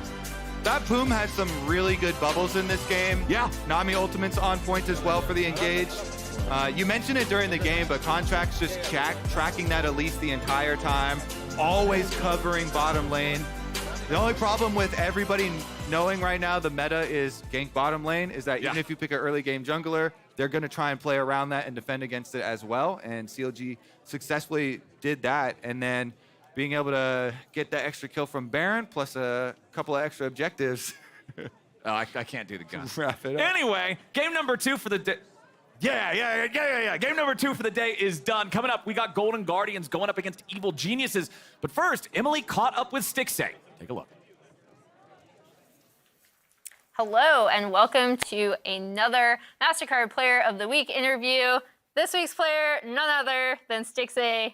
Congratulations. Talk to me about what happened here in this pose. Yeah, thank you.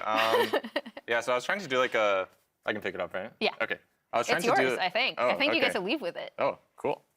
I was trying to do like a flexing pose. I wasn't really sure like how it would come out on the camera, but it kind of worked. I had to do a little weird hip bend, but hey, it looks cool. I kind of wanted to walk through like the entirety of your career, but how has it been being back, not necessarily at the top of the LCS, but coming out, winning Player of the Week after, you know, previously having been a coach, kind of working your way back up into LCS?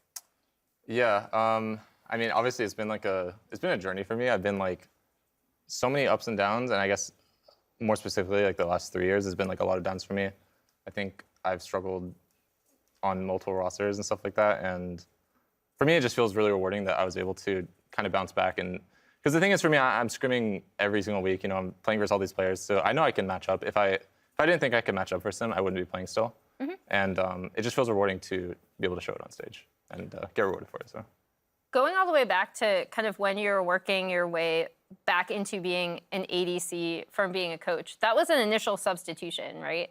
Because you didn't have a player, and then it was, you ended up proving yourself and continuing. So like, what was your mindset at that point? Were you aiming to get back to LCS or just kind of seeing if you could fill in? I was actually pretty hesitant to take the playing role in Academy because I was kind of set on maybe my time is up, you know, and I'll just try coaching, see how that does for me.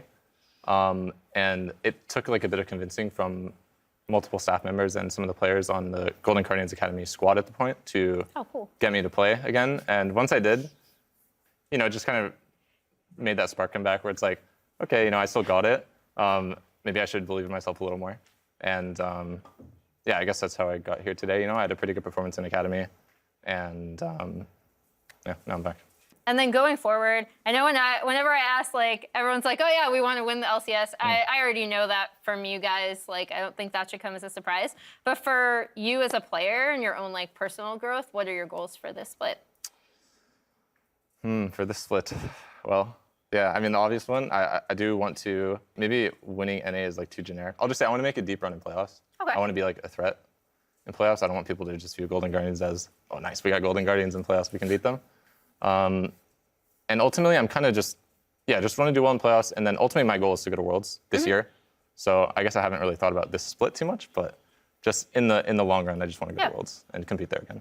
No, that's good. I mean, it sounds like not only you, but like the team is being really good about looking ahead and approaching things from a long-term perspective. Would you agree with that, or? I mean, it's just every player's goal to go to Worlds. I know Gory, for example, he really wants to go to Worlds. Yeah. I think he wants to compete versus like some of the Asian teams. So, and for me, I haven't been there in so long. I just want to compete versus international competition mainly. So, yeah. Stixxay won the Player of the Week. He's been playing great, and I saw in so many different locations people giving praise to Stixxay. Like, I'm sure you guys saw the Reddit thread. We had the graphics yesterday showing that he hadn't died in 5 games. But I was really surprised. Even players from the LMS, the LCK, the LPL were talking about Stixxay's play. Check it out.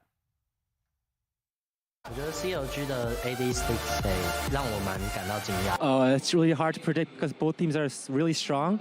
But if I had to choose, I think CG's ADC Stixxay, he's really good. So CG might have an upper hand at this point, and they will win. He's saying that all the ADC in this tournament are playing phenomenal, but the best one he thinks is Stixxay from GG. It's crazy that many people watch the LCS. You know, I haven't seen Homan translate for us in a while. It was last week. I'm pretty sure this was from 2016. Yeah, the tournament is the LCS. Next up is Golden Guardians versus EG, and a new show, Catching Up with Double-If. Check it out after the break. Honest doesn't exist anymore. I wonder what's on TV. Their carries, like you're saying, are. I was wondering when we saw the. Hello, welcome into the LCS Challengers League. I'm Magical, joined in by the bald one himself. Breaking news, it's breeding time. Despite the woes of their LCS counterparts, Dignitas Challengers is good. Led by veterans Insanity and Diamond, seeing a return to form from Tomo, young players Exu and Hoon have taken the Rift by storm. Speaking of storms, Cloud9 have tied them at first. For more on that, let's go to Mazel with the weather. It's raining cats and dogs! Mazel, I can't hear you. How are Lost and Zazel doing? Thunder and lightning! Thunder and lightning! What's going on? It's over, Rizzler. You have nowhere else to go. Gamers, one last time. Are you tired of your League of Legends games ending in 30 minutes with a Baron fight into a mid lane push? Well, get on down to NACL Real Backdoors! It's backdoors galore. Get yours before the storage floor has no more. Boom! Boom! Boom! Sign up with the hashtag NACL on Twitter.com for 10 minutes off your next Real Backdoor order. If you want some more Real Backdoor action, make sure you go to twitch.tv/challengersleague, twitch.tv/path2LCS, twitter.com/path2LCS, youtube.com/path2LCS. Wait, we don't have that one. Yep. And welcome to Moose Haters Garen International Travel Agency. Do you want to play Garen? All you need to take is Ghost, Phase Rush, and a second item Zeal, and you can play Garen wherever you want around the world. Previously. Oh, hey, Cubby. Oh, hey, Rafa. You were in their meeting today. Oh, yeah, sorry. Listen, I was busy with LCS because I'm a full-time caster. But how was your Academy story meeting? Rafa, you know it's called Challengers League? Or at least you would know if you were there. Oh, come on. Besides, we added 6 more teams that have way more fun games, so you're missing out. The most valuable prospects already got promoted. Yeah, that's the point of the league. Promote the good players. You mean like me? Okay, you know what? Casting with Flowers was better. All teams should quake. Call the Rizzler today. What if there was nowhere to hide? Oh, I know this sorry, guy. SkyTech. You're not getting away from this one. What if there was nowhere to run? For this side. Blaze is like, I can deal with them. I'm fine. I'm okay. What if there was no will to fight? Come on, guys. We could beat them if we work together. The rest of C9 is on Baron, and now he's going to be solo killing again. He's trying to get the best Hoon impression here. MNS2 Nightmare on LCS. Don't miss On the Range featuring Mazel weeknights at 11. There's nothing on. I'm just going to play some League.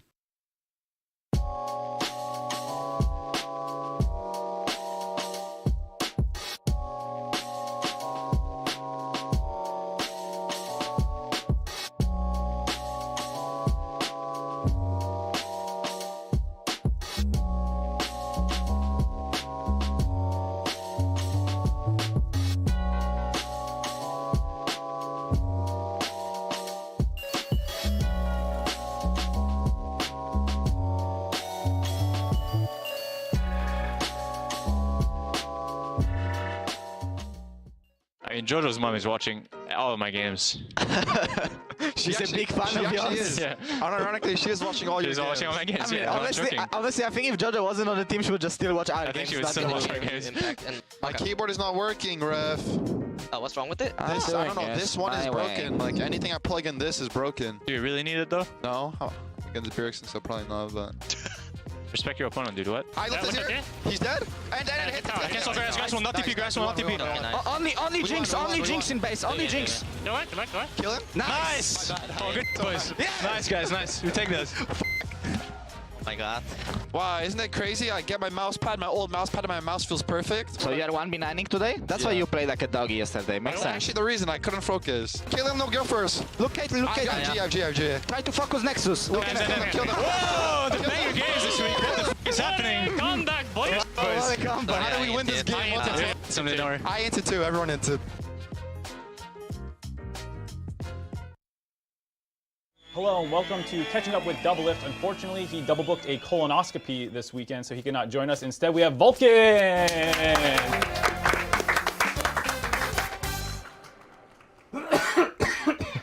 How's the new team gelling? How are the new guys? Someday. And someday in FBI. Someday in FBI. Yeah. Join the team. How are they doing? It's going well. I mean, it's just like we have the 3 core of me, Inspired, and JoJo coming in with the other pieces of the puzzle. I like that. Who do you think is the best team in the league? Can I say my own team? You can say whatever you want. 100 Thieves. FlyQuest. 100 Thieves. You know what I love about you, Vulcan, is that you just speak your mind. My favorite thing you did, raging out at all the normies. Oh, I hate them. Also, I am so much better than them. Like minors, for example, they think they're working hard. Children? Like Minecraft. Oh. I'm sitting the whole day at my computer playing League of Legends. Do they even know what that's like? You want some cheese? Yeah, I'll take cheese. Just eat it this time. Can I have more?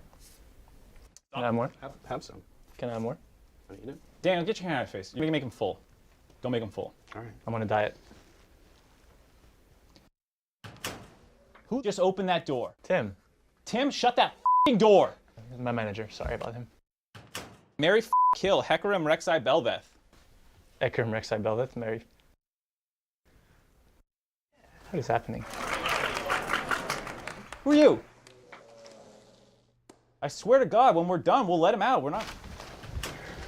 Oh, Canada, our home and native land.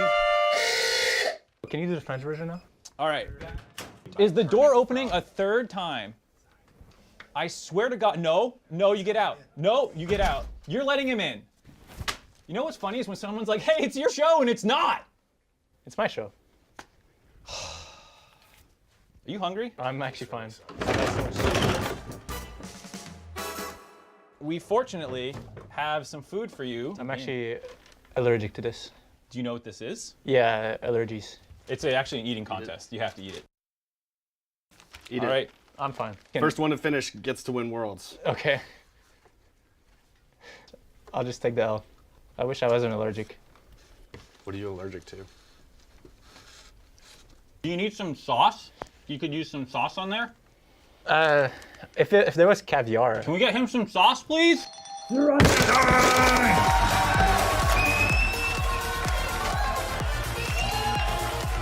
Make sure to like, comment, and subscribe.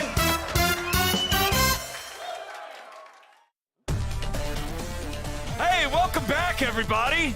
It's the LCS. Good job, Mark. You scared the hell out of me. I'm not sure what I watched. Sauce under. Now I'm just wishing we had some sauce here at the desk. But we do have a special ingredient here for this next cast. Ladies and gentlemen, please join me and Kobe in welcoming the top lane mercenary himself, Mr. Solo, joining us here for this next game. Yeah, it's good to be here. After watching that skit, I'm kind of scared about what to expect. So. Our desk doesn't. We got some props coming up here. Yeah. If I see that guy in the back halls, get that cheese off the floor for you. Yeah. It looked. Yeah, you know. I was having some cheese before I came out here. So we've got Golden Guardians versus Evil Geniuses here today for your cast. The Golden Guardians are currently on the longest win streak in the entirety of the LCS. That is 6 games since they got Gory here. Are you afraid? Do you think that Evil Geniuses should be afraid because they just lost yesterday? I think they probably should because, I don't know, EG is kind of like wishy-washy. I think that GGS has looked a lot better recently, and I think, you know, with the way that Gory's been playing, like JoJo's also kind of been running it a little bit. I think there's a good chance that there's kind of a mid-gap this game. So the thing that I wanted to bring up, I'm specifically curious about your thoughts more so on EG this game, because before today's games, I was scrolling my Twitter feed and I happened to see a tweet from you referencing Vulcan and some of his trash talk yesterday saying, and now correct me if this quote is mismatched or something, what losing to Dig does to a mother, and then citing Vulcan's message. Yeah, I don't know. Vulcan was pretty emotional on Twitter. He was going at Ayla a lot, and I'm not really sure what the beef is, but he was going ham, and I thought, you know, that'd be pretty funny to say. I don't know. Losing to Dig, that was a tough loss too, because you feel like you're gonna win, and then you get Jensen shuffled, and then you're like, ooh, wow, we actually lost to 0-9 team. That's rough. It's tough. I actually, coming into this game, think that Golden Guardians is a significant favorite based on recent performances.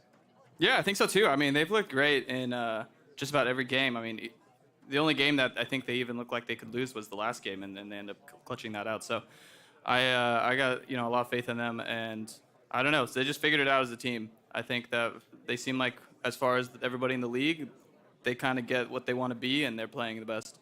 As you can see, the players are still sitting down, so that's why we're waiting here. This is what it's like. I also ran into Sam, their coach. You can see him walking back and forth on stage right now. You know, beautiful. You know him, Sam. I mean, yeah, I know him like that, so I can call him Sam. But I was trying to pull out some more fun picks because we've had some really fun drafts so far today. and he was completely shut it down. He said, expect vanilla. We are 100% vanilla team. Nobody likes anything spicy here. It's going to be standard draft. So to your point of like them knowing themselves, I honestly think it will continue. Maybe the one thing I'm hoping for is a shining light, like Jarvan pick for River or something. Ooh, Jarvan got super buffed. Yeah, River Jarvan is actually something to think about. It's actually insane right now. If they can manipulate the draft to get FBI to pick Sivir, and then it's a Jarvan angle, that's my dream That's right the now. magic That's my recipe? dream right now. That's as big as I can dream. Okay. Yeah, maybe it goes the direction that ours went, and they have like a Sivir Ashe. Get the that'd be juicy. Dream Jarvan angle. Well, right now, things are pretty standard. We got the Elise banned out by EG. Jace banned out by Golden Guardians. They don't want to deal with any NA Jace on either side this game. I feel like you ban it JoJo's away from Jace. other teams. You ban it away from yourself. You just keep it off the table. Keep the game going along. Annie and Ashe, two popular supports, also taken off. All right, so Varus is still open for bottom lane. Tristana also has been pretty high priority for JoJo himself. He's been drawing some bans on it. He had that one really game on it. So if they wanted to keep banning attack damage mid laners, that would be the other one. Jace and Tristana are kind of the two premier ones, but they let it go in favor of banning the Caitlyn, which to me even raises the priority of the Varus, with Ashe and Caitlyn both banned. Yeah, we might see a Varus, or they might just do the Zeri and Lucianami trade. Yeah, might go for that. Everybody loves that. How do you feel about which side of that do you prefer to have on your team? Zeri Lulu versus Lucian Nami. We've seen this recycled so many different times. Which side do you prefer to be on? I think everybody likes the Zeri side. That champ just, I think when you come to stage, like it's really hard for Lucian Nami to find the kill angles, and especially like the mid game one item spike, you really have to be smurfing to like get an advantage. So I think Zeri is just like so easy to just get to 2-3 items and you just 1v5 a team fight. Game's over. I 100% agree. If they go with the Vi, then they're looking at more dive, more follow-up.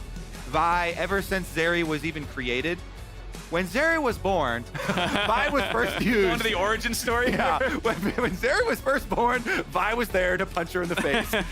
I mean, when we first started off, like, I remember after Arcane came out, all the Arcane characters were getting played except for Vi. She was Arcane's forgotten child. And then Zeri shows up, and all of a sudden, Vi has a role to fulfill by locking down the pentakill Pikachu that is just destroying competitive play worldwide. We do have the Nami locked in for EG alongside that Vi. We expect the Lucian to be next to it. Now, hold on, boys. Hold on, boys. Don't get bamboozled now. We still got 5 seconds left. Wait until it's locked in. Okay, that's why. Hey, we got another pick, Flowers. Come on. We got another pick right now, baby. Come on, let me dream. Hurt me once, shame on you. Hurt me twice, I'm not getting bamboozled in draft. Okay, Let's see it. It's still gonna be a really fun draft. They just picked Sejuani. But River was kind of doing work on Sejuani the last time he played it, so true. Definitely in his wheelhouse for something that he can impact the map for. And Sam did say they were going to be vanilla, so this is as vanilla as it gets. I mean, this is all right. The solo lanes are about to come under fire with some heavy bans. Then what are you looking at, Solo? With these two mid laners being a premier matchup, do you want to whittle down on some of those threats? Yeah, I mean, I think EG's probably going to go for fourth pick. Just try to pick either like Renekton, or maybe they can get like the Scion. I think Licorice has been playing like pretty straightforward champions. He's kind of just played, you know, Renekton, Jax, Olaf. They just wanted him on something that's like good in lane and just can like just be on an island. So I'm wondering if they're just going to take that away. But they started banning for mid, so I don't know. That part of that might be for the blind picks, but maybe JoJo will pick something. We'll see. He might be looking at Vi Talia. That's always like a really deadly combo. Oh, yeah. And they ban it away. All right. Nice read from the Golden Guardians, recognizing the potential for something to go on with that combination. So Talia, Silas banned out from mid lane. Back in the first round of bans, it was junglers and supports on the side of EG banned away. Over on Golden Guardian's side, yes, Annie's also a support, but we have seen it played mid too, so technically counts as a mid lane ban as well. Does EG want to switch it up and look at top laners? Yes, they do. There is that Croc that you were talking about, so. Yeah, I mean, EG can really do anything. They can pick top or mid on this rotation, so I'll be curious, because I know Sunday's like a really big Renekton player, but maybe he'll just go for the Scion. It's kind of up in the air right now. We'll see what they do with this mid ban here. Yeah, Scion has been having a lot of success recently. So they ban Akali. I mean, Azir isn't the best combo with Vi, but I mean, it's certainly a good pick. Oh, and he just locks in Jax. All right. Jax just slammed down on the table, ready to play that one blind into whatever Licorice has. Someday wants to run it back, baby. Yeah, and Licorice played Olaf last time they had this head-to-head with EG, and he kind of ran him in lane. So I wonder if he'll go back to that. He did also pull out the top Lee Sin versus somebody's Jax. No. Nobody. I'm trying to trade here. More spies. Yeah, I think. I don't think that was in the cards. They took learnings from that. Yeah, that was definitely a interesting pick. All right, well, Yone's pretty spicy, though. I do like that. Yone for Gory in the mid lane here, blinds, and just taking the Gragas, the nullifying pick into the Jax on top side here. I actually really like this from Golden Guardians. Yeah, this is a solid draft. I mean, they got a lot of, they got a good damage spread. They got good lanes across the board, so. Yeah. But now you got to deal with the Blanc. I mean, I don't know this matchup too well, but it's definitely going to be like a really fighting 2v2. Yeah, and whenever I see Jojo on LeBlanc, I feel like this is one of his best champions. The Xylus, really, really offensive stuff. And so since we just saw MNS pulling out the block, Jojo's like, you know what? If he's allowed to do it, coaching staff, let me pull it out now as well. Plus, it is also pretty good into Yone. Scrappy champions that can get quick kills and have lots of decision-making power in their own wheelhouse. That's where JoJo shines. Solo, let me ask you, now that we see all 10 champions here drafted for both sides, who do you think won the draft? Who's got the easier composition to execute on here? I mean, GGS draft is pretty straightforward. I think that they don't have to do very much, and once they get into like the team fight phase, then it's kind of just easy pickings. I mean, they just got to kite back and let Zeri do the 1v5 thing. Yeah. I mean, EG really has to win lane, and I think it's going to be a little difficult because the 2v2 mid is something they really need to exploit and try to have LeBlanc move around the map, but that is not an easy 2v2 to win into just because Yone has so much opportunity to like cancel Vi ulti and just like dodge her abilities, so I think it'll be really tough, but if they can blow up the mid lane, then it's definitely a game they can win. Yeah, I feel like Sejuani with Yone, stacking up the stun so quickly. Inspired has to be really careful around mid lane. And it's not just Sejuani and Yone, it's Gory and River, who have been doing a great job playing as a mid-jungle duo so far. Solo, you mentioned how you're saying, yeah, Golden Guardians out of all the teams in the league, seem like they've just figured out their style, how they want to play, and what works for them. And I think having your mid-jungle be on the same page to be able to make these plays is at the core of that. Yeah, that is like really the kind of one of the strongest things. I mean, it is really bot lane meta, but mid jungle is like the powerhouse of the map. They can kind of just mid jungle can go bottom. Yeah, they can go bottom. Lane rolling. Unlike you, top lane. Hey, he can go there post 14 minutes. He just has to have that teleport unlocked, all right? Yeah, hold your horses. I tell my team every time. I don't know what Drake they have coming up, but anytime there's an Ocean Drake, I always tell my team like, yo, I'll come down at 7 minutes. We can I'll get that one. Yeah, that dragon's kind of good. Well, we only get Hex Tech Drake as the first one this time around, so unfortunately, no situation for that. Someday in Licorice, nobody's getting into anything too crazy here at level 1. They're both just guarding their own entrances, and everybody's doing the same across the map. We're not going to get any cheeky delayed invades, it looks like, from either side. Just very standard starts. Vi on her chicken camp. Looks like you're going to have River doing the same. What do you want out of your first few levels as the Gragas here versus Jax? A lot of it is just you want to like make sure you're like good on CS. Because Gragas into Jax, like the big part of it is you're not gonna be able to really, expose him in laning phase until you get your mana flow all the way up and you can just spam your spells. Oh wow, a lot of trading. So that's kind of the big thing is you just don't want to fall behind, and we saw that like kind of in the Fudge matchup yesterday. Like he just kind of fell behind, trading too much, low on mana, and so you just want to keep it really chill. Just every time you have your mana flow, use your spells, but otherwise you're just gonna be farming. And then once you get like full mana and you get your catalyst, then you're gonna be like, wow, I'm really messing this guy up. Like he can't even lane. The infinite sustain cycle. Yeah, pretty much. Because that's and then the Jax side, like Jax just needs to focus on farming. You can't win any trade if you go into him. You just have to get poked down a little bit and try to get to your Divine Sunder. Bottom side continues to be nice and scrappy. You saw Huhi pop a heal there, thinking they were going to go a little bit further forward in the trade, but it didn't turn into a whole lot. There is summoner advantage for the side of EG. Golden Guardian's mid laner currently shoved in underneath his turret as JoJo wants to take control of this range versus Melee matchup nice and early. And he certainly is. JoJo is just hammering him under this turret. It's only 6 CS picked up by Gory so far. Yeah, and JoJo's an extremely aggressive player, so I wonder if they'll be able to look for timings where Sejuani can relieve the pressure mid, because he's going to be playing like this the whole entire laning phase. So when you're up against evil geniuses, what's always the thing that you are most concerned about with this team? Where do you think like some of their greatest strengths lie? I feel like the biggest thing they have is Inspired is just such a smart player, and he really just doesn't let you have things for free. So anytime that you're thinking, oh, you know, we'll trade this objective or we'll go here while they go there, he'll just be like, no, no, no, we're coming to you now, and we're going to force the fight. So you just always got to keep in mind that he's going to go where you are, and he's going to make you fight for everything, and you're not going to be in a situation where the game is just slow and they're trading. Oh, he's on a very good champion to do that too with the buy. Yeah, buddy. And he moved in for the early ward towards Raptor Pit to try and give JoJo that extra vision to play more offensively in mid lane, because they know Sejuani started top, so he put the ward here. Now, though, it's been so long that River's going to be able to wrap around away from that ward and come from the top side. Yeah, and we'll see how well JoJo can just lean to his Vi right now and try to be safe. But pretty good trade by Grory there. I mean, he has the teleport, so... And he still has a health potion, so I think he can just like really farm it out as long as he doesn't get chunked out super hard on this wave.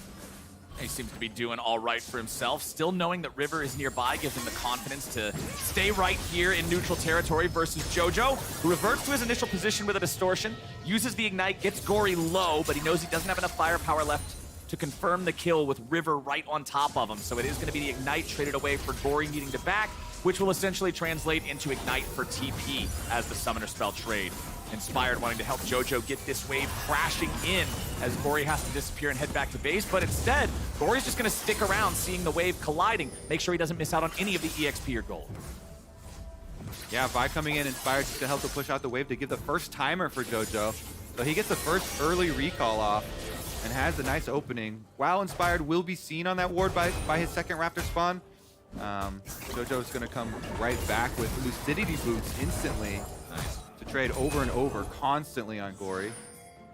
Gory finally getting a chance to go back himself as our Drake spawns for the first time this game. Again, that is Hex Tech first one around. Usually we're not seeing teams take those until we get the trade of objectives in Rift Herald versus Drake.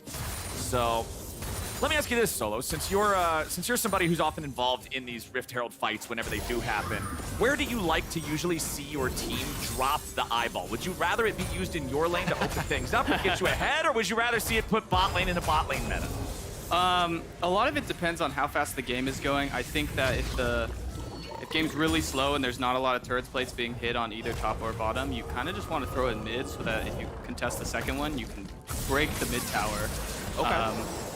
And otherwise, I mean, putting it bot lane's like never a bad choice, and top lane's definitely like the last resort. Okay, all right. If you put your Herald top lane, it's like, okay, well, things may not be going so well. It was about to expire, and you weren't going to get any money off it, and you just had to use it. Throw it up there.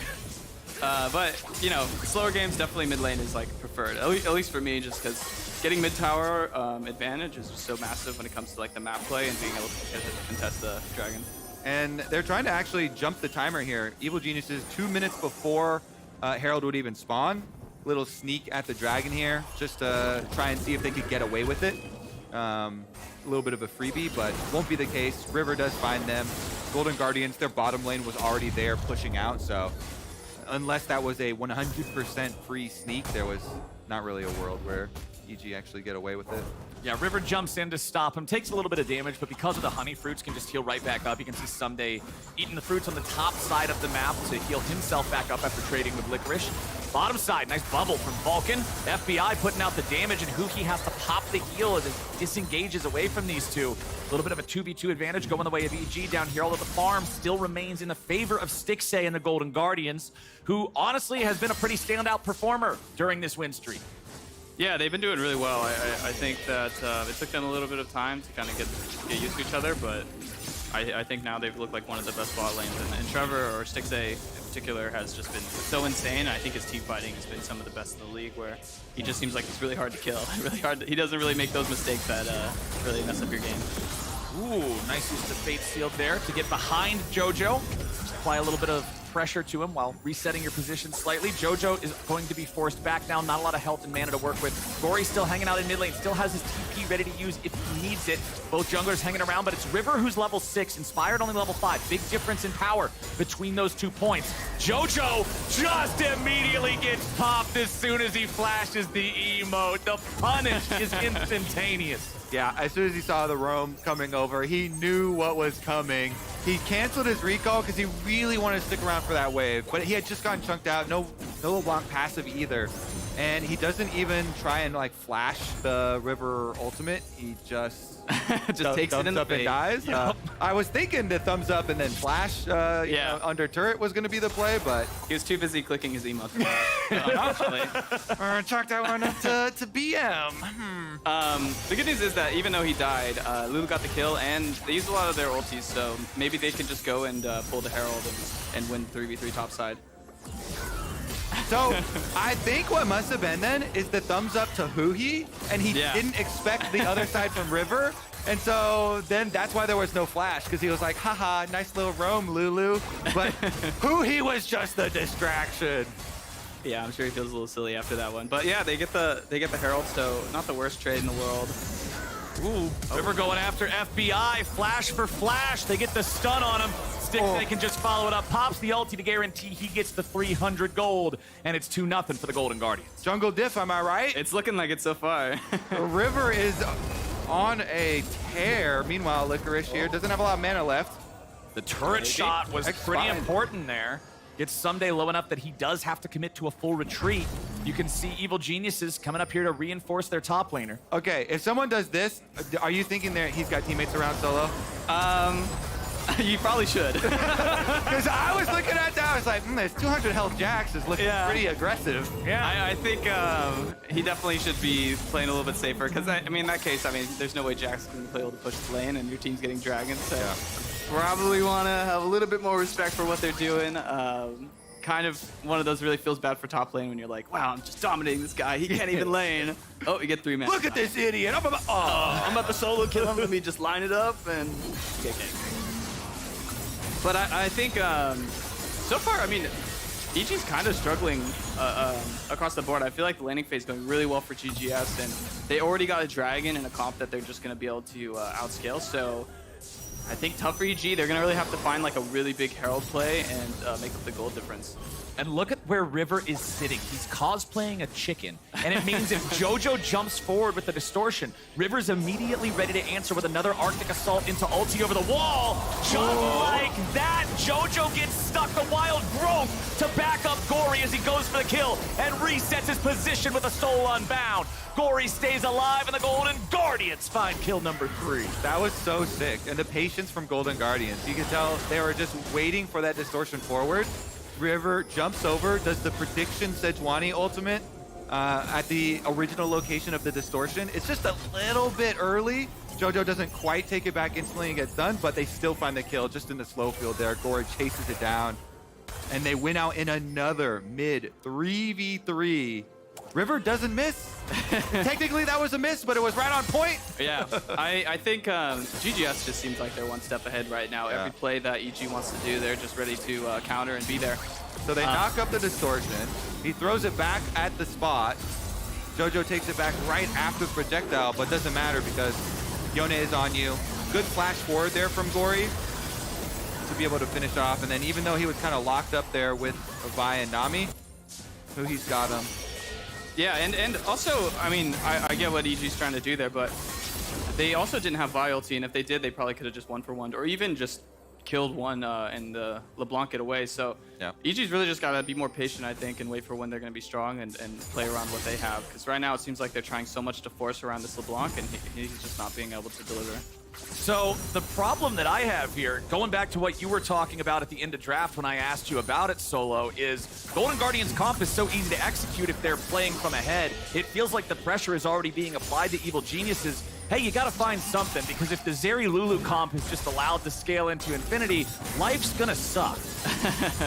Very much so. And I think they're kind of falling into one of the things when it comes to like playing against the comp that outscales you. And you don't have to get all your gold lead in like the first 10 minutes. I think that when you have something like this, getting to one core item, even in an even game, is totally fine. And then, then you can try to like really blow it up. Like they already have the Lucian item. Once they get the Nami item, once they get both Sunders, and then, or he's gonna get Cleaver, but once they get the LeBlanc item, then they can really start to snowball.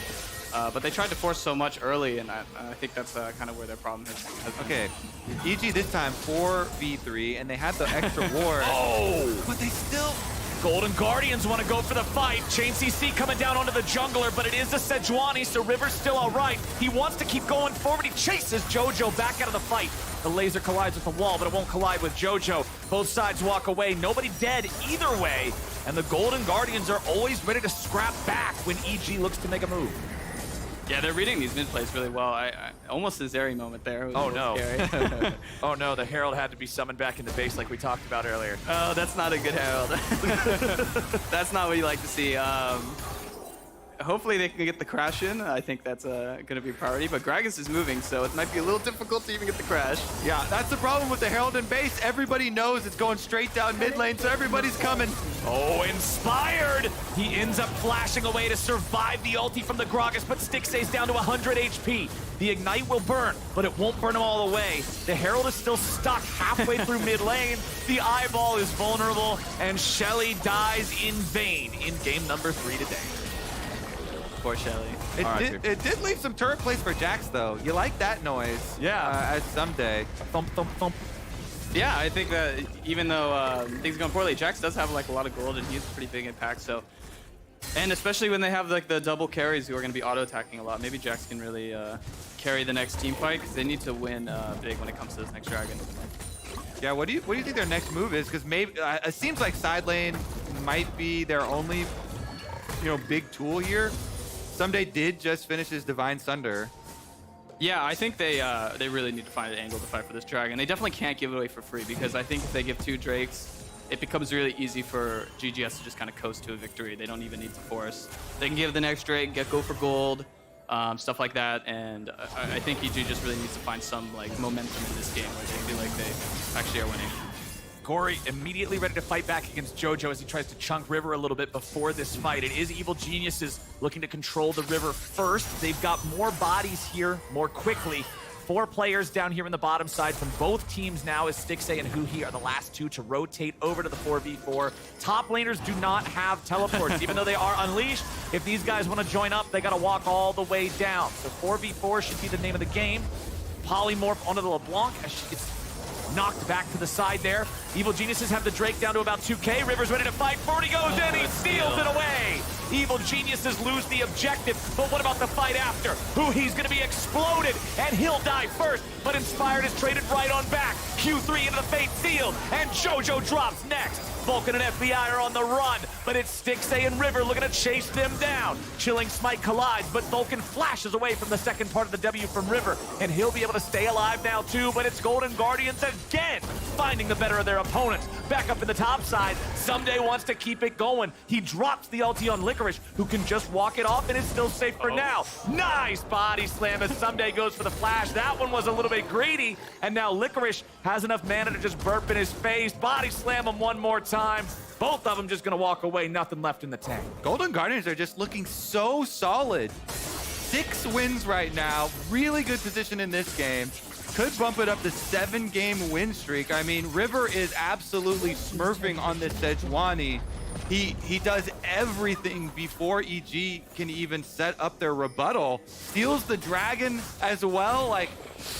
Yeah, he's doing everything right now. And I was, we'll see on the replay, but I was really surprised. That seemed like a big moment for EG. I'm surprised they didn't try to bring the Jax down, because he was definitely one of their strongest members, and just try to make it a 5v5. And I'm also surprised they didn't try to take more advantage of the Zeri no flash. I think that 50-50 is pretty rough here. I think they just try to make a play onto the Zeri, and that's more of their window. But man, great smite from River. I mean, even just getting the steal, even if they lose this fight, I think the game's in a really good spot for GGS. Yeah, and then Inspired, he gets the ulti onto Huhi before he flashes, so then Huhi flashes him into the rest of the team. That's gonna open up the rest of the chase down here. Yone plus Sejuani all in there, and Stixay gets the kill credit as well. More money onto the Zeri, even a better scenario. Yeah, that's the best thing so far is River's been doing so much work, and he's gotten all the assists. That's what you want to see. The Goon Squad shows up to gank Gory at the Krugs, but unfortunately for Evil Geniuses, the Q3 was ready to go. It gets Gory away along with the ulti, so the Yone disengages, the play fizzles, and it's Golden Guardians who now have control over the other side of the map as the second Rift Herald is alive, so they should be able to get this one without too much of a fuss from Evil Geniuses. Remember, the first Herald unfortunately just walked down mid to be farmed like a minion, so Golden Guardians are going to hope to get a little bit more use out of this one they've found for themselves. And they definitely will, because mid tower is already pretty low, and I think they'll just be able to crack that whenever they have rotations from the side lanes. And I mean, pretty comfy spot. I gotta say, EG needs to get really creative with some of the picks, and they're gonna need some favors from GGS's carries in terms of dropping some gold back to them.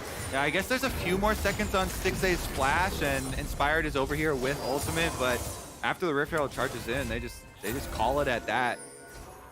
Yeah, honestly, when they're at this point in the game, I think kind of one of the best things you can do for if you're the losing team is try to break open both the side lane towers to get the map a little bit more free. And then you just want to be the first to rotate to some kind of side lane play.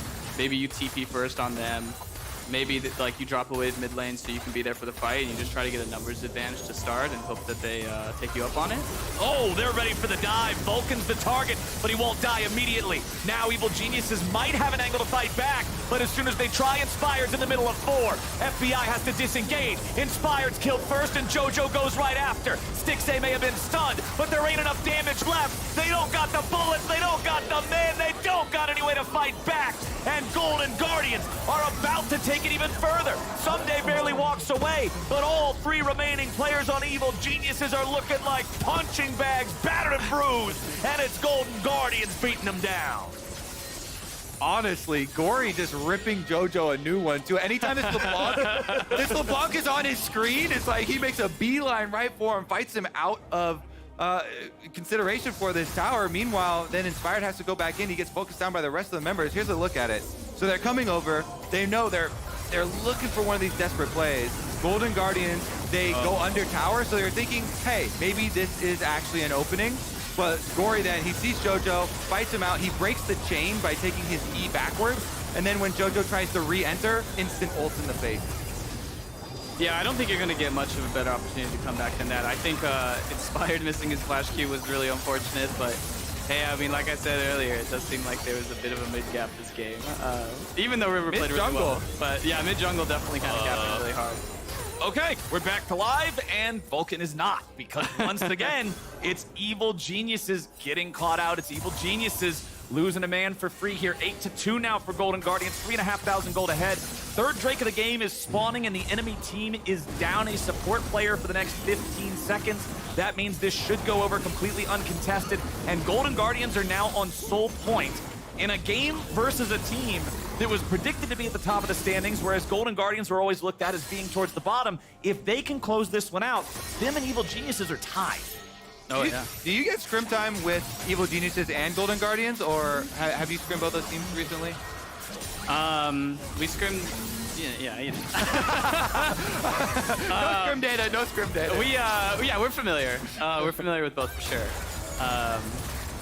Would you expect? Would you expect something like this, where Golden Guardians are just demolishing them? The funny thing is that, from our experience, GGS is terrible at scrims. So I mean, you know, some teams are just like that, but it's kind of funny that in scrims so far they've been kind of one of the worst teams. So you would not expect. So, I mean, it's just that, you know, sometimes you get to stage and people just like really step it up, which is a big part. And I think the way EG plays kind of lends themselves to being pretty good at scrims, because they just have like strong laners, and they have players who are like pretty psychotic. So, you know, they're able to just kind of snowball and be a little psycho sometimes. So, look, there's you. Hey, hey, follow me on Twitter. Yes. But you know, I think we haven't had like the most experience with either, so I mean, maybe different teams match up differently with others. So for us, maybe GGS isn't that great in scrims, but maybe they're just, you know, smurfing against like FlyQuest or something, or one of the better teams. Well, right now, Evil Geniuses find themselves in a very, very difficult game state. You mentioned earlier, Solo, that it would be up to the Golden Guardians carries to misstep and put some money in Evil Genius's pockets. But so far, that hasn't been what's going on. And once again, it's Gory jumping in and forcing JoJo out. He escapes with 100 HP, and that is it. Golden Guardians taking over the map, forcing their opponents back, clearing out the vision, and continuing to build the lead versus Evil Geniuses. And I just wanted to, I've noticed this a lot in the GGS games, especially since they've done their win streak. And it's not even like necessarily trying to say that Licorice is doing a bad job, because I think he's just like playing his role and everything, and it's what the team wants. But it is hilarious to watch them have games where he's just like 0-0-0, and his team has like 12 kills, and they're just completely destroying, and you're like, oh yeah, top lane is a thing. Like, they're just he's hanging out. Top man. lane, most important role. He's hanging out. I mean, EG are hoping that that becomes more important because someday at least Split Pushes gets a tower. He's got 2 items. Jax, spin me, fill me up with some hopium here. So some top laner hopium. Tell me the. Whenever you play top lane, it's a game like this. You just kind of want one fight where you feel like you can get an opportunity to really get something going. So I think that'll have to be the next dragon. So that'll be his time to shine in 2 minutes. And I mean, you just kind of hope that Zeri just runs it down and gives you like a free kill before the fight starts. And that's kind of what your best bet is when it comes to games like this. And this is definitely why we don't like Zeri in this house. We this champ is too much. Same. Oh boy. Inspired's not liking the Lulu and the Sejuani and the Zeri coming to collapse on him. He can just vault break over the wall, who he could not get in the way of that to stop him from dashing out without requiring a summoner spell. But Golden Guardians are looking to make sure they maintain this control over Summoner's Rift leading up to the Drake. They want control. They want EG to have to face check into them. Yeah, I think you're right with it. It has to happen now or never for Evil Geniuses. With the approaching Dragon Soul, we've got Sejuani almost to a Warbox now too. We saw them just have 4 people dump everything into the Sejuani that was inside their jungle and just heal right back up with the Radiant Virtue. Then also with the Warmox, it's just going to be crazy to deal with. Oh, Licorice though. Oh, he's getting on the board. Oh no! He's out! Oh, he lives! He gets away! It was all just a bait! Stixay and River go in. Who he's coming in right behind him to back up the AD carry. Is this the Zeri moment they've been looking for? They've been waiting for. They're going in. They find the first one. Stixay's going to be shut down, and Evil Geniuses now might have the angle. Inspired and Someday still looking for it. JoJo makes his entrance. Who he's taking a half, but it's going to be a double kill back over to FBI. They finally pick him up, and it's Gory going on a killing spree. River and Who here just trying to back up the Yone now because he's the war machine that can get this done. He misses the Q, and the shutdown of the Sejuani goes back over to Someday's Jax. But now the shutdown of the Yone goes the same way. Evil Geniuses managed to find their fight. Oh my god, top lane matters. I love to see it. I think this is kind of what you're looking for. You mean you just get your one opportunity. It's a really messy fight. And Someday kind of just like really carried the game and actually gives him a chance to win now. Oh my goodness, we mentioned it. It's now or never, baby. And EG say, all right, it's now. We got Licorice inside the jungle, chunk him out. He's basically out of the fight. And then here's the follow-up, though. Stixay wants to go really big. He's got Huhi right behind him, bumping him up with the Lulu. River trying to peel here, both of those meleeers, but Stixay jumps forward right into FBI, and Someday flash with the Jax. It's his time to shine. He finally gets to have an effect in it. He brings it right back. Yeah, and kind of confusing. I mean, I don't know the situation, but Gory like walked all the way from the side lane when he had TP. So I don't know if he just didn't find a good ward to go on or didn't have something to drop, but he showed up so late and they were going really deep. So just kind of that misplay that we're talking about that you need to happen for you to get a chance in this game. Yeah, it was definitely split comms there from Golden Guardians because Licorice escaped. Licorice was out. Yeah. But then the 3-person team for Golden Guardians with Stixay kind of leading there went for the blood. All right, so let's recap everything after what is probably the biggest swing over the course of the entire game. What is definitely that biggest swing? It was nearly 5,000 gold, the advantage for Golden Guardians. That has now collapsed down to barely over 1,000. So 4K swing back to EG, but while EG was securing the Baron, it meant the Golden Guardians were able to respawn and get the Soul. Gory resets his position back underneath this tier 1 turret that is still just barely hanging on. And Golden Guardians repel Evil Geniuses. They aren't done yet. Never mind, yes they are.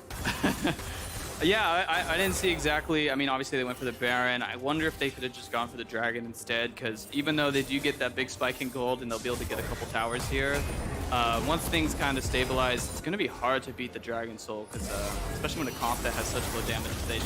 Well, River engages, but he misses his ulti, so that means Gory is just left to the slaughter. A TP shows up only just in time to have to continue the retreat, and things continue to go bad for the Golden Guardians. The gold lead has completely disappeared, and EG remain on the offensive for the next 30 seconds with Gory still dead. Yeah, without the Yone, they can just brute force this one. I don't know what it is about EG, but their games are absolutely hilarious.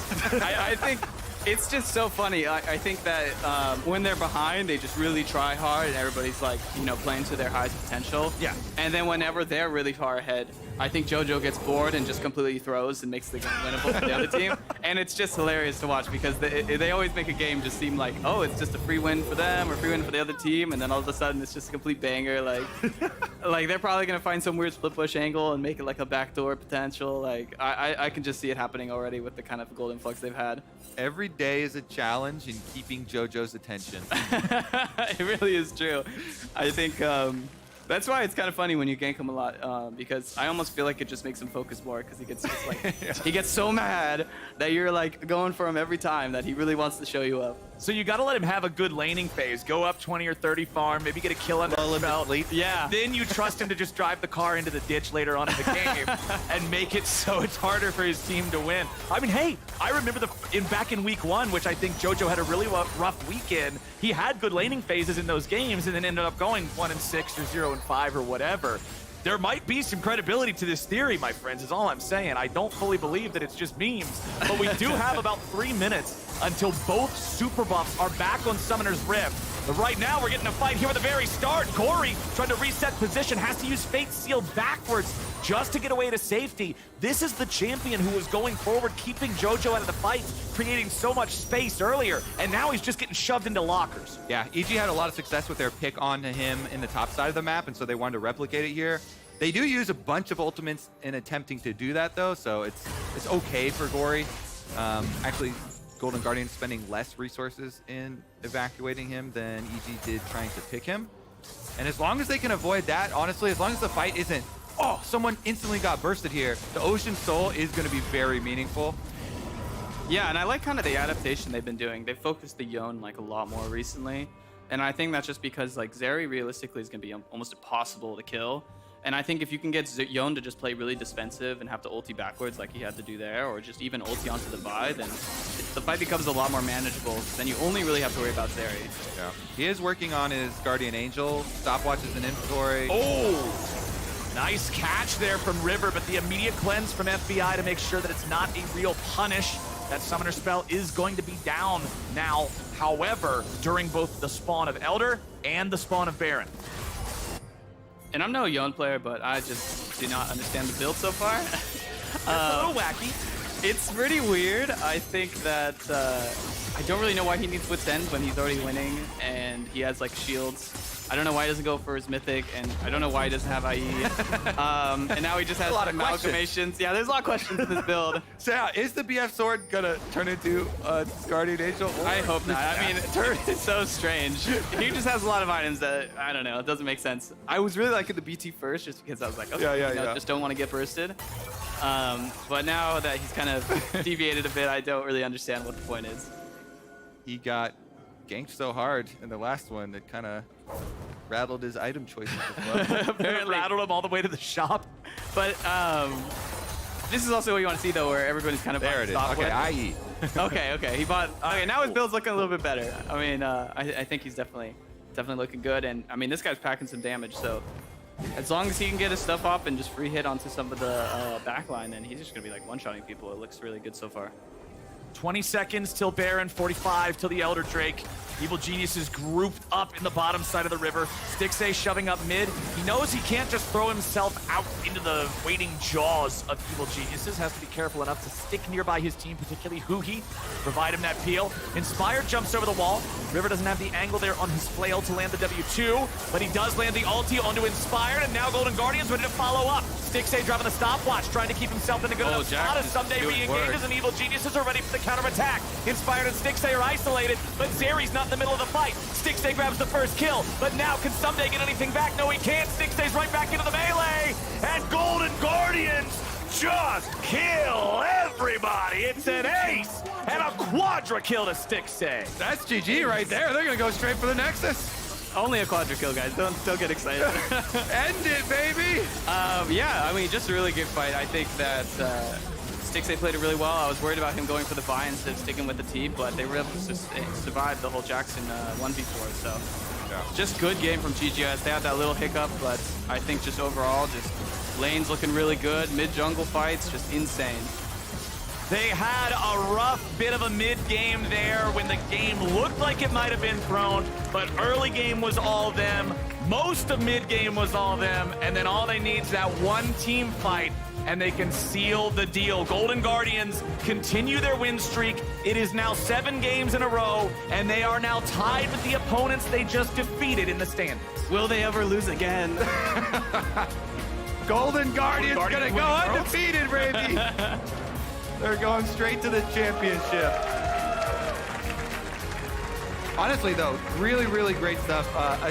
Obviously, I'm more biased for junglers, but River did so much early on. He's gonna be my vote for player of the game. I mean, he's going to get my vote for it as well. I just think that the way that he was able to set things up, get everything rolling for the team. Gory had some really good moments on the Yone. He also had a couple of XDs later on in the game, so those are always going to count against you a little bit.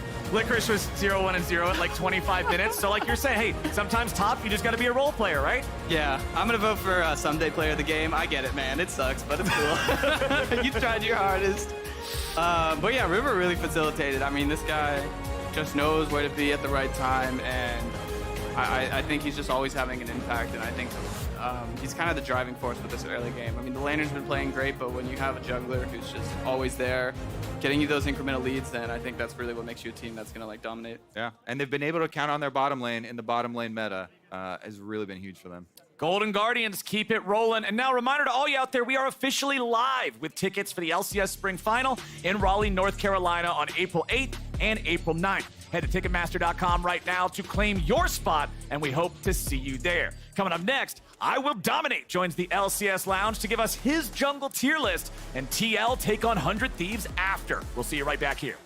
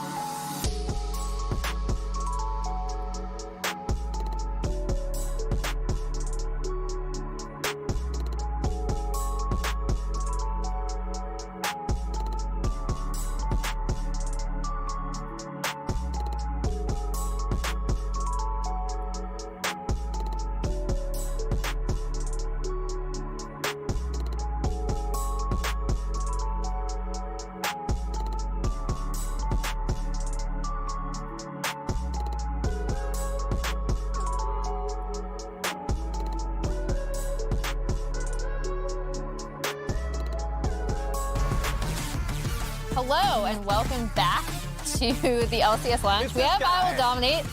Hopefully he can hear us, because we did not have time to do a tech check. Oh, perfect! First You guys hear clear. me? Okay, we're good. We're good. We made it. All right, Dom is here to help God. us, or give us rather, his jungler tier list. I would have liked to know which LCS to LPL team correlation was, but I was overruled. Yes. Okay. I wonder why. Yeah. All right. All right, so where am Okay, that's I'm fine. your arms. Where am I putting people? Okay, so I want to start off by just prefacing this with saying that my tier list is for like how they've played over the first 10 or 11 games, however many we've seen, and not like who I predict to be good in the future or the people that I think have been really good in the past or who might have been a world champion that I might underrate and get a lot of people mad. So just going with that right here. Yeah, to, you're to, like to start off. So history off. Yeah, there's a History very off. specific thing in there, so we're good. Yes. That makes sense. All right. Yes.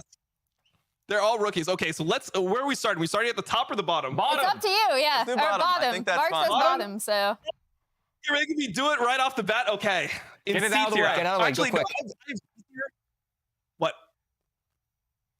Am I missing something? Okay. D tier. We've Yep. got Kenvi. I've got him last, so he'll be in 10th. All right. And then it hurts. It hurts for me, but I'm gonna have to put Santorin next to him in D tier. Whoa. Dang. Oh, how the mighty have fallen. It's tough. The criteria tough. matters. Yep.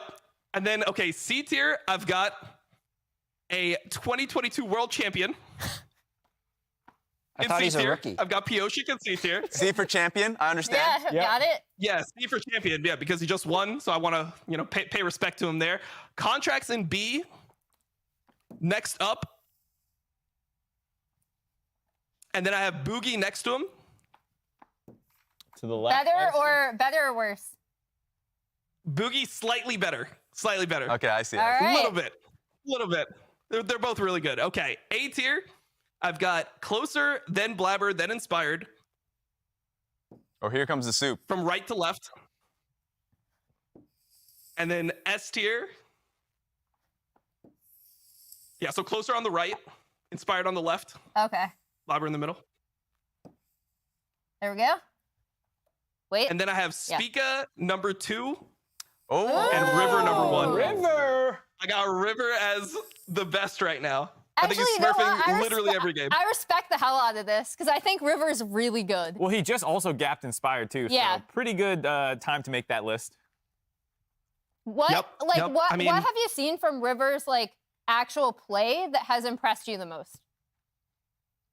I mean, he just never makes a bad play. It feels like everyone else has some good plays, some bad plays. Sometimes they have a bad game here or there, but River's actually just good every single game. He's always ahead. Every single play he goes for works. It just feels like he's one of those junglers that's in the zone, and I respect that. Like, I know what it looks like when one of those junglers just feels like every single play they go for it. They have a plan. It makes sense. They know what they want to do after it. Are we getting a turret? Are we getting a dragon off this? Are we getting Rift out? He's just super in the zone right now, and it's nice to watch. I don't know. I just feel like he's playing better than everyone else. And a question that I have for you is actually towards Spica, because Spica has actually not been talked about a lot. People have been talking about Vikla, about Prince. Talk to me about Spica a little bit and why you rated him in S tier alongside River. Spica, I mean, he's super solid. He's free from the TSM shackles, so now There it he's is. just absolutely smurfy again. I mean, his lanes are good, right? So that's what I think he has at his advantage here. Where River, sometimes his lanes lose, he still has to perform. Spica has the benefit of playing with really good laners, but overall, I mean, he doesn't make many mistakes as well. It seems like he really knows how to play around good laners, which is a skill in and of itself. And yeah, I mean, there's not much else to say. I feel like he's just one of the best junglers we have right now. So a small thing that I've seen in the community and some of the post-game reaction threads for 100 Thieves recently is there's been some flame towards Closer. He's had some like lackluster buy games, I know, that really has stuck in the community's mind. But you still have him in A tier. So what is it about his game that you're still appreciating? I think he's in a lot of like pretty tough positions with like how his team has to play. Mm-hmm. And I mean, maybe it is just me looking back at some of the splits he's had, because he's always been one of like the best junglers in LCS since he came in. Yeah. So I've always had that respect for him. Maybe this split with how 100 Thieves are doing, I could have went a little bit lower on him, but I just feel like putting him in B tier just it doesn't sit right with me. I just feel like he is better than that B tier that I have with Contracts and Boogie. Yeah, well, 100 Thieves and TL play next, and you got Piosik down at number 8. What do you think he should do better? There's been a lot wrong, but what do you think he should do better if he wants to actually win the game against 100 Thieves? So I think Pioshik is weird, right? Because he has really good early games. He sometimes will get ahead, but then he'll have disasters, like absolute catastrophes that happen later on in the game, right? Like the Garvin. He said this on Reddit if you saw. There's some times where, I mean, like he just runs it down, and it's really hard to recover from that, especially with like some of the champions that he's playing. If you have a bad fight on Jarvan, it really feels like the game is lost. So I just think if he improves his team fighting, then he'll be in a higher tier for me. All right, cool. Well, thank you so much for joining us. We'll catch you when you join the broadcast next time for that LPL segment. I'm going to make it happen. Okay, I'm down. And now for a feature on TL mid laner Harry.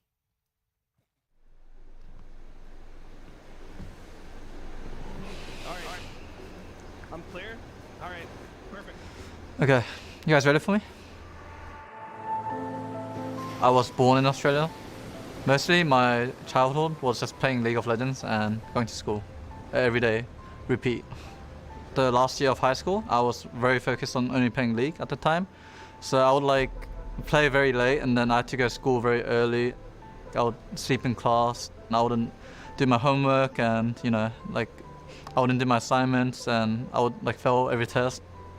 I thought at the time, okay, maybe it's like League or nothing now at the point, because you know, my grades were dropping and I didn't really have any other options.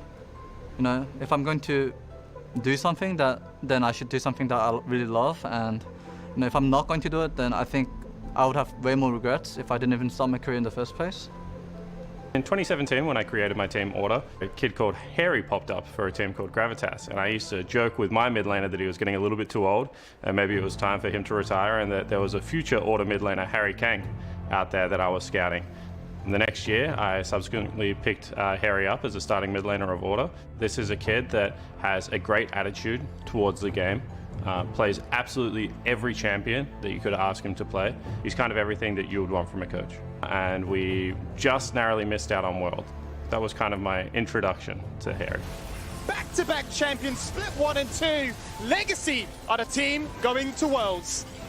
Curse continues, unfortunately, for Order. It wasn't their year. They tried so hard. Commiserations to so many of those players. They gave it their all. They were the team to beat. When we didn't make it to Worlds, and then I heard the news that the OPL was getting disbanded. At the time, it was very heartbreaking, especially at my age and like, you know, how much passion I have for the game. I think it was probably one of the worst times I've experienced in my life. I did have regrets. There were a lot of like flashbacks of the finals. Flashing on in, 1v4! Because, you know, if we did make it to Worlds and if we had a good showing, then we would have other career options other than the OPL. I was really struggling to like see the future. It was a very hard time for me, for sure. I was heartbroken. I helped build the org with Riot from 2015. Obviously, it'd been my primary source of income for a lot of years, and I'm a father of 2 kids and have a house and a wife in Australia. And I kind of just saw my whole career in the region like dissolve, to be honest. For Harry, it was kind of similar because I knew that Harry felt like he hadn't yet received an offer and was very nervous. Ultimately, I couldn't just shake the feeling that Harry was already better than these players. And the more I watched VODs and the more I showed people like CoreJJ, Jat, the more they started to agree, and I slowly got buy-in that this is a move that we should make.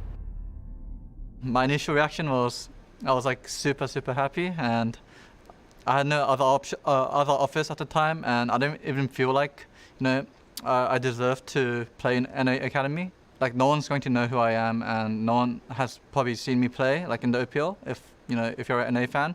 So I didn't feel like maybe I belong in the NA, but I knew I'm definitely good enough, so I think that's why I joined regardless.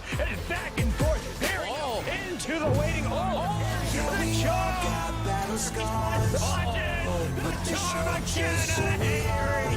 Yeah, they can steal it away, or can they? Because I think I played really well individually and we won, I think it's like a double bonus. I thought like maybe watching LCS from back home in Australia, you know, it wasn't just a dream. it could actually become reality. This team has showed everything that a coach would want a team to show. It's been an absolute honor. I hope that now it's without a doubt that these guys are, LCS ready talent. We finally won something together after working together for 3 years, and without him, I wouldn't be in NA, I wouldn't be in the LCS, and I'm just really always grateful for him. I just want to let him know that he's an amazing coach. He's an amazing person, especially, and I hope he keeps doing what he does. I hope that one day he'll be in the LCS scene, and maybe we'll be on the same team or enemies. That'll be really fun. He has achieved his dreams of playing on the biggest stage. Clutch save there from Neo. Harry's going to look for the end anyway, and he finds it. If I could be even, a small part of what he is saying, then obviously that makes me super proud and super thankful that I could have a player like that.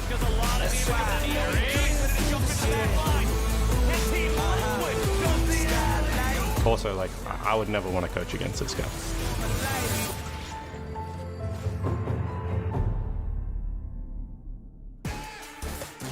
Welcome back to the LCS, everyone. We are about to get into 100 Thieves versus Team Liquid Honda. Azael, I warn you, I was really late to put our going live tweet, so I was so lazy with it. It's nothing special. Just warning you in advance. It's okay, you get a pass. But we do. But the next one better be better. Okay. Yeah. Well, I'm not the one that needs to be sweating right now, even though you are determined to make that happen. We've got 100 Thieves, Team Liquid, very different positions for them coming in to round out their week and the first week of this round robin. Yeah, absolutely. I mean, it's I think a pretty big game for both teams. At this point, they are both 4 and 6. I think the expectations for the teams were both pretty high, right? So a lot of pressure on these guys to start performing and kind of start performing now. Neither of them really had the start to the split that they were hoping for. 100 Thieves is on a 4-game losing streak right now. I do believe they lost all the games in Super Week. They lost their game yesterday as well. So they want to get back towards their winning ways. TL at least picked up a win yesterday, trying to right the ship a little bit there. But it was also really cool to actually see that piece on Harry, which I hadn't watched yet. Spawn is a good friend of mine, so it's fun to see his involvement in Harry's career and just how passionate and how strongly Harry clearly feels about it. You could see the emotion when he's talking about his journey and how much it meant to him. That League felt like for him was his only option. It was kind of a do or die type thing, and that's what I think what can drive some of these players to work so hard at it and to really try to reach that next level. And that's why in this matchup, I think one of the things that we are looking at are those newer to the LCS faces, both on Team Liquid and 100 Thieves side. I think it's great getting that shout out in what Spawn offers too. I know on the dive, him stepping in alongside Jan and Court JJ really had some insight there. But coming into this draft, we'll have to see what these teams want to bring to the table. So there is the Annie ban. Bjergsen played it yesterday. He actually looked quite good on it individually. The game obviously didn't end up going their way, but it was, I think, a pretty powerful pick, but clearly they're not willing to actually first pick it here on blue, so they're going to be banning it away. Mostly people in the LCS have just been playing it as support. Core actually played it as support as well. I think yesterday, even in their win, I think it was. But he has played it at least one time this season, so going to be banning that away. Going to be interested to see if there's any sort of evolution here as far as the pick ban goes, because we have seen some adaptations today, some new things. We saw the Rengar as an answer to the Elise, which is a really strong matchup. Being able to use the Empowered W on the Cocoon, win those 1v1s. We saw MF come out, that wasn't a loss, but we're seeing some of these adaptations, which I think is kind of fun.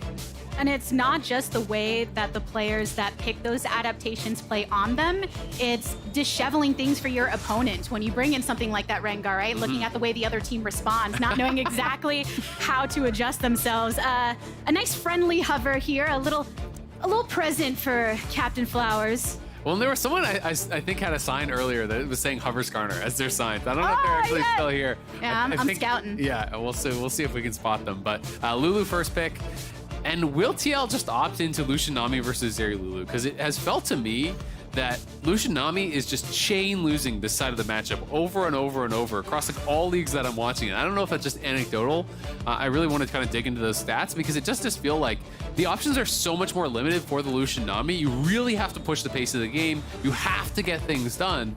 Whereas Zeri Lulu kind of just have to hang around and survive. They're going to get to their power point very, very easily. Where, Lucian Nami, as soon as it feels like you hit one item, you've got to be dictating the pace of the game. You've got to be taking objectives. You've got to be putting pressure on your opponents and trying to find these angles that require you to put yourself at risk to get kills. And sometimes it feels like when looking at pairings like that, like the Lucian and Nami, they are kind of echoes of a different time, right? There was a point where they were much more dominant, and then through everlasting changes, these teams wanting to stick to that consistency and going into some of these matchups that they're very, very familiar with, but again, still leaning over towards the opposite side. And 100 Thieves, having the Zeri, having the Lulu here. We talked about Doublelift and how great he has looked in some of the games, and even that last game, he and Bjergsen both being formidable in the early. Absolutely, and I'm kind of expecting just Sejuani at this point. It feels like, you know, we're getting so many of these handshake drafts where it is Lucian Nami on one side, Zeri Lulu on the other side. A lot of Wukong for Sejuani as well. Will they mix that up? Vi is obviously another great option. You know, if they want to go a little bit more aggressive to help lock down that Lucian, so that makes a lot of sense.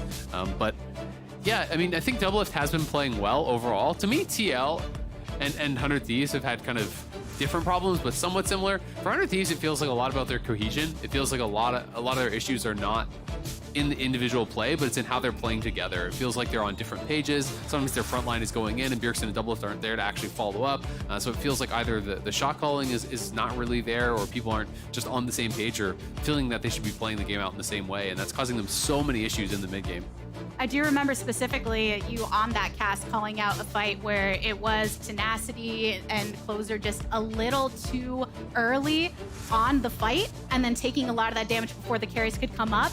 And the difference maker that can be if we see that synergy coming along, which is why I'm looking at some of the newer faces, right? Busio and Tenacity on this squad. One of the purposes is they have so much potential, and they're going for that accelerated growth pattern by being paired with voices like Doublelift and like Bjergsen and another champion and Closer to really have an effect on that development. Absolutely. I mean, both teams are basically doing the same thing, right? You know, you have Harry and Yana on one side, you have Tenacity and Busio on the other. Both of these teams are basically, you know, imitating what we saw EG do, right? You try to pair these new, young, promising players with some veterans, these guys that are going to bring stability to the team, these guys that you're going to be able to learn from and really accelerate that growth as you're talking about.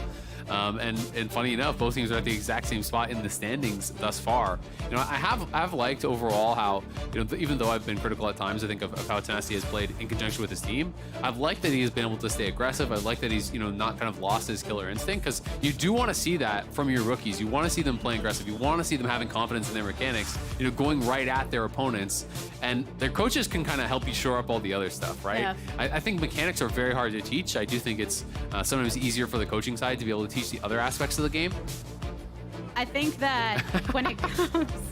Wait, Doublelift, give me a jersey. Do you have a jersey to give back, though? Because jersey swaps are the new jersey hotness. Swap. Are you willing to trade your t-shirt for that jersey? Yes, we ask for no pit stains, please. A little bit of a hygiene issue on the stage. Someone wants a jersey. Someone wants to get carried. They all want something for Doublelift. What does Doublelift want from you, though? You know, that's the real question. Nobody asks, how's Doublelift? Where's Doublelift? Where's my Doublelift? But nah, all the love from the audience, I'm sure, here. Cheering on some of their favorites here on the stage. And I think that when looking at Lucian and Nami, I just want to know, are you so happy, Azael? Considering all the things you're saying. The 7,000th game of Lucian Nami. Is this what you have been waiting your entire life for? It is, exactly. I mean, it's gonna be interesting to see how they do. I will say, at the very least, the other side isn't like as tanky. That is amazing. You know, they're not going against the Sion, at least. They are the ones with the Sion. It is two tanks in the top lane. Tenacity is going to take kind of the more aggressive edge on that matchup. You know, he'll have the Cassante. But it's kind of scaling mid laners. It's engaged junglers. It's tanks in the top lane. And then you have, you know, two kind of different styles of bot lane. I do think Lucian Nami kind of are forced to push the pace a little bit more. We'll see if TL can kind of try to get priority early on the bot side, try to play towards dragons, give themselves a little bit of a win condition to try to speed up the pace of the game.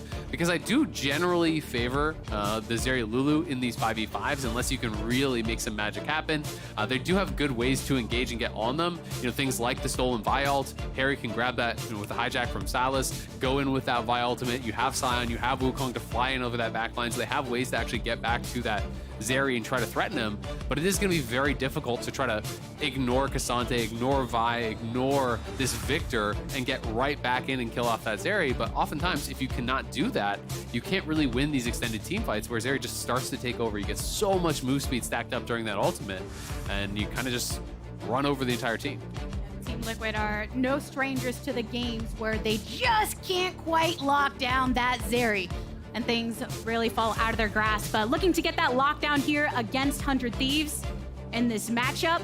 And with all of that considered, you're saying the biggest differential is in the way that the bot lane should be played, but is there a comp overall between these teams that you are favoring? I mean, I just think I favor 100 Thieves comp because I just think it's Zeri Lulu, to me, feels so favored in this matchup that we see time and time again. I do think you really kind of have to outplay your opponents when you are playing on the side of the Lucian Nami. You have to play better than them because you have to find these more aggressive angles. You're forced into these difficult situations where your opponents really don't have to do much besides kind of just sit back, wait for their time to really shine in a 5v5. So I think 100 Thieves are going to have the easier comp to play out, but we'll see if they're going to be able to execute here. We will have to wait and see in what Team Liquid also does in this early portion of the game, because when you're looking at their victories, I think one place that a lot of fans were looking was jungle, right? Is Pyosik going to be able to make these early moments happen? And he has had some effective games of doing so before that ended in losses. Now we're seeing it really picked up and getting capitalized upon from the team. Yeah, I mean, and that's something that I Will Dominate was actually talking about, in his tier list, is that, he thinks Pyosik does have a strong early game, but he can struggle in his team fighting, makes team fighting errors that really can kind of come back and cost the team. It's also interesting, both these ADs are actually playing their most played characters, but double-elimination has had a lot better success on the Zeri than we've actually seen for Yawn. double-elimination is 3-1 on the Zeri, so almost all their wins have come with that. Whereas Yawn is actually 1-3, so he's on the other side of that on the Lucian. So, kind of the inverse records there. TL have often been really good in the 2v2. Yawn and Core have been playing it aggressive, getting 2v2 kills, finding pressure, but it has not been translating into wins. So we'll see if they can at least get an advantage for themselves here again against double-elimination and Busio, because I think that's really kind of what they need to do. It makes you wonder what the overall effect will be the more opportunities they get on the stage working through the end game, because the strong early game, right, that shows a lot of the consequence of their great practice and really getting that lockdown in their current regiment. And sometimes you need that quick adaptation to really having these opportunities against the other teams to build that synergy over time. Yeah, absolutely. It's going to take time for them to really kind of build that up more and more and more. And it is one of those things where, sometimes the laning phase is the more kind of simple aspect of the game. It can be complex in some matchups, but Core obviously has a tremendous amount of experience. Yawn has a lot of confidence in his mechanics, so they can play these 2v2s out well. But I think, when it gets to the mid game, that's more where TL struggles, where there's so many different ways to play it out. There's so many different options on how you should approach the game. We can see Pyosik is just shadowing Closer here. He has the red buff, and Closer's on blue, so he will be pushed out. You can see Closer at least proccing the Aftershock. I don't know if Pyosik is going to have confidence to actually start up this red buff, though, because that would be pretty sketch with the ability of 100 Thieves bot lane and collapse. Double-lift and Busio being closed in on their turret made it easy for them to rotate through that dry bush if needed. Pyosik being a bit wary of that possibility. Does have that ward on red for now or later. Closer trying to get through some of his jungle, and Pyosik is going for a bit of harass. Closer so close in the mid lane for an extra level of protection. Yeah, now Pyosik may have overstayed his welcome because Bjergsen is here on the move. Harry could try to come down as well, but Pyosik, it looks like will be able to walk it out. And this is kind of really funny how he's playing it. He's basically just saying, if neither of us are farming, it's better for me, because Vi is that champion that has more of the early ganking power, whereas for the Wukong, you're happy to kind of just sit back and farm it out. If Vi's not ganking at 3 and you're not ganking at 3, that's in your favor. So he's just been hanging around here for so long, and now Core and Yawn have this pushed up, and they have a potential 3v2 dive here. They're gonna look for double lift. Waves are collapsing, and the teleport coming in. It's enough to make the scary face at Team Liquid. So Closer nearby if needed, but the immediate response for the offset. Yeah, it's a great TP coming through from Bjergsen, but look towards mid lane if we can get a pan over there. And that is 7-8 minions, and they're all gonna be lost. So that is a big cost for Bjergsen. Not only does he lose all of his experience, he spent his teleport to bail out his bot lane, so now he can't even TP back. So you're gonna lose all of this, and it's gonna mean that it's a pushing wave. So they may have to do something interesting with their lane assignments. Are they going to send Yawn towards mid? It looks like, or excuse me, double-lift is going to go out towards mid, and they're going to leave the Victor down towards bot. It seems like is the choice. At least double-lift is kind of hesitating. He's kind of splitting the difference. He's walking, out towards the red buff area. Now it looks like they're going to have Closer just push out mid. Bjergsen's going to try to shove out bot and then reset and go back towards mid. So at least he gets some farm off of that, but it is pretty costly on that TP. Yeah, great denial of opportunities and absorption of resources. So from Team Liquid, not only pressuring Closer when he's on that level 3, preventing him from being proactive, now accessing that teleport, taking it away from Bjergsen, and allowing their bot lane to flourish that much more, even keeping it warded up along the way if double-elimination did make a rotation. And this is actually really good from double-elimination. Double-elimination delaying that base a lot actually matters quite a bit here. Now, will he actually let the wave come to him? I feel like he should just hard shove this. But maybe I guess he doesn't feel like at this point he can actually get it in. And with his team doing the dragon, he doesn't want to expose himself, so he's going to allow the wave to continue pushing towards him. This is going to deny more minions and is going to allow them to be able to knock down that dragon here early on. You know, Jan had a lot more farm, but his base was delayed for a long time. So, you know, I thought double-elimination might have just tried to shove and then reset again himself to try to even out the buy a little bit more, but did elect to just hold the wave. This will deny more experience and more gold, so it'll even out a little bit. But it also means that in the long run, he's likely to be stuck in this disadvantageous matchup because it is going to be the full Noon Quiver on the other side, and he just has 2 long swords. But at least with that objective focus from the team and 100 Thieves starting that early stacking for that dragon in this lane against Jan and Core JJ, where they want to apply that pressure bot, which kind of extends out into the dragon area anyways, right? So offering that denial for 100 in their own sense to get some footing under them. But you're right, Azel, just still has to be cautious from here on out and not end up losing the footing. Yeah, because I mean, he's going to be locked in this lane now. When you're pushed in, you can't base with the wave pushing towards you, you know, so that does have a cost. You even out the CS probably here, very likely, but it is going to mean they have to play really, really carefully. You definitely don't want to be trading very heavily into Jan when he's on a much better buy. Sion just going to be kind of trading pretty heavily back and forth here on the top side. Cassante is playing Ghost, which we didn't touch on, which is going to be really nice, you know, for these long lanes. If you can actually get to a place where you can kind of threaten the Sion into 1v1, it's generally a better summoner for that 1v1. But you do give up kind of the explosive nature of having that flash for things, you know, like a flash abduct with your ultimate in a team fight. So it definitely does have a cost. And as far as the rest of the map state, with the warding that was possible from Team Liquid over on that top side, keeping eyes on Closer, you can see the response from Jan and Core JJ as well as Harry to continue harassing the lane. So much that you gain from that knowledge of where the enemy jungler is. Yeah, absolutely. Just trying their best to try to track the enemy jungler. We saw Pioshik doing a really good job with that early on, where he was just kind of ghosting Closer, following around, you know, invading on him, harassing him, trying to delay his level 6. But it is Closer who's now level 6, and he's actually behind Bjergsen here. So if Bjergsen can bait Harry to go aggressive, they're going to kill Harry. And we'll see if Harry does want to take the bait whatsoever. For now, you know, there's not really a reason for him to get too aggressive, so we may see Closer look elsewhere for that first ulti. Closer right now just sticking over into the farming territory, does have that ult available, as you mentioned. You can see just the level of harass that Lucian offers alongside the Nami when you're able to get that ebb and flow. And 100 Thieves making sure that they don't take too much more than they have to, because double-elimination obviously being the full focus of that poke. Yeah, absolutely. Going to be trying to just dodge out those Qs as much as possible. You know, it is a lot about the sustain there. Closer Qs forward, trying to get in range for that ulti. Would be too much to actually commit the flash there, because, you know, if he flashes forward then ults, he's not really going to have any damage to finish him off. So wanted to see if he could actually catch Jan there, as he was out of mana, but not able to get in range. And at the very least, it does cover the reset here from double-elimination. Double-elimination, as you can see, has almost, you know, caught up in farm. He was about 10 down when we had checked in after that initial attempted dive. So because of the pull, because of the freeze that he had set up, the way it pushes towards him, it denies some of the CS from Jan. So he's going to be able to even this out quite a bit, and we'll see if he wants to take his base here. Because they are looking to actually set up a potential threatened dive as well. Vi, you can see, is wrapping around again. The Closer's going for it. There's the ult that he was looking for. Jan blasting on down. Double with the follow-up. First blood into the ADC's pocket. Core JJ still alive, looking to see if he can finish someone off as the unstoppable onslaught comes from Summit way downtown. It's the trade of the entirety of the bot lane of 100 Thieves for the first blood kill. Man, great roam there from Summit down towards bot side. And Jan's just going to respawn, go right up towards top, so a lot of the farm will be actually caught by Summit. Still, great play overall from 100 Thieves, and even though some of those kills are traded back, I think they're going to be pretty happy about the fact that the gold all went to double-elimination. So yes, 2 kills did go to the other side, but none of it went to Lucian. Lucian didn't even get an assist, and he had farm denied from him. So first blood goes to double-elimination. Yeah, there's a little bit more gold going the other way, but it's on Nami and Sion, so I think overall, you're going to be really happy about the aggressive play. We can watch this one more time. They are setting up for this dive, And Zion just kind of knows that this is actually coming in. You can see he's actually coming out from base. The initial play there onto Yon, very, very good. Double takes that extra tower shot as he's trying to get out because of the CC there from CoreJJ.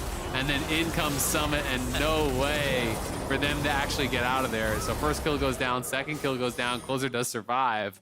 But you can see no big reaction. He's not frustrated by it that much. A little bit of an eye twitch, that's that. But that was a great play from Summit to counter there. Still something that 100 Thieves can be fairly comfortable with. Just gives a little bit of a Yeah, exactly. I mean, it's nice to be able to get something back. They did lose a play topside as well for it, so that's another chunk of gold there that does kind of keep it fairly even. Overall is just a slight gold lead onto the TL side. The wave, not looking great for Doublelift, but it is Yon pushing it in because TL actually want to start up the dragon, so they're going to grab a dragon back for himself. And I don't think there's going to be any sort of a contest here because Sion has also already moved down. Tenacity's still top lane without TP, so there's not really much of an angle here for 100 Thieves to look. And I just like how Sion was actually cheating down. You know, he walks down river, he walks to here, he just waits there, and then if something breaks out, he can come up, but instead he's just going to walk back up and actually catch that wave. You can see the wave still not actually crashing on top side, so pretty nice little roam there from Summit.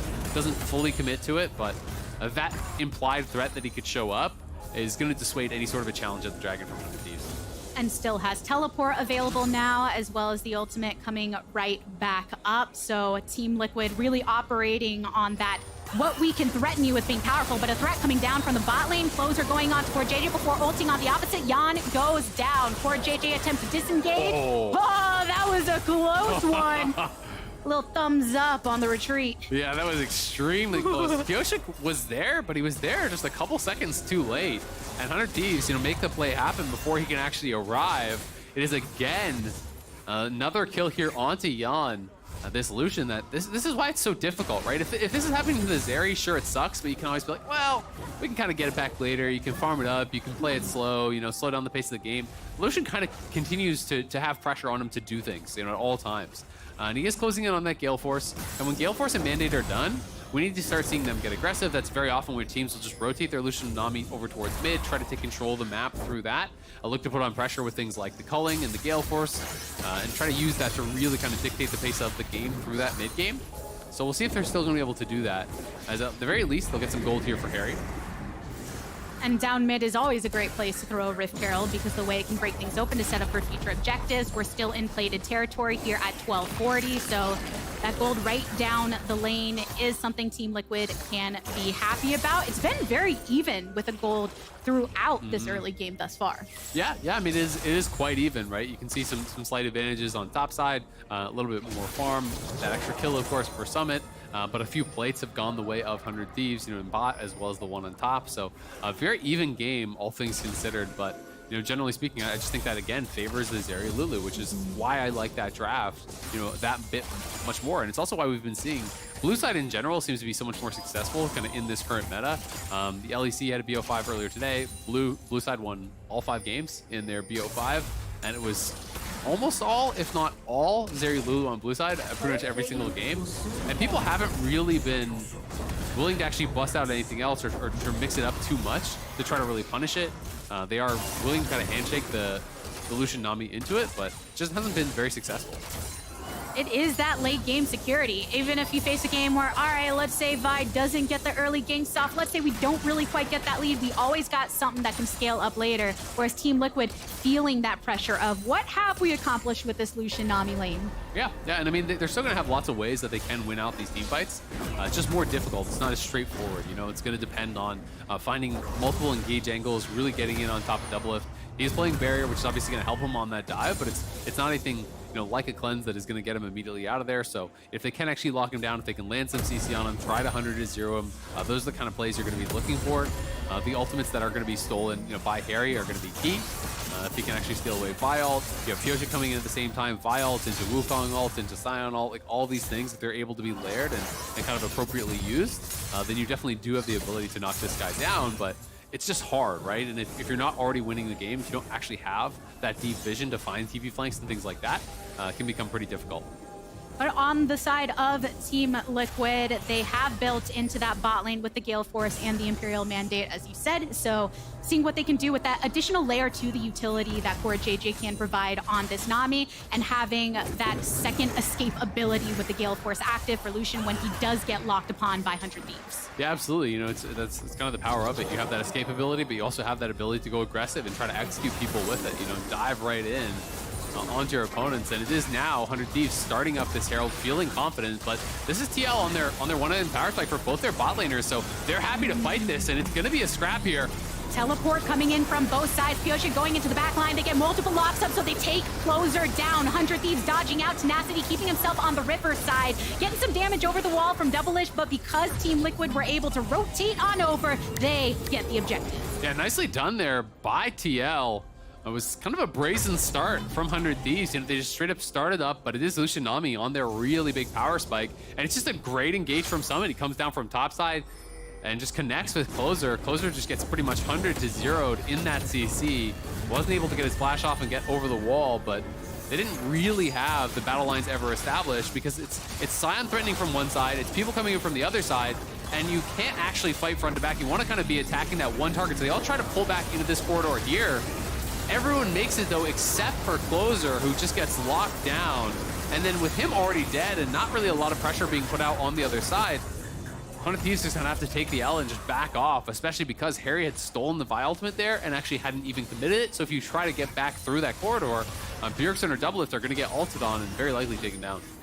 And you see the way that a lot of what Team Liquid have in their toolkit comes into play in those moments, even though, yes, the tidal wave from Nami didn't have to hit them because it just says, hey, you got to go farther away. We're creating that distance so that we can collapse upon the objective, meaning the second Rift Herald in the game for Team Liquid, the first having been dropped down mid, and then now in response, 100 Thieves picking up their second Drake of the game. Yep, going to be able to grab another Dragon there. And yeah, I mean, the Nami ult over top of all the engage that they already have really just kind of creates that chaos, right? It's these zoning tools. Sure, Zeri can dash over the wall and avoid it, but if you actually dash out of the fight, then you have no easy way to re-enter. And if someone is segmented from the rest of your team, you know, one of your frontliners are stuck up there, Tenacity or Closer, that just means they're taking free damage. So that is really the difficulty that you have to kind of deal with when you are playing against these style of compositions.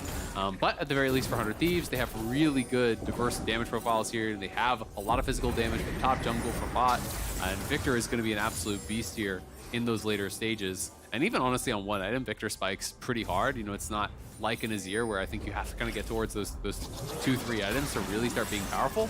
Victor's pretty much good to go as soon as you get your first upgrades through for the upgraded laser and complete your mythic. Also has a stopwatch in the pocket and wanted to get the second charge. A little bit of pop right there in the final moment. So Team Liquid do manage to get that tier 1 down mid after dropping their second Herald there, and will have a great way of opening up this map, even getting the Scuttles on the retreat. So 100 Thieves starting to see that circle close in the middle lane. Yeah, absolutely. It is that slight gold lead for TL, but really, this is a game that is very clearly going to come down to team fights. Oh, yes. No one is really creating any massive advantages in the side lane. Everyone is building for 5v5. Everyone is going to be knowing this game is going to come down to it. And I wouldn't be surprised to see, you know, an all-out fight for this third dragon. If TL, you know, want to try to stop 100 Thieves moving towards Soul Point, there is a chance that 100 Thieves are just willing to give it up and try to buy themselves more time to complete those additional items. But if they go for it, I expect TL to be ready to challenge. And we're going to see this game just straight up decided in 5v5s. Yeah, I'm hoping these 5v5s are going to be a lot of fun, because all we really got was, there are a couple teleports that came over towards that Herald, and one was a little later. Felt like Tenacity got there and was like, oh man, I didn't even really get to hit anyone, huh? Yeah, I mean, it hasn't been those all-out fights just yet. Yeah, you know? we're not in that. People kind of poking and prodding, but then one team is getting the advantage, so the other team just kind of pulls it back. But yeah, I think we are going to have some satisfying 5v5s for sure. Bjergsen just pushing up here on bot side, you know, trying to push Harry back, trying to chunk him out with that ulti. And finish off that tower if he can, but not going to be able to get it just yet. Farm pretty even for the mid laners on both sides. Summit, after using that ult to get to lane as quickly as possible. Oh, they're TP flanking. All right, downtown. Pyosha taking a lot of damage, but the teleport coming in. Double-lift and the team want to collapse spawn somewhat, but they have to be worried about Harry on the opposite side. Now Summit, the biggest body, will continue to put himself into the face of the enemy and the rest of his team. That threat being enough, 100 can't lay down any additional damage, and the disengage is good. Yeah, the TP came through from Summit, but 100 Thieves, good job disengaging. Doesn't amount to too much, but it does mean they have TP advantage now because it's actually double TP available on the solo laners here. You know, both Bjergsen and Tenacity have it available. You can see Summit, Harry do not have their TPs. So they can play more heavily through these sides. It gives them the ability to go towards sides, push out those lanes, and then start an objective with a threat that they can actually TP into join. So that alone could really set up 100 Thieves well, potentially for this next Dragon. And that next Dragon's got a full minute and a half for them to get plenty of time to set up and get the alternate lanes to where they need to be. You can see Tenacity making that swift movement towards top side because of how weak that turret is, Harry having pushed the wave prior. Yeah, just wants to try to keep that tower available as long as possible. They're trying to deny as much gold as they can here from TL. Both teams want to be as strong as they can be, but because Busio has actually backed, you know, Tenacity has got to be able to back it up. He knows that this is no longer his side of the map. And you can tell everyone is coming up there. Some of the vision got cleared from the river, so he's not going to be able to hold there. But on the other side of the map, they do take the tier 1 down in bot lane, and they're going to be pushing up in mid lane because that is where 100 Thieves is going to be strong. As Closer and Busio will again just move back into that river and fight back and forth. These two teams are essentially just, it's basically one team has a turn when they get the push, then the other team gets the push and it's their turn and they go back, and they're kind of just exchanging blows on that vision back and forth.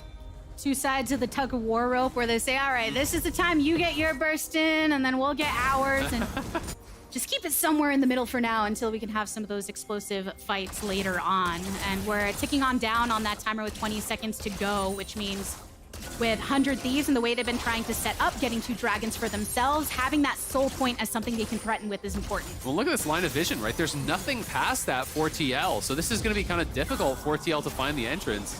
100 Thieves are trying to fight around these corridors, and it is Smitey the way they're going. They want to go for it. Closer getting the ult into the back line, and the rest of the team to follow. Scion coming in for the knock-up onto multiple, and with the Oshik out of it even more, Harry takes the brunt of the damage. A tidal wave thrown in response, but no lives lost just yet. Bjergsen, subject of the Lulu ultimate, getting a couple pokes onto this dragon now with a vision at their disposal, but Team Liquid are still on the outskirts. They can't quite take it just yet. Yeah, double-elimination is trying to go down towards bot to actually heal off the wave. Closer is low here as well, and Pioshik is still in the area. They spot him with that blue trinket. He's going to go in. TL want to try to secure this, but 100 Thieves aren't willing to give it up just yet. You can see Summit trying to make that face at them in front of the rest of the team. Harry revolving around the entirety of the pit to look for the opening, standing on top of this blast cone, but 100 Thieves are still in full vicinity. Looking onto Harry, double it on top of him, almost goes down, finally eliminated. Pioshik into stasis in the middle of the fight. A polymorph onto Summit is not enough to keep him down. Team Liquid continues into pursuit. Tenacity finding his buddy and Busio under the tower, but it's not enough. They don't have Closer, they don't have double-elimination, and Team Liquid zone them out and make their way back over towards Riverside. Yeah, double-elimination went way too far there. I'm not sure if he was trying to do a different angle where he just kind of gets close to them, but he straight up landed on Harry. And Silas says, thank you very much. I will take that free kill, and I will take your flash, and I will take that dragon. Right into the heart of my chains. Let me give you a big hug. We can watch this one more time. Watch the wild growth from Buthios. This was actually great because it's flash over the wall from Summit, and then watch Summit here. The wild growth interrupts the Q. That Q knockup would have tagged both double-elimination and Bjergsen because that was a great engage from Summit. Then the Empowered Blast Cone there kind of splitting them up, but it's 100 Thieves in this awkward situation where they send double-elimination down to try to heal back up, but Closer is still really, really low. 100 Thieves realize that they're actually getting flanked in this area by Harry, and so they send people over, they spot him with the laser, and then double-elimination just goes straight in. Bjergsen gonna go down again, but I mean, double-elimination went straight in, but I don't think he realized that Pioshik could follow over the wall. You know, Pioshik was against that back wall in the Dragon Pit, so he comes in, and now they could potentially just start up this Dragon at the very least, force some TPs, try to get a response. Yeah, I mean, Pioshik and the rest of the Team Liquid squad feeling good about that last engage and now holding on to the Baron to see if they can string together this Dragon and some purple capes for themselves. But 100 Thieves still keeping themselves around the vicinity. They've got some control wards. Harry into the blue pit looking to make a play over the wall. but the ward is here, and there is knowledge that 100 Thieves can play with. They want to get some poke down to get Harry to get the heck out of there, so they polymorph him, and instead set their sights on the Summit. They know they can't burn him down, but try to get the attention of Harry now, who sets his eyes on to Tenacity, but Closer and the rest of the team have plenty of escapability. The Baron is good for Team Liquid, so they get exactly what they were looking for with not that much violence. No, I mean, the setup was just so good from TL. You know, if we can watch that back, their setup was really beautiful. Even though it goes down pretty slowly, the solo laners from TL basically made it an impossible Baron to actually approach with that 4-man squad, because Harry is actually playing in the blue buff. He's not overcommitting. And Summit is playing over around mid lane Brush. He's not overcommitting. So if you try to actually walk through that corridor, you're going to get flanked from two sides. You're going to have Lucian coming out with the culling. You're going to have all these people collapsing on you from every angle. There's just no way to actually really play out this fight. So the initial pick, well done here from Harry, just getting straight in up onto Bjergsen.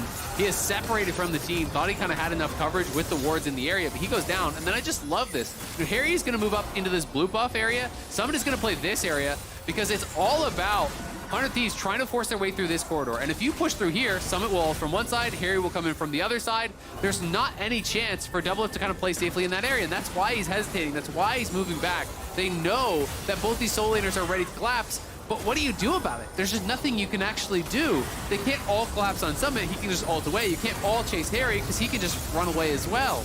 So it's just a really well-executed Baron take there after a good pick onto Bjergsen. No access for 100 Thieves to who they wanted to get to. And in the end right now, it's them trying to find access to somebody, which right now happens to be Pioshik. They get the kill, teleport called upon by Summit, but they cannot get a trade. Teleport over towards the top side from Harry, so he gets on now. Now Summit trying to join for JJ into the river. Luckily has a cone to get out. Yeah, gonna be able to get out of there. That got a little bit sloppy from TL. Pioshik way up by himself. He gives over a free beat. Then Summit is TPing in, I believe, as Harry is TPing out. So some mixed signals there, but at the very least, I think they did get the tier 2 top because Harry was able to get out. And yeah, Summit spends his summoners, but he does survive. So it is, at the end of the day, just the one kill. And they got that flash off of Closer as well. So TL still in a decent spot. They just need to kind of collect themselves and continue the push here. Harry is ridiculously strong at this point. He's already got his death cap, 3 items complete, so he's ready to go, and they want to keep pushing the pace. Don't buy time for double lift, and Bjergsen actually finished their 3rd item. Yeah, and we keep looking at Harry and Summit and the way that they're able to draw so much from 100 Thieves, now collapsing upon Tenacity, who has to get out of there. Locked on by, goes for it. Tenacity blasted on down. Busio low as well. Harry wants to dash on forward, and double lift is over in the jungle side to just keep himself separated from the majority of the damage, but you know that Pioshik is nearby, and 100 Thieves consistently just push back from this tier 2, which is the ultimate objective for Team Liquid while they're pushing down this lane. I mean, they just cannot hurt Sion at all. They need a lot of items to come through before they're really going to be able to threaten this guy. 3 items for sure for Bjergsen and double lift, but they just can't do it just yet. And Summit is winning out in the 1v1 against Tenacity. You know, he gets the reinforcements coming in more quickly. 100 Thieves try to bail out their members, but not able to really get there in time to get anything done. So unfortunately for them, it's more wins for TL. It's a 6K lead now for TL. And it's looking like the losing streak may be continuing here at 400 Thieves, and TL going to be getting back towards their winning ways, looking to close out a 2-0 weekend.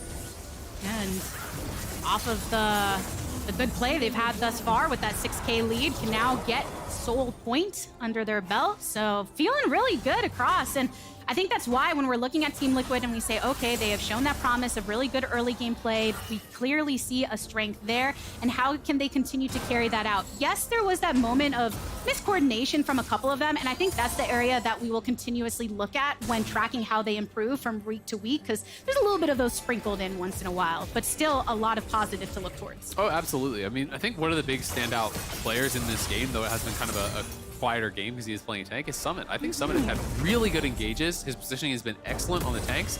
And that's something I was kind of critical of in the past when he has played tanks, is that his laning phase would be great. He gets lots of farm, but I didn't always feel like he had as good of a handle on when he's playing tanks on how to position as when he's playing carries, right? You know, he would be sometimes too far forward where he's taking damage without his carries being able to return damage, and I feel like his engages have been great. His positioning has been great. He's never actually overcommitting to any of these fights, and he's making double lift and Bjergsen's job really, really hard. Feels like a full awareness. That's what 100 Thieves were looking to see if they could follow up on that little bit of an inkling of what was going down here in River. Kind of bait out Team Liquid here, but you do have to be wary about how you rotate towards this jungle. Oh, they're going. Power is going for Pioshik. It's Closer with a target on the back and Harry wanting to get as much as he can, but Harry has to go golden in the center of this all, pulling to get some damage onto Closer, but the ultimate onto Tenacity helps him out as well. Summit can't quite do enough to keep them off of Pioshik and the rest, but the mobility does it for them. Clone enough to stifle them away. A turret still here for Team Liquid to retreat through, so no deaths had. Yeah, no deaths yet, but Doubles is still going. He wants to chase through. Oh, nothing else to tank up the damage. Enough, though, so 100 Thieves cannot get the kill that they were itching for. Yeah, and that is kind of the goal difference in action right there. You know, not being able to actually finish off those kills. Doublelift really wanted to press to try to get those final kills, but wasn't able to do it. Was really close to doing so, had that third item, so was on a big spike, but that is his flash committed. And that means that he's going to be very vulnerable potentially in this next fight. They're still waiting for Bjergsen to finish that death cap. He needs 400 more gold. That would be a massive spike for him. But Stopwatch at least has been purchased up for Doublelift, so that is going to be something to help keep him alive in this next fight where he won't have that critical flash. Looking at the stopwatches for Bjergsen, Doublelift for sure, as well as Guardian Angel on the opposite side. So these fights are going to be so key, especially when thinking about that gold deficit that 100 Thieves are facing and the vulnerability of their map at this point of time, and knowing the way that Team Liquid want to try and capitalize upon these narrow corridors to really get them locked down. And it looks like it's just rinse and repeat. They're just back towards the Baron here. You know they have vision. 100 Thieves do have ways to check, though, and this is a 5v5, so I think this was more of a TL poke and prod, seeing if you can get someone overcommitting, stepping a little bit too far forward, try to chunk them out, then start up the Baron. Oh, and this could catch multiple!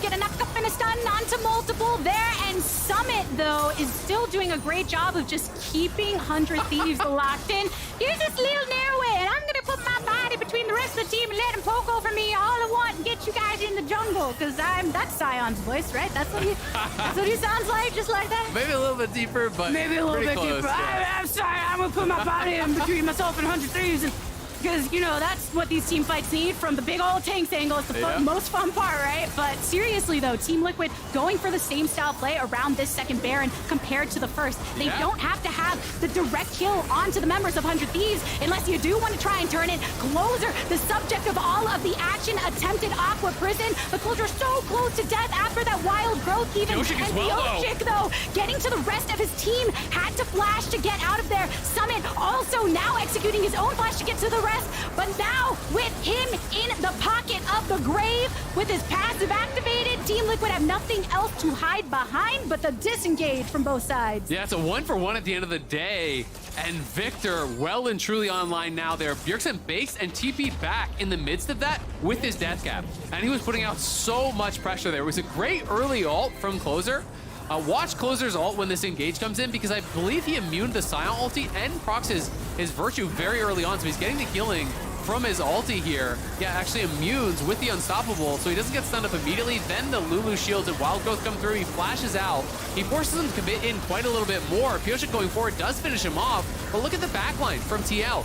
Look at these guys back here. This is why they're struggling. They can't actually approach the fight. Something gets segmented out. Sure, he's taking a long time to die, but they know if they step forward, one more Victor laser, one Zeri flashing and one Zeri, combo coming through would mean they would go down. And look at the work that Bjergsen got done. That is that death cap in action. So late game has arrived now. And TL, yeah, they have a big lead, but they have got to be careful with how they execute these fights, because if they mess up, it is going to be 100 Thieves control very quick. The damage from 100 Thieves hitting so much harder now. Look at what happens to Summit's bar compared to earlier portions in the game. Absolutely, and he used his ult to actually get back. He does have TP, so he could TP back in, but he has no ult to really threaten them. So that's why they're confident to actually walk up and chunk him out like that. If he didn't use his ulti to get back to the team, you walk up, he ults on your face, and all of a sudden you're in trouble. But there, he's feeling confident to step forward. We'll see what they can get done, though, because on the other side, Harry is level 18. He has 4 completed items, and he has that stolen Victor ult, which is going to put out a lot of punishment. So still that gold lead for Team Liquid, but you cannot ignore the power spikes of 100 Thieves in times past that were pointed out. Harry looking for the angle on the opposite side. Tenacity wants to get on out of there, knock up onto 2 members of Team Liquid. The calling coming out from Jan, but all the while, double-elimination starting up on this dragon. So 100 Thieves just want to create that space so they can finish off this objective and deny the soul for Team Liquid. Exactly, and that's an objective bounty as well. You know, this game feels very close. An objective bounty at this position is amazing for 100 Thieves, and now they just need to get back here, stop the Baron take. It is Summit playing bodyguard, but Harry is threatening the flank. And Tenacity still doing the work of trying to absorb it as much as possible. Harry on this ward wants to hop on over, but is seen by the rest of the team. Team Liquid still committing to the Baron burn down thus far. Pioshik takes a little bit of a slap of damage directly into the pit, and Harry's trying to go for it. Summit collapsing upon them as well. Tenacity really empowered by the utility of the team. Gets to the backline, but Core taking a nice slice from that double lift damage. We're seeing the same thing where the carries, all the squishies are so low, and they can't stand strong enough behind their tank to dish that damage back to 100 Thieves. So they tried to go for the wave to do some work. Summit now dead and into panic mode. Double Lift going for the members. Steps back from the Aqua Prison. Flashes forward for Yun. Stasis, he goes after getting the kill on the Core JJ. And Pioshik soon to fall. Coming back from the GA. But Harry, will he give his life with the rest of the team? 100 Thieves says, I think so. We are a go on the enemy mid laner. Yontail between his legs as they retreat. 100 Thieves coming out on top in the fight. Bjergsen is just crushing them in these fights now. As Summit is walking forward to try to zone, Bjergsen is just poking past the tank onto the backline, softening up those carries. So Harry and Jan, these guys can't really commit, and this time Harry goes in very early, and he was chunked down so low so quickly, he didn't really get much done in that fight before it was just a full-on retreat, and then double-elimination kind of finds his moment. And this time, yes, he does give his life for it, but it is not in vain. It is for multiple kills afterwards. You know, Harry trying to threaten on this flank. This is the empowered blast cone here, and he just gets right in on there, drops the stolen Victor ult, but they all collapse in on him. People flashing back onto him, and then Tenacity is just kind of blocking them out. But look at Bjergsen on the side. He's hit multiple lasers onto Pioshik, onto Jan, onto Core JJ, and that is really the difference maker in these last 2 fights. Bjergsen's team fighting has been excellent. Even the Q onto the Baron there for Bjergsen to get that speed up to continue the chase. And then as they are all very low here, double-elimination sees an opportunity to try to go in. Backstep there on the bubble, flash in over the wall, is able to take down Core, goes into the stasis. So yeah, sure, they do finish him off, but it gives Tenacity the time to actually get back up there. Bjergsen the time to get back up there and finish off additional kills, take off the GA from Pioshik. So the next team fight is going to be that much weaker from TL. You can see that moment when anyone not named Summit or Harry takes that damage and they go, nope. And they start turning the other way, and there's no more autos. There's no more Qs getting thrown down. There ain't nothing that you can put between yourself and 100 Thieves, who then have that access, especially when you've got that killer instinct in the eyes of double-elimination going for that setup for the rest of the squad. But now we're back at it into the center of the map. Yoshik's the one looking for the different angle with the long journey. Yeah, this is a very deep flank. If he's not spotted, they probably have no idea that he's going to be in this area. But they are just moving up towards top lane. There's not really any minions right now for TL mid lane, so they can't actually threaten a trade. That's the problem. Like, if they had a minion wave right there, they could have actually threatened that and forced response from 100 Thieves, but because they do not, it's just 100 Thieves pushing up here, and again, segmented out as Summit. They don't have their whole team here to contest, so Summit already Pioshik, though, look at executing Pioshik. Flash. Pioshik made the long play, knock up onto 2, and Bjergsen and Busio, the rest of the team focusing on to the opposite side. double-elimination getting a lot of damage down, though, with his laser. Pulling coming out in response, but Summit making sure to keep them corralled into the jungle corner. Harry just on the duty of trying to clear out some of these minions, though, because that was the biggest threat for 100 Thieves, as they did find solace under the cover. Yeah, and Bjergsen gets chunked out there, so it will be 100 Thieves backing off. They defend the tier 2. Really good job from TL. They're not going to give up much at all during this Baron power play, but scaling is definitely in the favor of 100 Thieves at this point. 4 items done for double-elimination, 4 items done for Bjergsen, so the difficulty is really ramping up for TL, and this is where it's so hard for a Lucian to have that same level of effectiveness as you can for the Zeri, and you can see even finding places to farm has become difficult. He's down almost 100 CS now to double-elimination, who has so much more gold than this Lucian. Jan at this point is almost just relegated to being a culling, and that's about it. It's very difficult for him to find places to enter the fight because the Victor laser is so long range that every time he steps up for a Q, every time he steps up for an auto, Bjergsen is saving that for him. And pretty much every time we've seen the culling coming out, it's in the earlier half of the fights where it doesn't really quite finish anyone off. So who are you relying upon to get those executing blows against 100 Thieves, who even right now you can see they're always positioning themselves to have either double-lift or Bjergsen in the position to do so. Team Liquid looking for it all. By ultimate in the response, stunned up and into stasis. Harry trying to survive all he can here before he goes down. Shut down with a double kill for Bjergsen. Flashes galore as the follow-up is good. CoreJJ separated from the rest of the team. Don't even need tenacity there to do the work that Closer and double-lift can put in. You get the flash from the Nami and you put her into a useless situation on this map. Team Liquid losing multiple in this fight. Closer says, please, I'm a pescatarian and I really want this fish, and I got it. So Closer nice and full in the belly right now as the rest of the team putting in that work in the mid lane. Look, they say, Summit, you used to stand so strong against us. Look what happens to your HP now. Look what we can do to Jan when you don't have this big tank in front of him. We can leave the tank for the last person alive because we're 100 Thieves and we've been turning this around, taking the inhibitor and pushing upon this base. Yeah, they're going to close this one out. Summit looking for one more fight. Not gonna be enough. Find it into dead zombie zone. Hey, it's homage to what, you know, the Chemtech drink used to be. He's just really putting himself in that position. We do have Harry and Pioshik here being the last ones to stand against 100 Thieves. Pioshik going in for the swing, a cyclone around. GA pops. Harry going in with a chain lash. But tenacity, look! Barely any HP, but it doesn't matter. 100 Thieves still coming out on top and pushing Pioshik away. I think 100 Thieves might not be able to end anymore, though. They've fought so much. We'll see. I mean, Jan is spawning. They definitely can go for it. Bjergsen is going to kill this tower in a couple autos. Jan and CoreJJ, it's all on you. Closer is low enough, but there's no ultimate for Jan. There's just a Nexus scanning for 100 Thieves. Lasers have his help. Looking to snap this back. Their 5-game loss streak here with a victory. Yeah, 100 Thieves avoiding the 5 straight losses. They do get a big win here against TL, but it was hard fought. They had to come back. And Bjergsen, I think, making such a difference in those later fights. As soon as he hit Death Cap, when he based for Death Cap, TP's back into that fight, he started just crushing the backline in these 5v5s. Was doing such a good job just navigating these fights, getting around the backline. And so many resources are put into trying to kill off the Zeri. You know, you have to, if you're on TL side, pour so many resources into killing double-lift. And as soon as you're doing that, Bjergsen's on the other side. You look over at the HP of Jan, you look at the HP on Core. One laser is taking half their health off them at that point in the game. And 100 Thieves just team fighting their way out of that situation so beautifully. But it was definitely a close one. And I think one that TL had their opportunities in yet again. You know, they have been so good in the early games, so they just haven't been able to kind of close out a lot of these situations.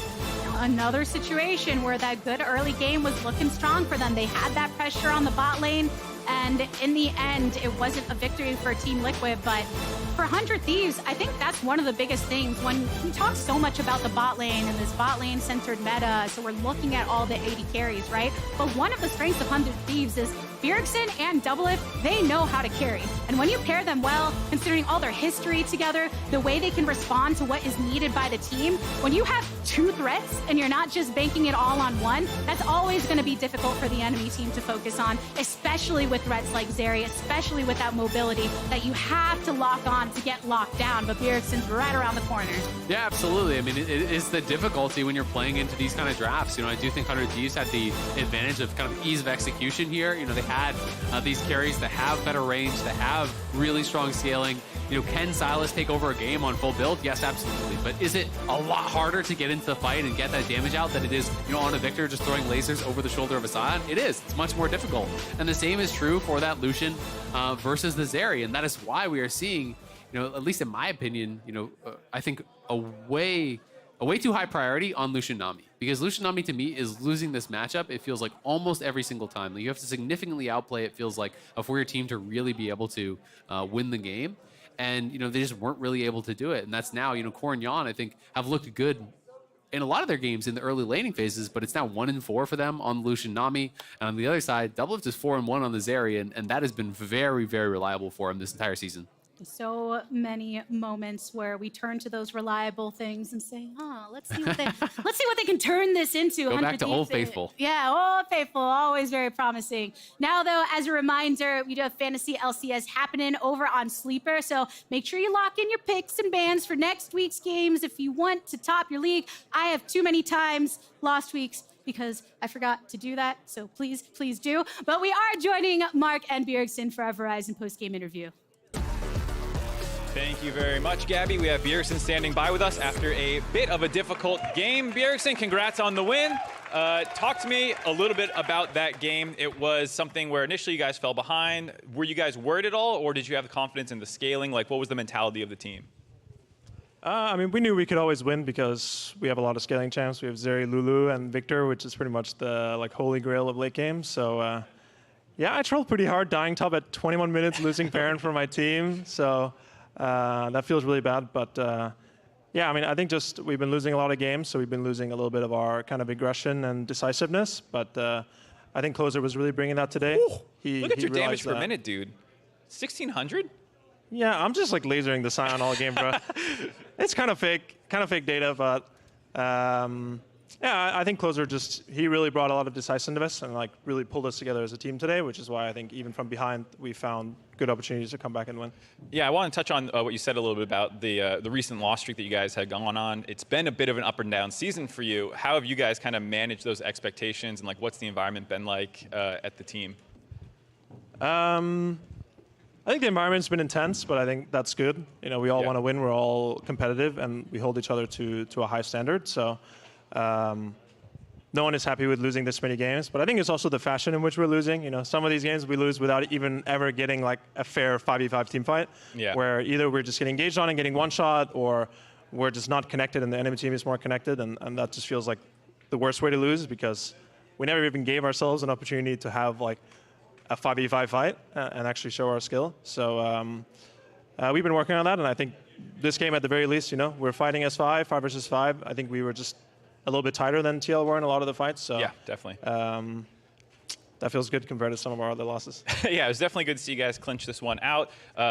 Before we go, just a personal question. How are you doing? I feel like you're sometimes, you know, shutting in. How's the cat? I think that's the biggest news that I've been following you. You've been just basically become a cat dad, right? I mean, I have my cats for like 2 years, so. I feel like most of your Twitter posts, maybe I'm just looking at the wrong ones, are just about your cat. Yeah, because I don't know what else to say. I'm like, what do people want to hear about? But people like cats, so.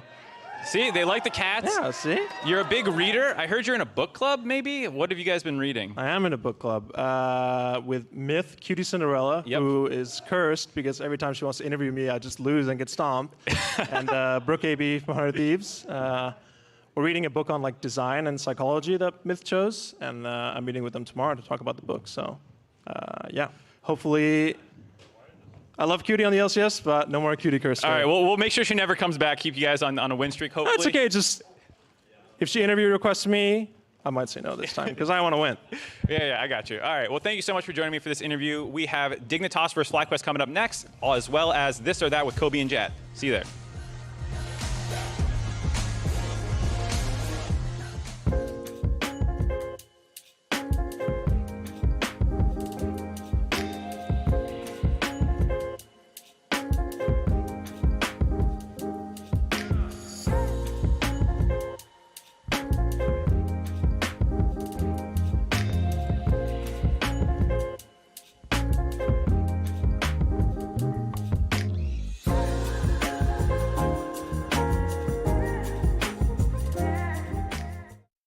We have to tell everyone that we just switched to Verizon's new Welcome Unlimited plan for just $30.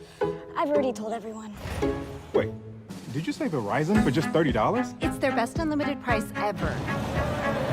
$30? That's awesome. Yeah, and it's from the most reliable 5G network in America. For $30 a line, I'm switching now. Yeah, it's easy. And you get $960 when you switch the whole family. Wow, I gotta let my buddies know. We're already here. The network you want, the price you love, only from Verizon.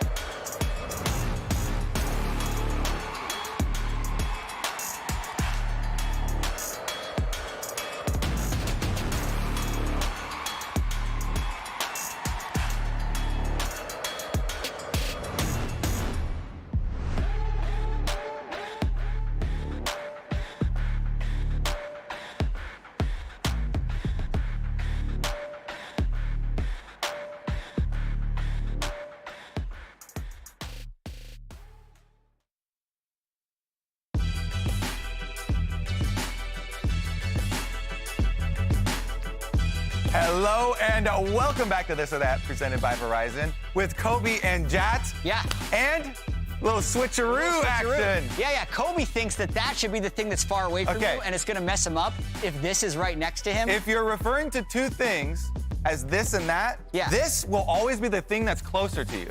Anyways, let's start the slides and see if he messes it up. Slide number 1.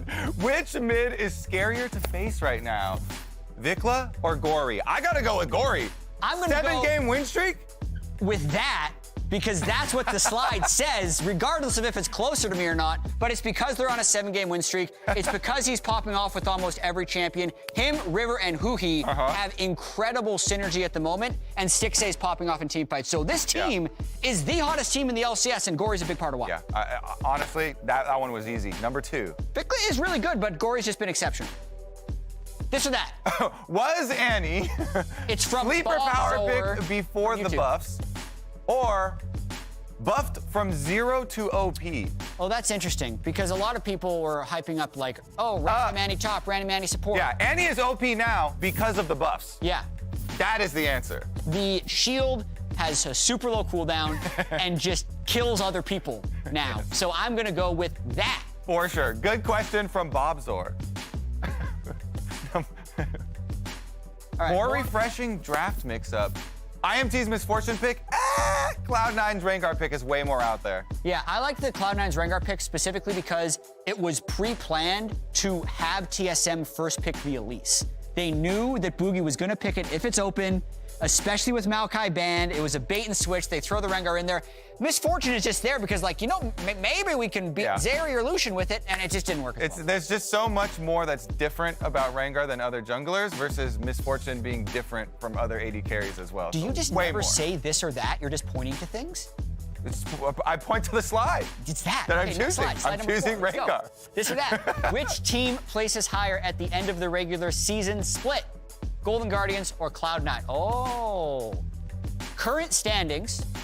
Golden Guardians, 7-game win streak, 4 losses.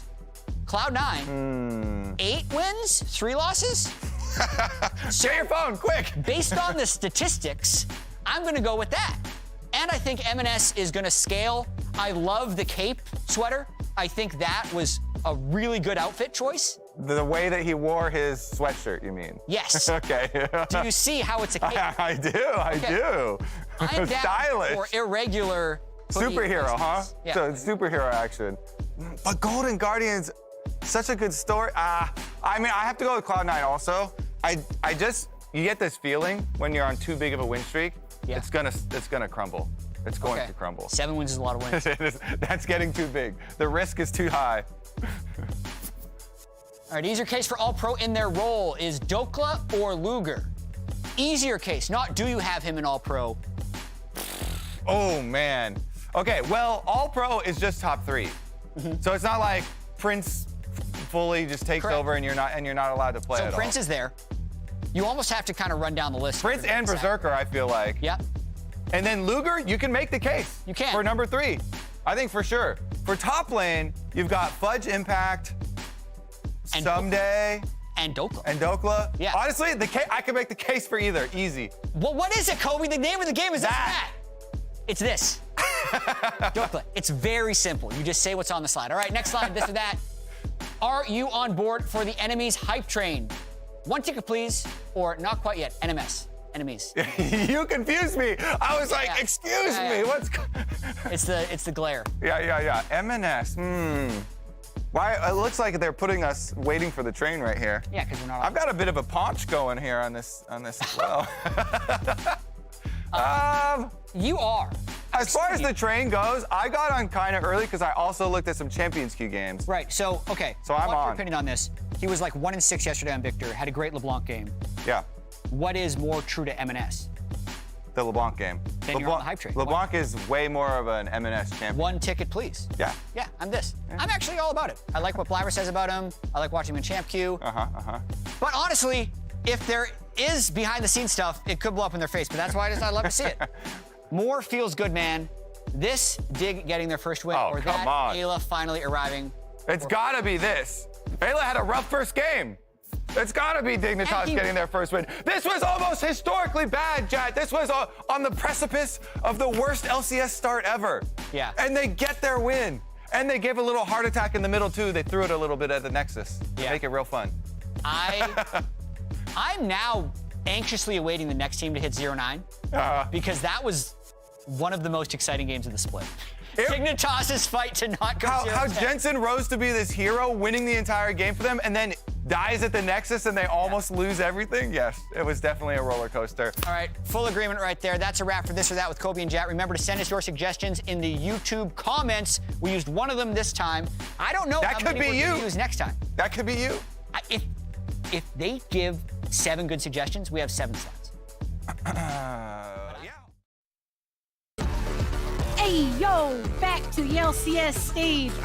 Are you like this and I'm that in this scenario then? Like in the context of the screen? Sure. Yeah. Yeah. I wasn't paying enough attention to know which side was which, but I guess so. Yeah, so we got this caster in Azale. I thought you said I was that. So. It's harder than it looks.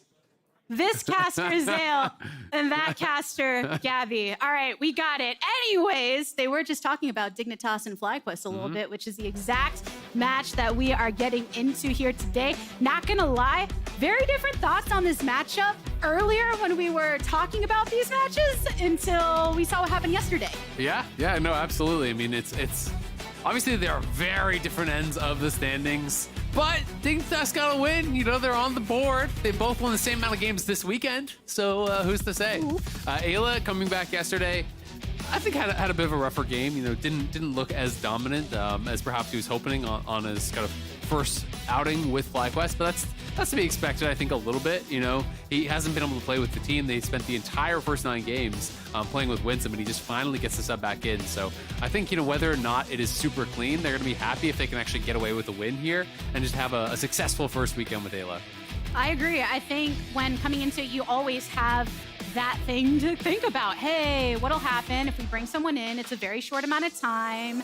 We're maybe benefited a little by not having the 9-0 pressure. You know, we took a loss, so taking a little bit of that off, but let's see how we adjust. And even though there were some difficulties, I think it does a lot for the win. Please no Lucian on me. I'm begging you. There's no Lucian. We'll see if they lock it.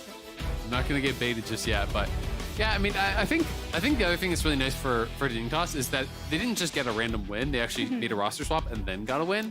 So I do think that can breathe a little bit of a breath of fresh air. I'm not to say that everything was Spawn's fault, because it's not. The team has a lot of issues very clearly. But bringing in a new player can be a little bit of a release. Can be okay. Something is different, right? Like you can get that honeymoon phase a little bit sometimes if you can start doing well. So I do think that'll help the mental quite a bit. And it is going to be Varus, so it's not just them opting into Lucian Nami, which I strongly do feel is that losing draft. So happy to see that Prince is going for a different angle here. And this would actually be interesting. If he goes Lulu, I wonder if it's just going to be on hit Varus then. That's kind of what I might expect. I've seen Prince playing that in Champion Skew as well. So that'll be interesting to see now where Dignitas wants to go. Do they want to go towards like a range support that's actually strong in lane? Do they want to go in Enchanter matchup? A lot of people have actually picked Soraka in these kind of situations, which can be pretty strong. But Ignar is such an engaged guy that I wonder if they'll kind of like buck the trend and try to do something a little bit different. I think that was one of the biggest questions when Ignar came through, seeing what he would do. But here, Wukong and Annie locked in for Dignitas. So it is a flex, but I'm kind of guessing that it's going to be an Ignar pick just because it feels very much like his style.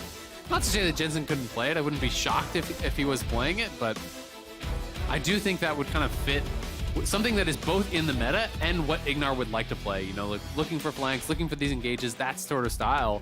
And it's a return of Spica's and Mumu, which has been a while actually since he played it, but won both the games on it, brought it out in the earlier weeks of the LCS. I still think he's one of the only guys who's really been playing it, even like globally in jungle. So it is kind of cool that he has it as this pocket pick. And it overall fits so well into what Spica has been offering for this FlyQuest squad. Yes, he's a very diverse jungler, but he has no problem coming in, being on that tank duty, getting that engage for the team. A lot of Sejuani, a lot of Maokai, and then this Mumu serving a very similar purpose. Yeah, absolutely. I mean, at the end of the day, he just wants to win, right? And he's going to play whatever he thinks is actually best for the team to win. And thus far, it has been about just enabling his carries. When you have Vikla, Impact, and Prince, as your carries, you don't really need to be the guy to actually carry the game. You just need to kind of create space, especially Prince has just been on another planet in a lot of these games. He's been so good, so consistent. I do love the Sylas ban. You cannot be giving a stolen Amumu all over to a Sylas. That is one of those things you have to really protect. And then I do wonder if they're going to throw another ban here towards junglers, or excuse me, not towards junglers, but towards top lane, or if they're going to throw towards mid lane here. Are they respecting this Annie pick as a potential mid, or are they just saying no, for sure it's playing support? So for FlyQuest taking Scion for their last ban here against Dignitas. And I think with that Annie, if this Annie is over towards the bot lane for Ignar, it's something you like to see when you're looking against Varus, how immobile he can be, really catch him out when winding up them Qs. If you can get that stun or that lockdown or really burn him down because of the range that Annie offers, it's a great advantage. Yeah, definitely there's that potential to try to burst him down, especially with the Wukong coming in at the same time. I would expect Prince is going to be playing Cleanse, pretty much guaranteed if it is that Annie support. So that is something that he'll have to contend with, plus all of the shields and potential summoner heal and whatnot that is going to be on the Lulu, so that can make things a little bit more difficult to go through. Gallia would be really interesting, but I doubt we're going to get it. Renekton makes sense as just a kind of safe blind top. We'll have to see what Armut wants to go towards. He's been such a Jace guy lately, it feels like, but not a lot of his Jace games have really been kind of translating to wins. He also really likes Jax, so I'm guessing it's either going to be Jax or Jace, but they are kind of really lacking frontline, so there is potential for him to kind of buck that trend and go towards something a little bit different here too. This would guarantee that it is support, Andy. Which is why I think when you're looking at bans like that Scion and you're looking at what Dignitas has been bringing through, you say, they do need that tank. Let's try and pick off some of the more popular ones as of late. And then for Dignitas saying, Jensen, guess what? You're a pretty good Orianna. Yeah.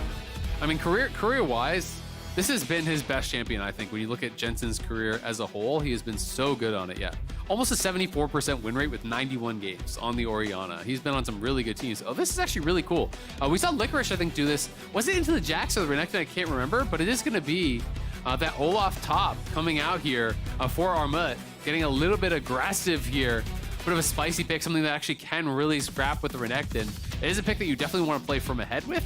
We sometimes saw the Orianna Olaf pairing in the LCS, but it was often with Olaf jungle. It can kind of give you that ability to have more effectiveness later on in the game because you get those shields, you get those speed ups from the Orianna, helps you to fly into that backline alongside the Wukong, alongside the Annie. And this is one of those comps that really kind of only can do one thing. It goes forward, it hard engages, and you try to create that space for Tomo to take over the fight on the Zeri.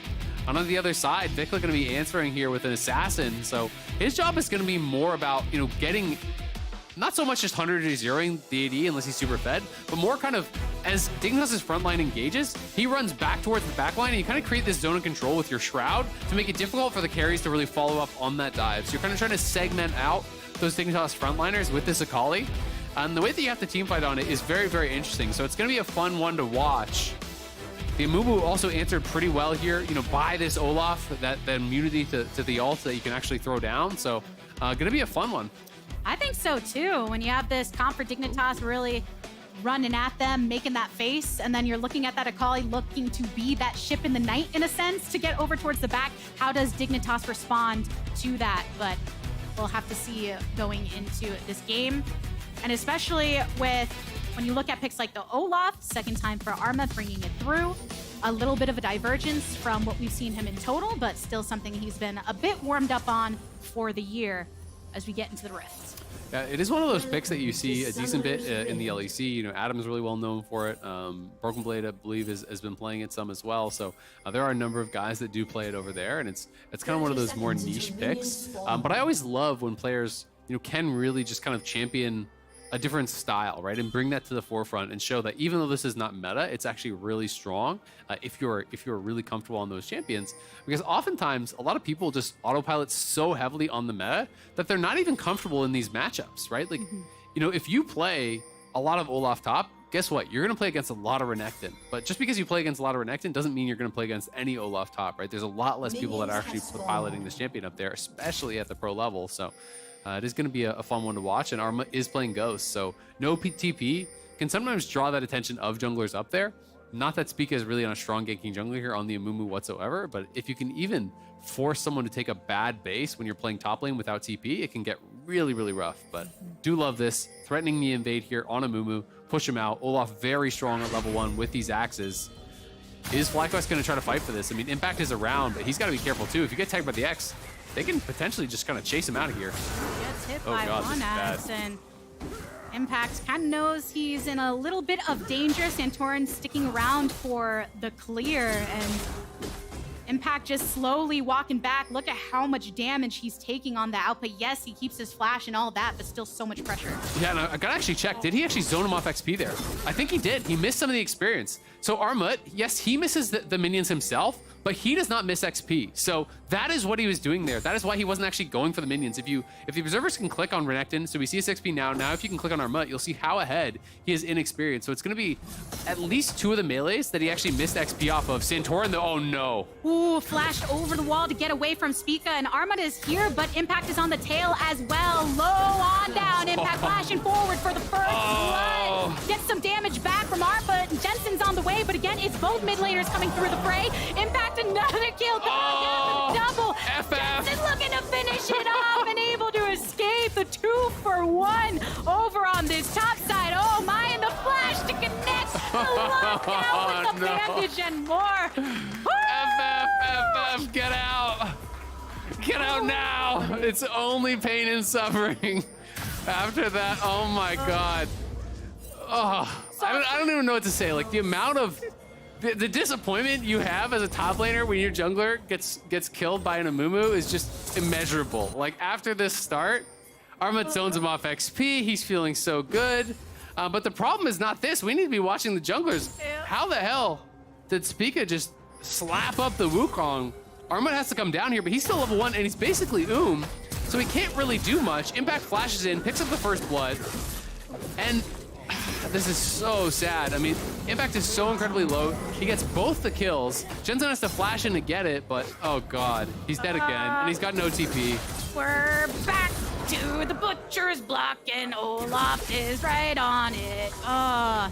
That's a lot of brutal, man. Yeah, because it was. I mean, you were pointing out what Armut was doing so well in that isolated matchup. And then now the punishment that FlyQuest has dished out over on that top side. I really want to see what the hell happened between these junglers. You know, like how did that actually go that bad? Was it that Santorin was on Raptors or something and Spica caught him while he was tanking the Raptors? And like, how did he actually win that 1v1 so heavily that he is bullying him out of the river? Because in an isolated 1v1 from that point, it's actually really hard to play the lane as Renekton. But now, I mean, he has 3 kills. The buy for Armut is a refillable, and on the other side, he already has a pickaxe, and he has 900 more gold in pocket. So he's going to be like double his net worth basically at this point. In fact, he is double his net worth. All right, so let's watch this one more time. So Spica gave up on trying to actually defend. He comes over here, does the wolves, and then I guess he must have just gone over there, and he probably wins the smite. Yeah, he probably wins the smite here. He knows that where Santorin is. He actually saw him poke out of there, so he goes in. Yeah, wins the smite, and then it's just red buff here. Santorin was tanking the red buff, so already had lost half his health. Then you lose that smite, so you just can't actually take the fight.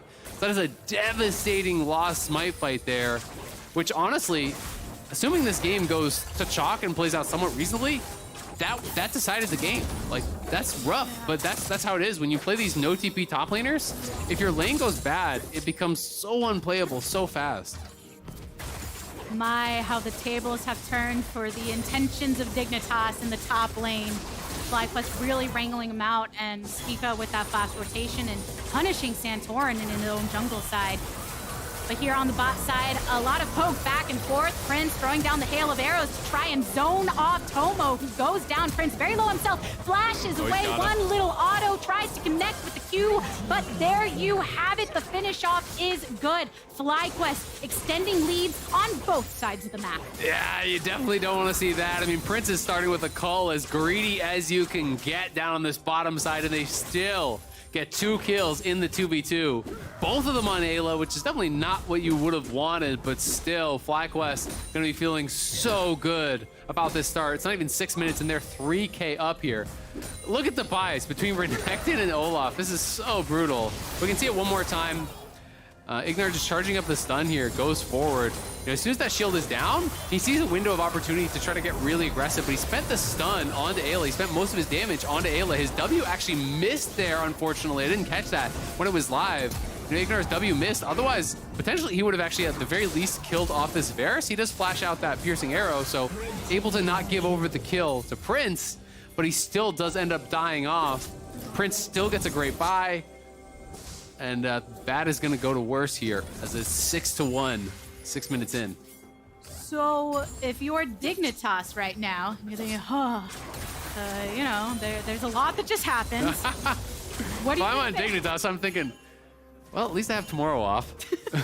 Oh no! I mean, this is a rough game. Realistically, how are you going to come back?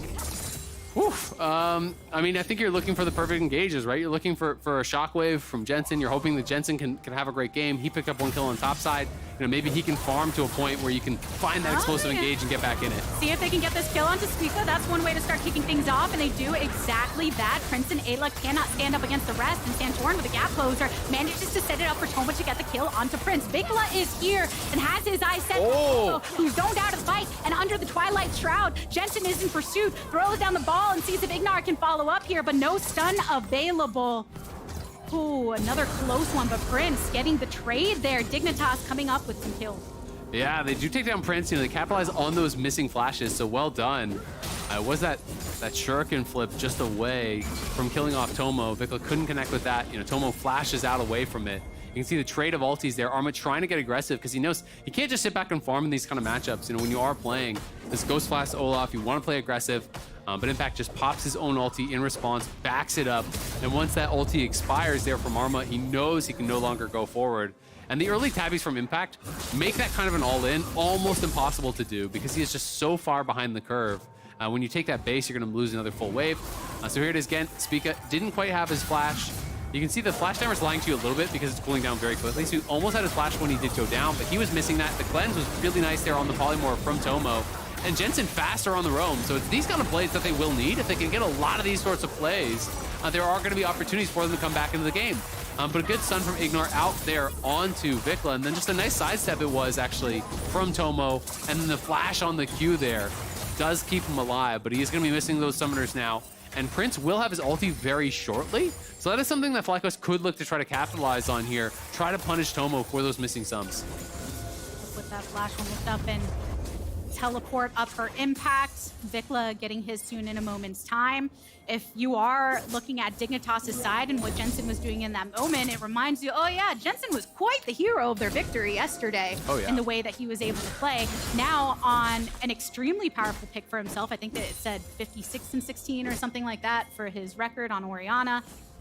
Yeah, I mean, he has been incredible on Orianna throughout his career, and I think even in a lot of their losses, he was kind of that glimmer of hope for them in many cases. You know, not always able to get it done, but had been proactive. I still think Jensen is a very strong player and did have an incredible Azir game yesterday to be able to get them that win, to avoid the 0-10 start, which would have been historic for the wrong reasons for Dignitas, so they're obviously really happy about that.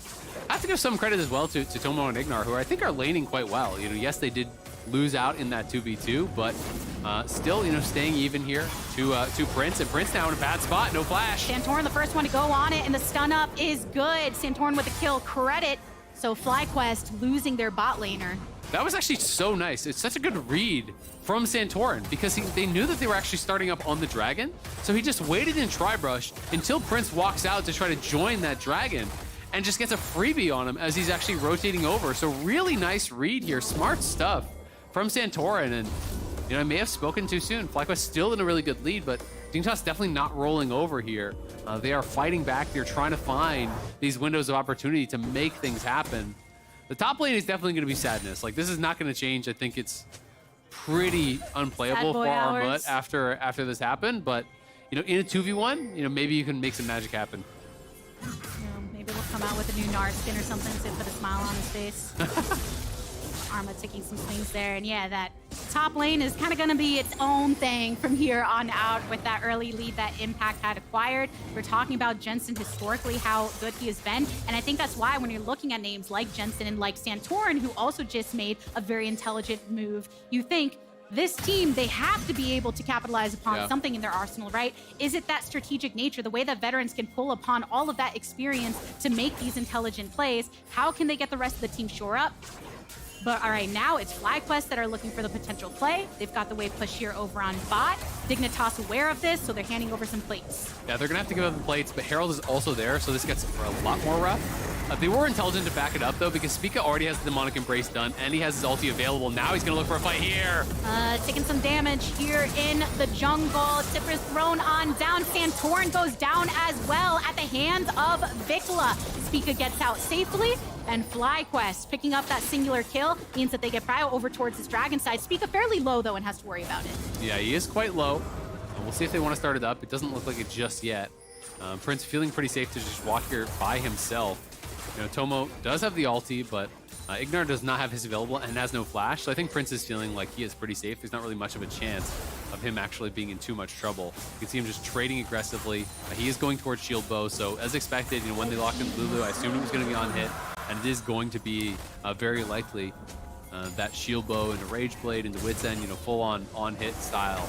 Just try to survive a lot of the dives. You can see he even went towards the early tabbies, has a couple early deaths here, and wants to be able to respect that. So FlyQuest now with a 4K gold lead. Not quite the 6, but still quite a formidable one here after 12 minutes. First dragon under their belts. So I think feeling pretty good considering some of the early playmaking that Dignitas was looking at prior. Absolutely. I mean, Dig, I think, is doing what they can, right? The start was catastrophic. It can't really get much worse than that. So, you know, from those situations, almost every play is going to look like a losing play because it kind of is. So, you know, you have to just find those windows. You have to be confident when you do see a small opportunity to really go for it. But FlyQuest is so good, you know, even in games that are a lot closer, at actually getting advantages elsewhere. If you attack one side of the map, they're going to win out on the other because they have such good laners across the map that when they know a jungler shows bot, well, guess what? They're going to play aggressive top and they're probably going to win out because they are such strong individual players. And when you give them this gold lead on top, it makes it almost impossible to really match them. You know, you look at this Blade the Rune King has done, plus the tabbies for impact. You know, Armut has got to play so respectful to that. And when you see that first completed item so much earlier, you almost don't even want to gank it. Because if the jungler shows up, you know it's just guaranteed you're dead. And that's what Armut's worried about. Oh, there's Spica here. I guess I'm just going to clear out some vision. I'm just going to watch him while he's here with impacts, taking this blue buff right now.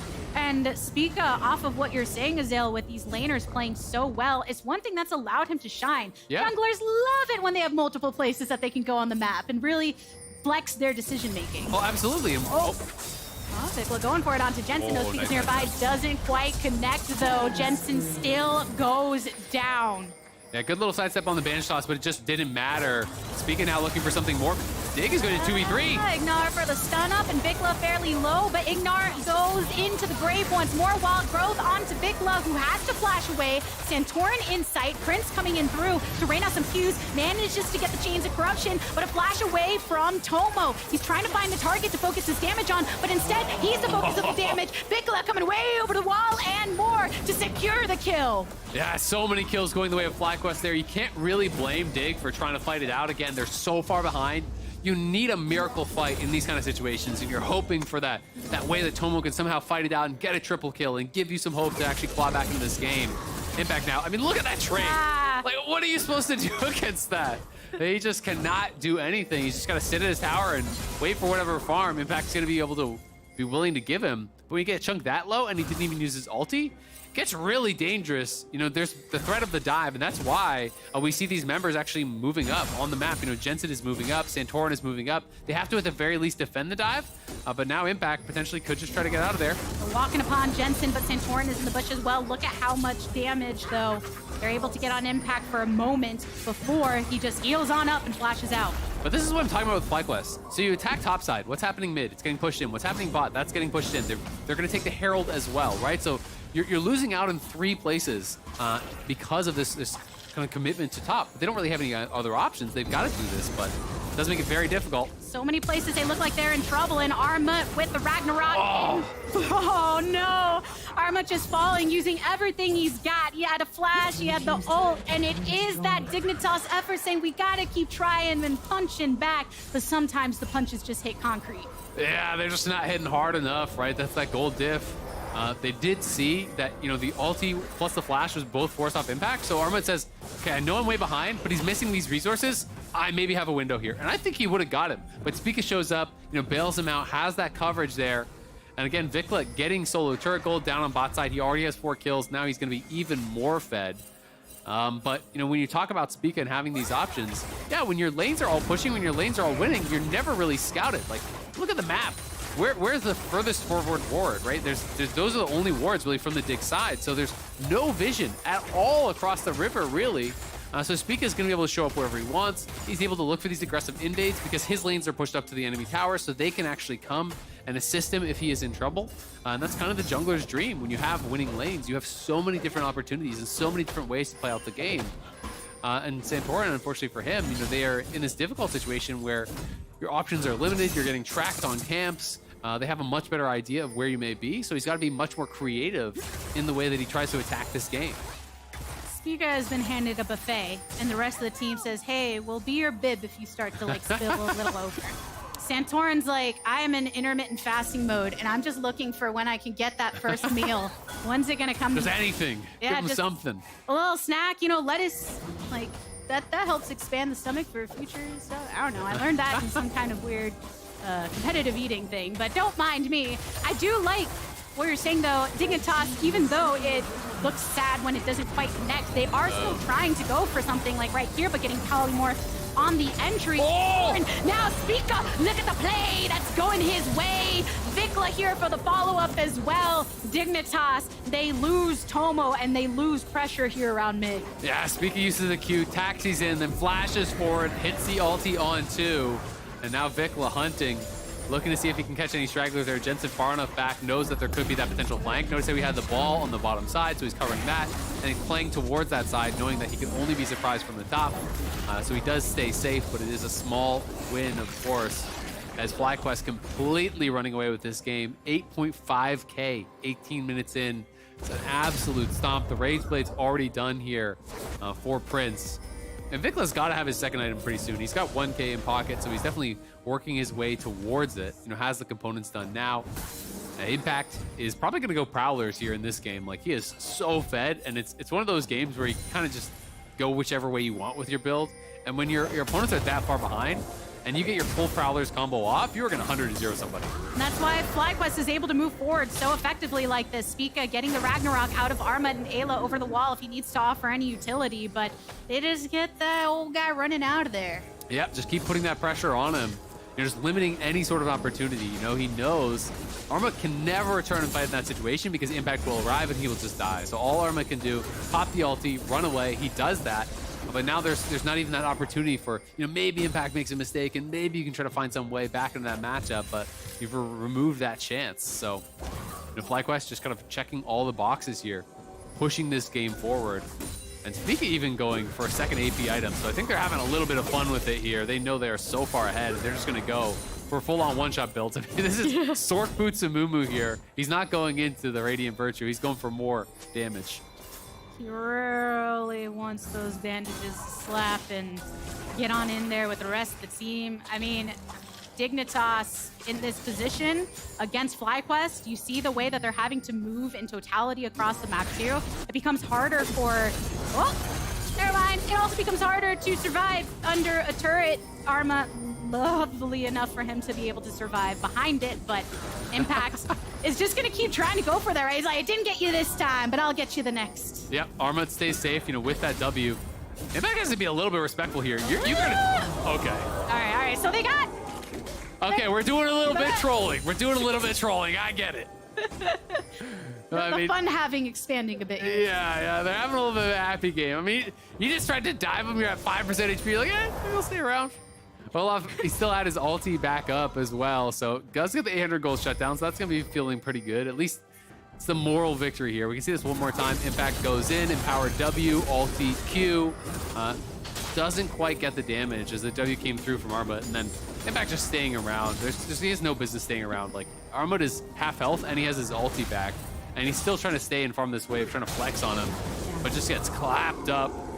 Does get the shutdown there. He knows that's a bit of a silly death, and you can see the smile on his face. He knows he shouldn't have been doing that, but he does have the Prowlers now, and he is still way ahead in the individual 1v1. Shadow Flame now done as well for Vikla. Prince is working towards his third item. Looks like it's going to be a BT third, and Tomo's still trying to escape up pieces for 2. and the whole team pulling ahead in a lot of ways. So over on Dignitas' side, they're not winning in the skirmishes. Jensen has been able to farm up formidably. It's just not matching the itemization thus yet on the opposite side. Vikla really able to slice through them anytime the setup comes through from Spica as of late. Yeah, I mean, really the only hope for Dig is you find that Miracle team fight, everyone's grouped up, they all get hit by Anti-Stun, they all get hit by the Wukong ult, they all get hit by the Shockwave. You're looking for that kind of a play. Realistically, that's the only way you're going to be able to really punch through because there's just so many threats.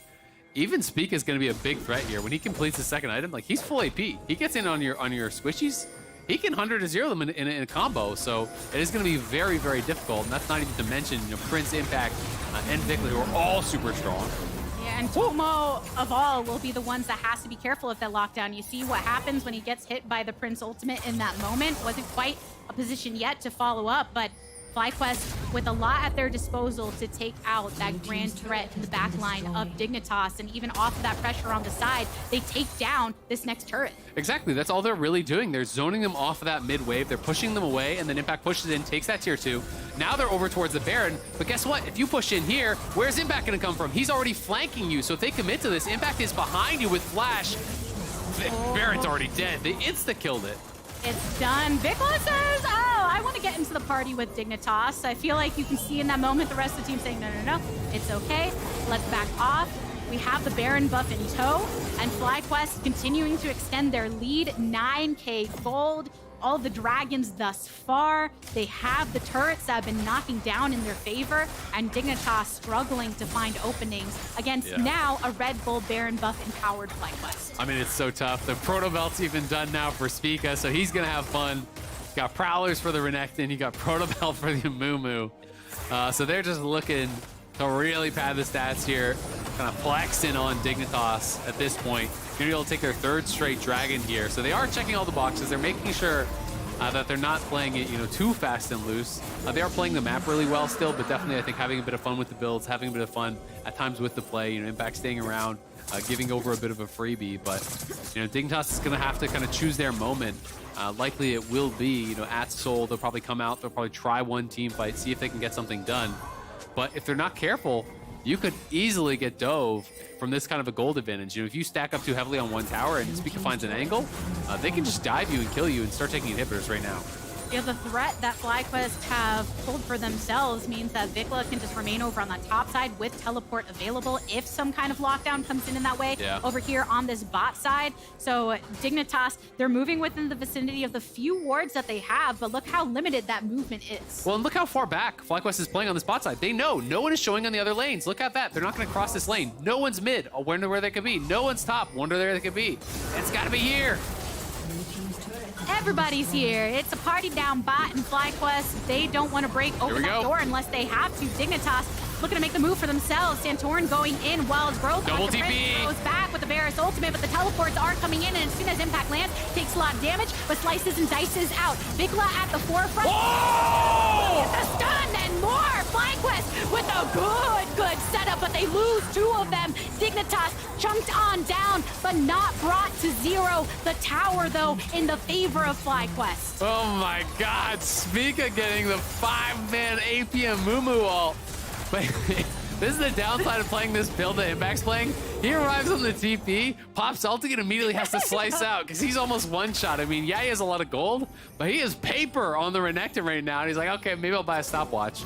We can see the initial attempt to engage. Look at that ulti from Ayla, who has been so on point, by the way, with these ultis, denying that engage from Santoro. But then he shows up, and the immediate ulti on the Impact. Impact almost insta-dies there through the ulti.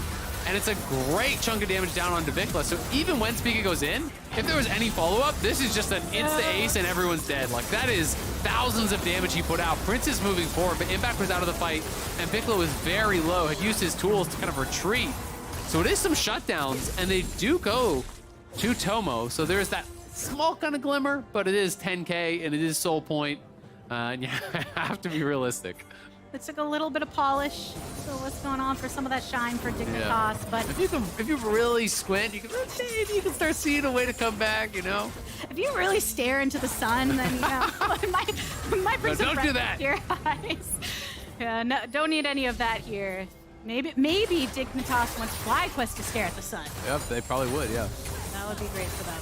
But I think in that, when you see Speaker go in and he gets that lockdown and you see just how low some of them are, even though it didn't work out kill-wise for them, it does make you a bit weak in the knees on Dignitas for the next time you get in a scuffle with them. I mean, if Impact or Vikla were able to follow up at all, that's instantly your whole team is dead, right? So, but it is one of those things when you're playing this kind of torpedo Renekton style, you have got to be really, really deliberate about when you go in.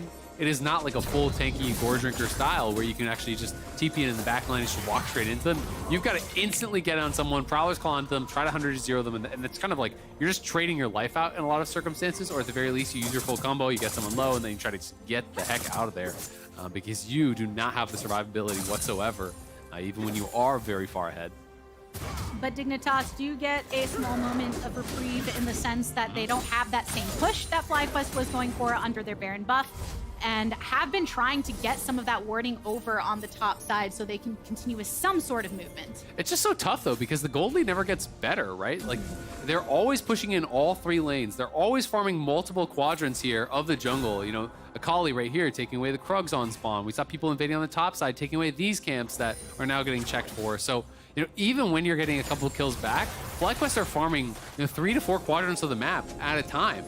So it is very, very difficult. Dignitas just don't have access to the same amount of gold.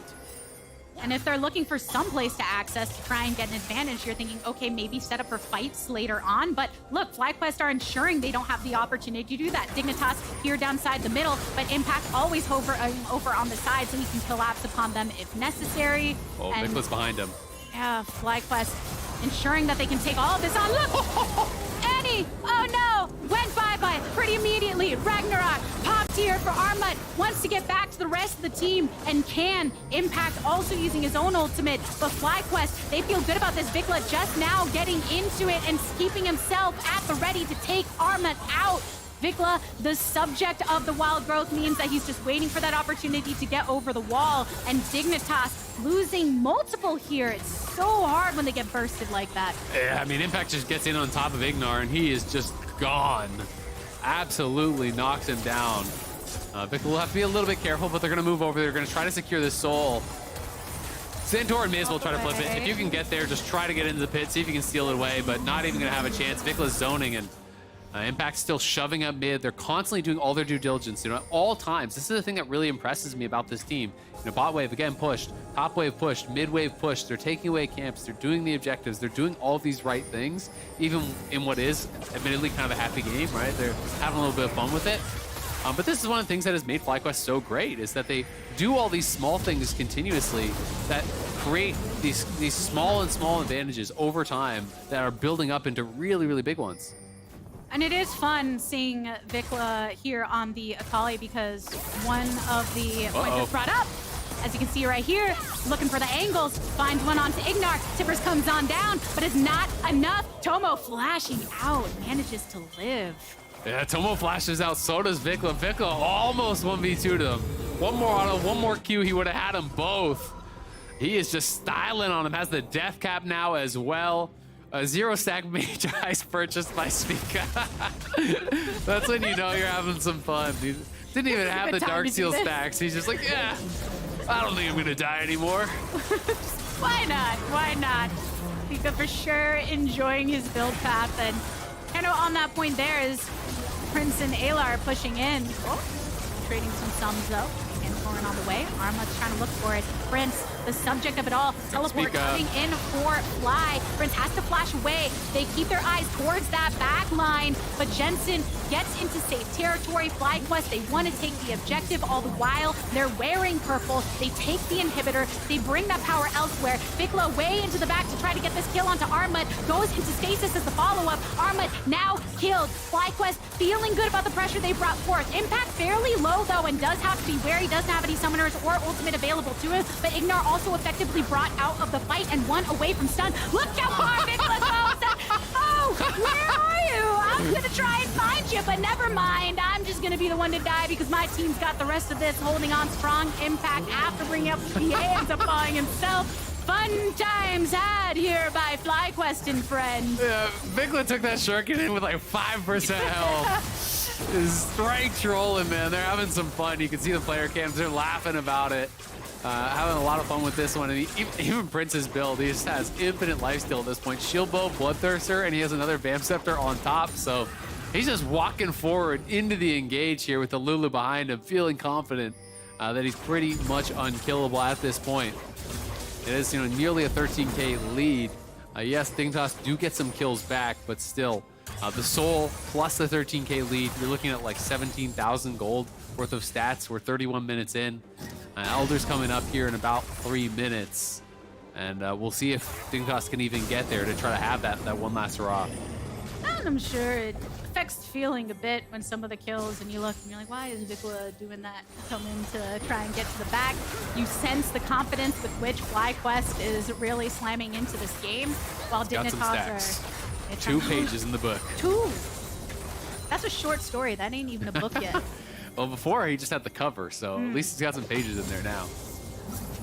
Just one of those book covers, not even the hard one, just that like soft thing that you put around, he's starting to... I mean, he's almost level 18. Like, this is ridiculous. He's power farming.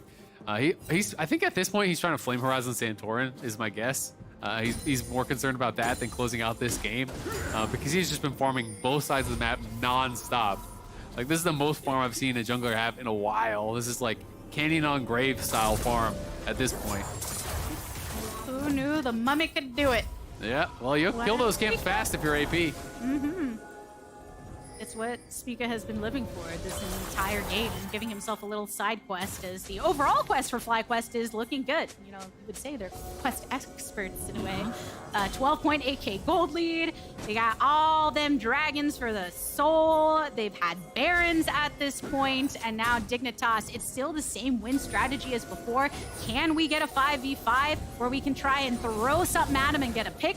But FlyQuest with their positioning, always looking to collapse upon. And here you get the first point of impact with impact, as well as Armut. Armut having to throw so much of his HP and ultimate and ghost just to get out. Vikla going for the kill again. Knocked up on the entry, so now on the retreat with the rest of the team. Yeah, Vikla does get denied. Santorin has been really good with actually denying those dashes with his own ulti, knocking Vikla out of them pretty consistently in a lot of these fights. Actually peel for his team, keep them alive. You can tell the Impact doesn't play with Prowler's Claw a lot because he didn't even use it in that combo. When he popped his ulti, used his full combo on Armut, didn't even use the Prowlers. So you can tell he's a gore drinker man himself. Which are you? Me? I'm not a Renekton player, so I'm neither. You're out of that race. Yeah. No crocodile waves for you. But I mean, right here, whatever build you got, whatever angle you're going for, FlyQuest feels so good about it. I mean, they're just gonna be looking for Elder at this point. The fact that they haven't pushed in means that they are just playing for Elder. Still playing for that Flame Horizon. Spica hunting around for some more camps. Just needs 5 more CS to hit it. Maybe he'll just ult midway if steal that away. Spent a lot of time there on bot just doing exactly that. You guys have mid controlled, it's all good. Just looking for my farm up, and Dignitas continuing to be corralled in the exact space they have existed before, around that mid lane with their little cluster of wards, while watching for any Vikla or Impact that wants to go for the opposing angle. I mean, when you're this late in the game and you're this far behind, Elder is your only hope, right? And even then, it would be very, very difficult. But Elder can sometimes be that great equalizer. Impact is unanswered on the inhib, so Dignitas needs to do something now. They're the ones that are really forced to try to start this up. It looks like Armut's going to go back to answer. They're actually having a TP because potentially he's going to end the game. He's just killing the Nexus turrets. Yeah, he's on it. Vikla is there as well. It's Armut here against the onslaught, and in turn, Impact going down, but the whole fight going over towards the Dragon side, but Impact and the team, they are on the Nexus. Vikla and Impact looking to get this dub for FlyQuest against Dignitas, who can't do nothing about it. They want the kills. They want all the fun. They said, wait, Spica didn't get to build his book yet, but they don't care. FlyQuest with the win. FlyQuest takes them down. This one was feeling like a foregone conclusion for a very long time, but 35 minutes in, they do close it out.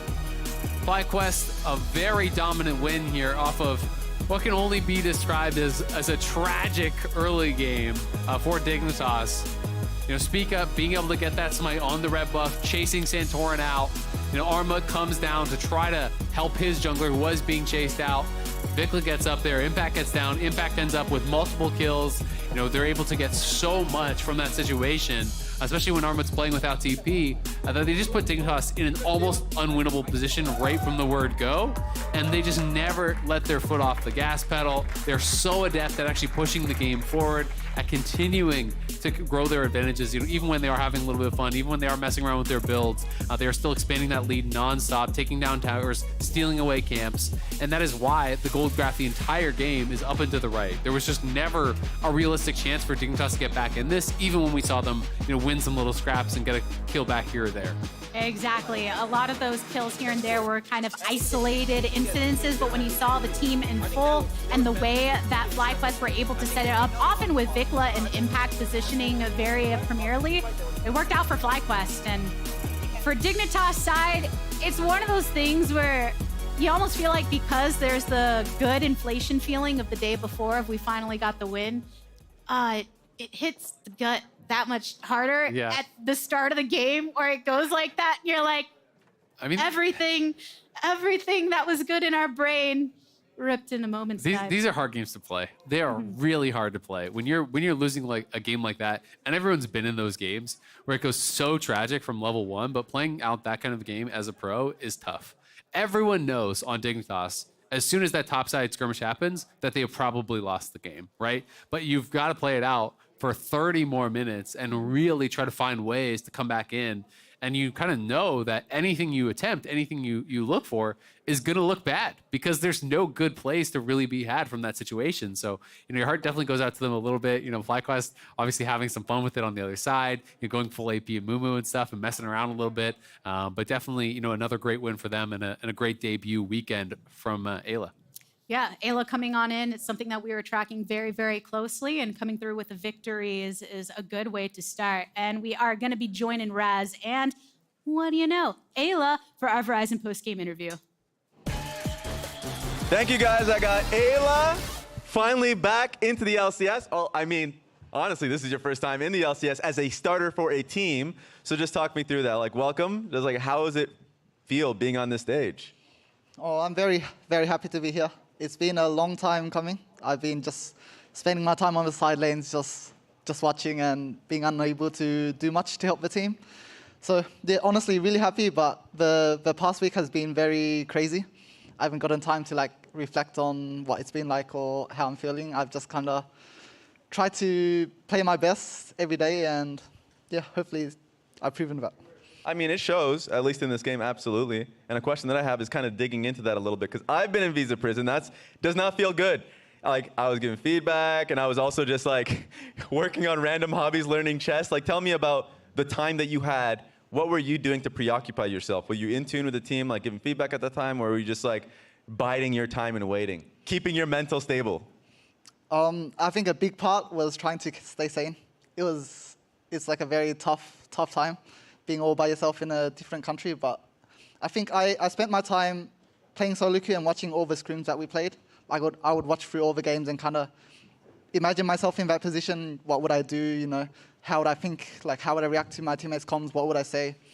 And I think sort of trying to be the best possible person I can be, or like be as ready as I can be for the time that I come back, was what kept me going through those times. So yeah, I think it was not easy, and for those that experience it, I know how it feels. It's very, very tough. Yeah, and I guess you mentioned it, especially with how well it felt like the 2v2 this game is. I know you probably would be thinking through it and you'd be looking back at it. It feels like you guys got off the ground running, but like you said, this was a hectic week in terms of practice and scrims. And how was it just basically finding alignment, building synergy with Prince with only 1 week, and it's in week 5? Like, that's a lot of time wasted, basically, it feels like, being on the same page with your AD carry.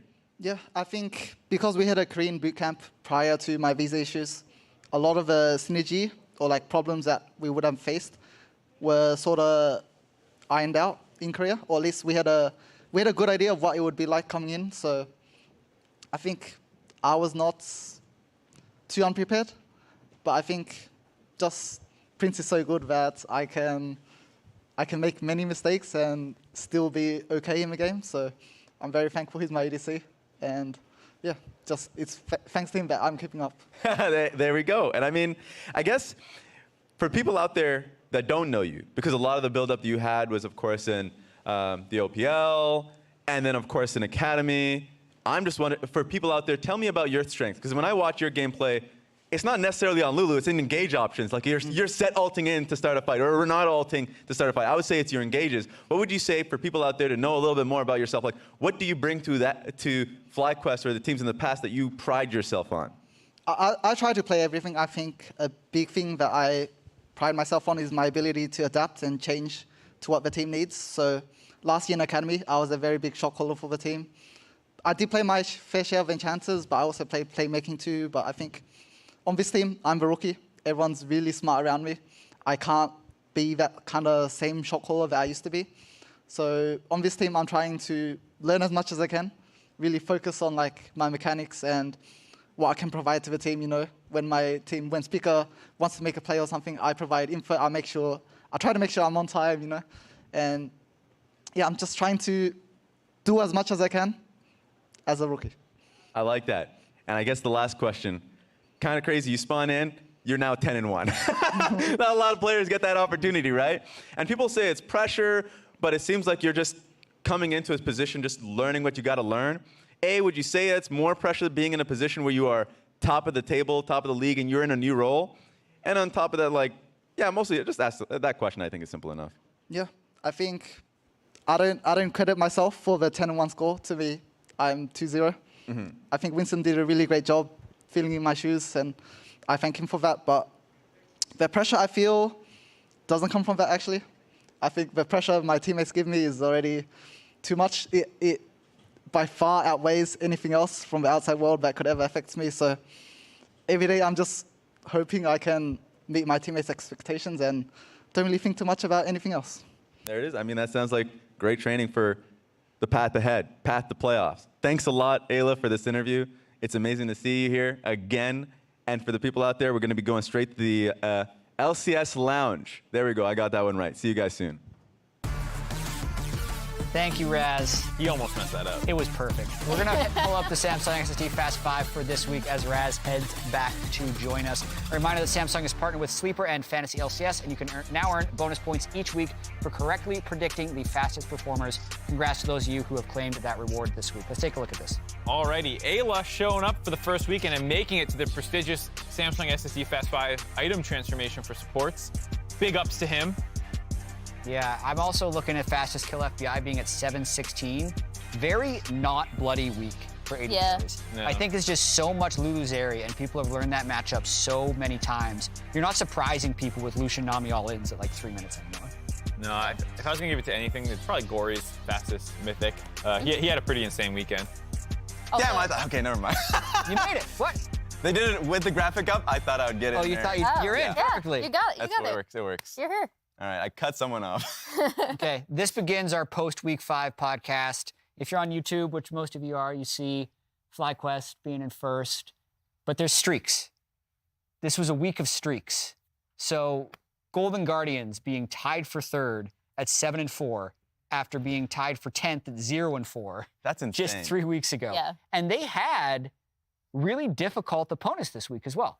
Yeah, that's what I was going to bring up is like this was the moment they wanted, right? They really, every time we talked to these players, they were like, we want the do-over of facing the top teams so people will start to take us seriously. Because previously it was like, oh, they faced all the top teams when they were 0-4. Is that better? Is that worse? And then they were able to go on their win streak after that. So I think this is a massive like momentum shift for them. Yeah, and it's like the fans and us as analysts realigning with what their goals are. Mm-hmm. Because it's always crazy when you're going on a 0-4, but you say, we don't want to create excuses for our losses with Gory not being here, and that we want to win, like everyone says we want to be LCS champions, right? And our goal is the top, but you're like, we don't see the same things you guys do.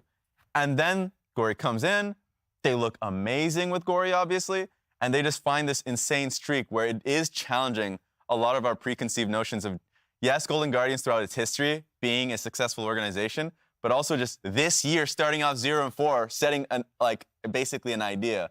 So that to me is crazy that we have to reset our thoughts this way into the split. I mean, this was a really exciting split because we were like, oh, so many people could actually win the championship this time. And we listed a bunch of teams, and none of them were Golden Guardians.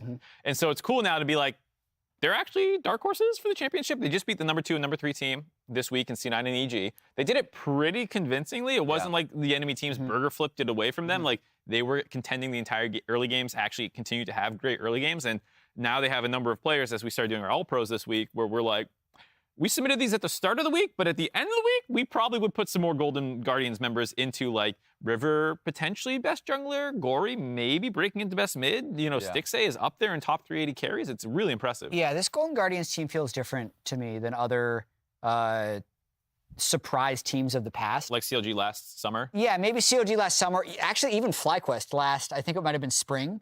When they won a bunch of games with Afromu Takui roster with Jose Diodo, and it just didn't feel real to me. There's been so many teams like this, like Clutch, I'd almost say, from like 2018. Even though they made Worlds? Yeah. No, not that Clutch. No, that's 2019. That was 2019. Yeah, 2019 Clutch. That was the Huni Clutch. I'm talking about the, like, I think it was like a solo the line clutch. Cody Sun clutch. We joked, we called them the line. Yeah, exactly. And they were like 8-3 or something, and they were in 3rd place, and you're like, you better take us seriously. And we're like, no. Yeah, it's because I'm thinking about the resume of the players that are actually on Golden Guardians, and it is, if these players are able to reach the form that they've hit previously even, they're a very good team. Right? River was such a dominant player with Worlds experience previously to joining Golden Guardians. Stixay, we memed the interviews earlier in the show, but he had MSI performance like 6 or 7 years ago. Actually seems like he's close back to that level. Who he's made 3 straight LCS finals as a support. And he's a great leader. And I think you can even see 100 Thieves is possibly even less organized than they would have been last year despite all the acquisitions they made. And it's looking more like the Golden Guardians team. Like, all these guys are looking more legit and have the resumes. So there's actually not a big reason not to believe that this team can do well, other than the fact that none of us saw it 5 weeks ago. Yeah. I also think, like, none of us saw it because there were so many other larger signings, right? Because, like, you think of Gory coming in, right? And he had a shaky LPL season, but then when he was in PCS, he did really well. Way previously, he was hyped as a T1 trainee.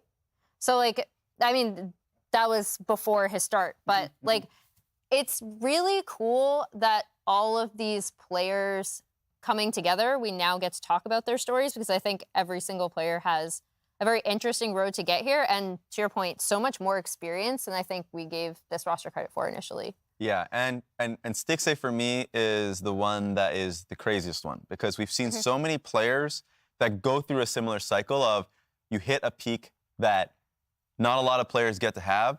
They then, of course, go through a lot of misfortune. And in his case, was a coach. Like, he was going to be put in a position where he's like a player coach. And it seemed like effectively was done with competitive, which is crazy. And then actually has an insane time in academy with Chime, and then moves up, and he reignites, he says it, he reignites his passion for playing League of Legends, like, or at least playing competitively. And so for him to find that love for the game, come back in, stick with it, and then now have really strong laning phases with Huhi, somebody he's worked with in the past, is something I would never see. Doesn't matter how many times it's happened. It's like, Did you have one more point on this? No, I have one more point. I want to hear your thoughts on this. I do worry, maybe even, we're giving them a ton of credit now. Reddit's giving them a ton of credit now. I've definitely seen this pattern before, where a team, like, pats themselves on the back, takes a deep breath, and then loses their edge. Possibly even FlyQuest might still be undefeated if people didn't start asking them questions about how they're going to get enough practice for international competition before they lose to TSM. I even saw some of their coaches tweeting last night, like, are we for real yet? It's like, unanimously, everyone's going to say yes now. Now can you take it the next step? Because I think there's a difficult letdown that they need to guard against now that they've basically gotten people to say they're good. Especially with a catch-up effect. Like, FlyQuest experienced it, but there's going to be teams that have the players that can do it. Team Liquid, 100 Thieves, I know they went up against each other. They have great players. And they will, at some point in this split, figure themselves out and will be competitive with you.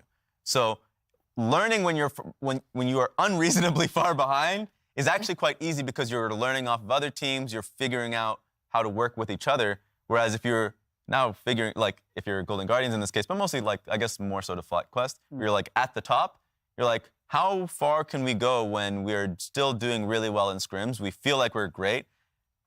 So, yes, that pressure of improvement isn't there necessarily, or at least maybe it still is right now, but if they continue that success, then they might lose their edge. Speaking of other streaks, two ended. Okay. Golden Guardians continued, but 100 Thieves and Dignitas both broke their loss streaks. Hey! Everybody's a winner. Dignitas will see how much they can continue to win from here.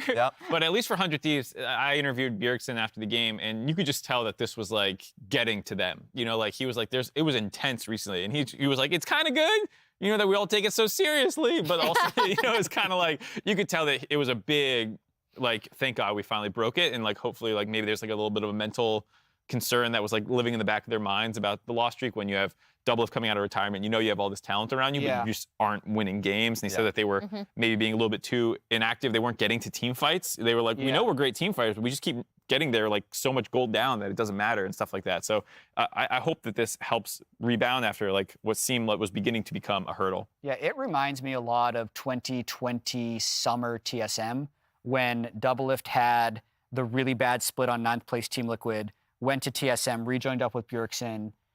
It honestly feels super close to the same for me, where they need to play themselves back into shape.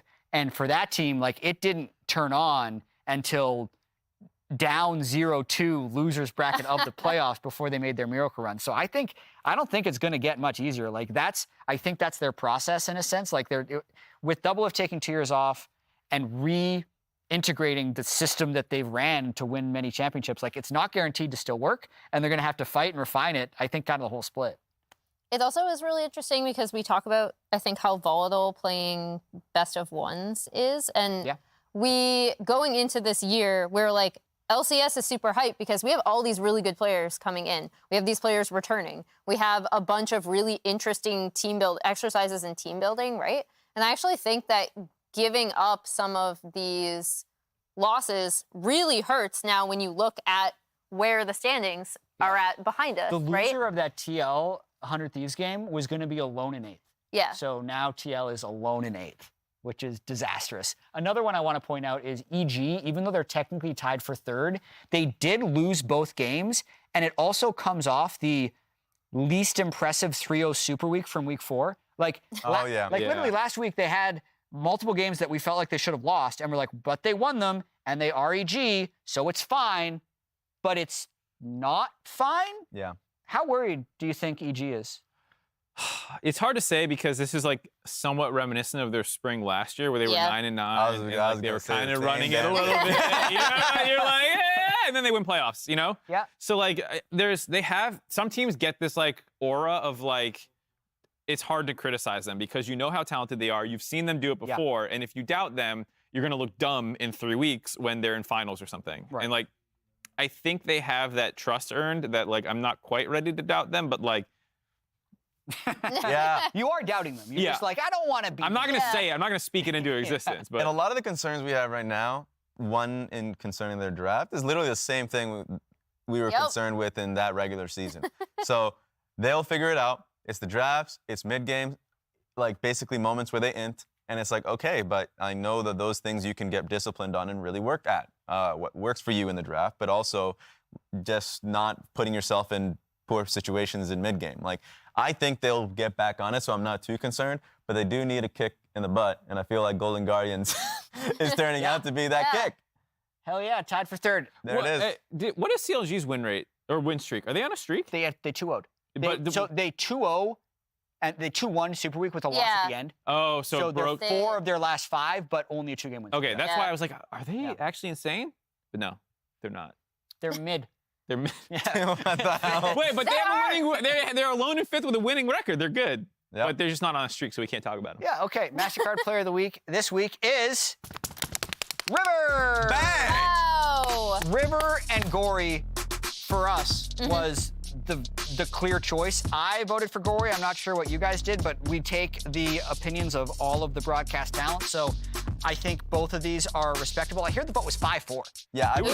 Yeah, it was a super tight one. close. Are we all going? Wait, were we? Wait, we were the gories. We were the four? Wait, we were the four voting block. gories? Which means everyone else was the river voting block. I'll put on my River hat. Okay, I actually do love watching River's early pathing, where he ends up going, because he is and can be so thoughtful about where he is showing up, what the state of his lanes are, the communication between him and this team, because previously when he was on Dig, you would see these moments where he is doing technically the correct thing, but he might not be on the same page with the rest of the team. This seems like such an ideal situation for a jungler as intelligent as River is. Yeah, I mean, one of the reasons that someone from Golden Guardians was clearly going to win was the strength of their opponents. The fact that they beat them pretty handily. Both EG and C9 was pretty much Golden Guardians winning the entire time. And it was mostly off the back of River and Gory. So it made them two very obvious candidates to debate over.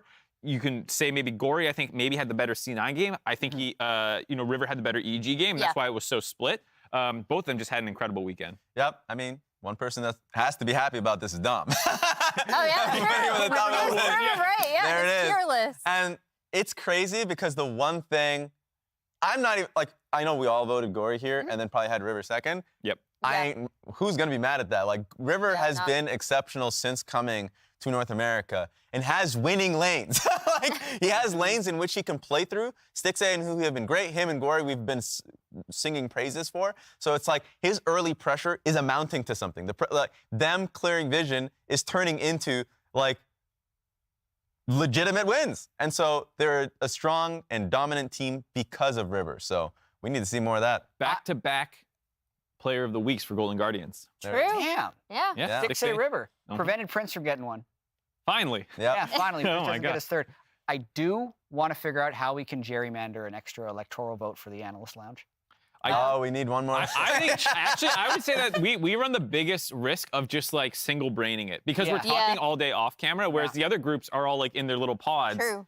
We are the most dangerous voting block. Maybe River's the correct one. Let's check out the schedule for next week. Week 6 of the LCS Spring Split starts off with FlyQuest versus CLG, TSM versus EG. That 100 Thieves Cloud9 game is spicy. And the Golden Guardians TL, if they go to 8-4 while knocking TL to 4-8, that's really going to start solidifying these standings. That's a dangerous game. Those games are all boring. I'm looking at number 5, Dignitas versus Banger alert! I've been saying off camera that I actually think there's a realistic chance that Dignitas comes back and rallies a little bit and gets over Immortals. I feel like Dignitas had, like, hit the bottom emotionally, and with the Tomo pickup, have been looking better. Whereas Immortals have looked a little rough in the recent weeks. I actually think Dig's gonna climb over them in the standings, but in the second round robin. Dude, I gotta say, being here for like 10 hours a day every show day changes the way we see exciting games. Because I think most people I think look everyone at home is 9 excited versus too. 10. I wonder why they put it 5th. And you're like, listen, I really want to see Twitch what chat's happens. with me. I can see Twitch chat now. When I close my eyes, they're all just like based Giga Chat. All right. That's all I see. NACL starts tomorrow, 1 p.m. Pacific, 4 p.m. Eastern time. That's it.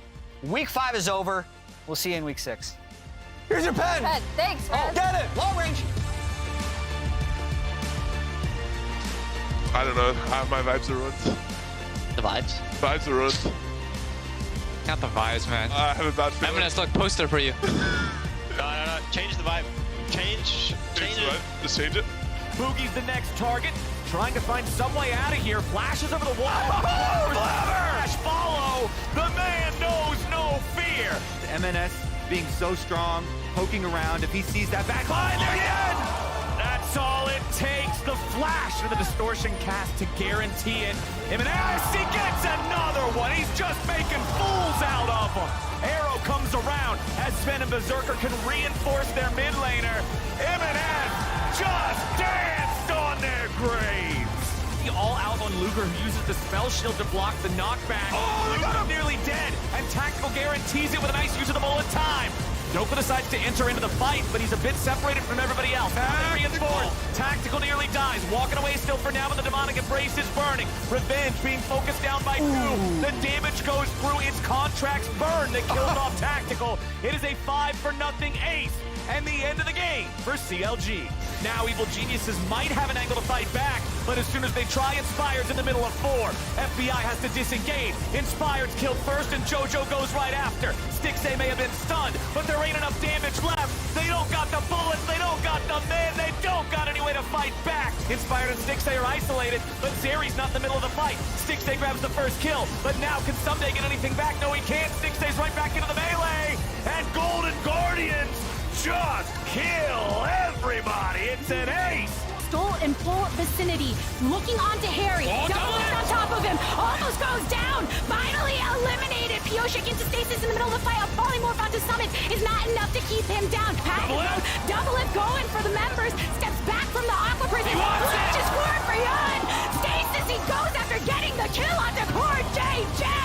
And Pioshik soon to fall, coming back from the GA. But Harry, will he give his life with the rest of the team? 100 Thieves says, I think so. Yeah. Put it on first. Wait. Nice. Keep on. Yeah.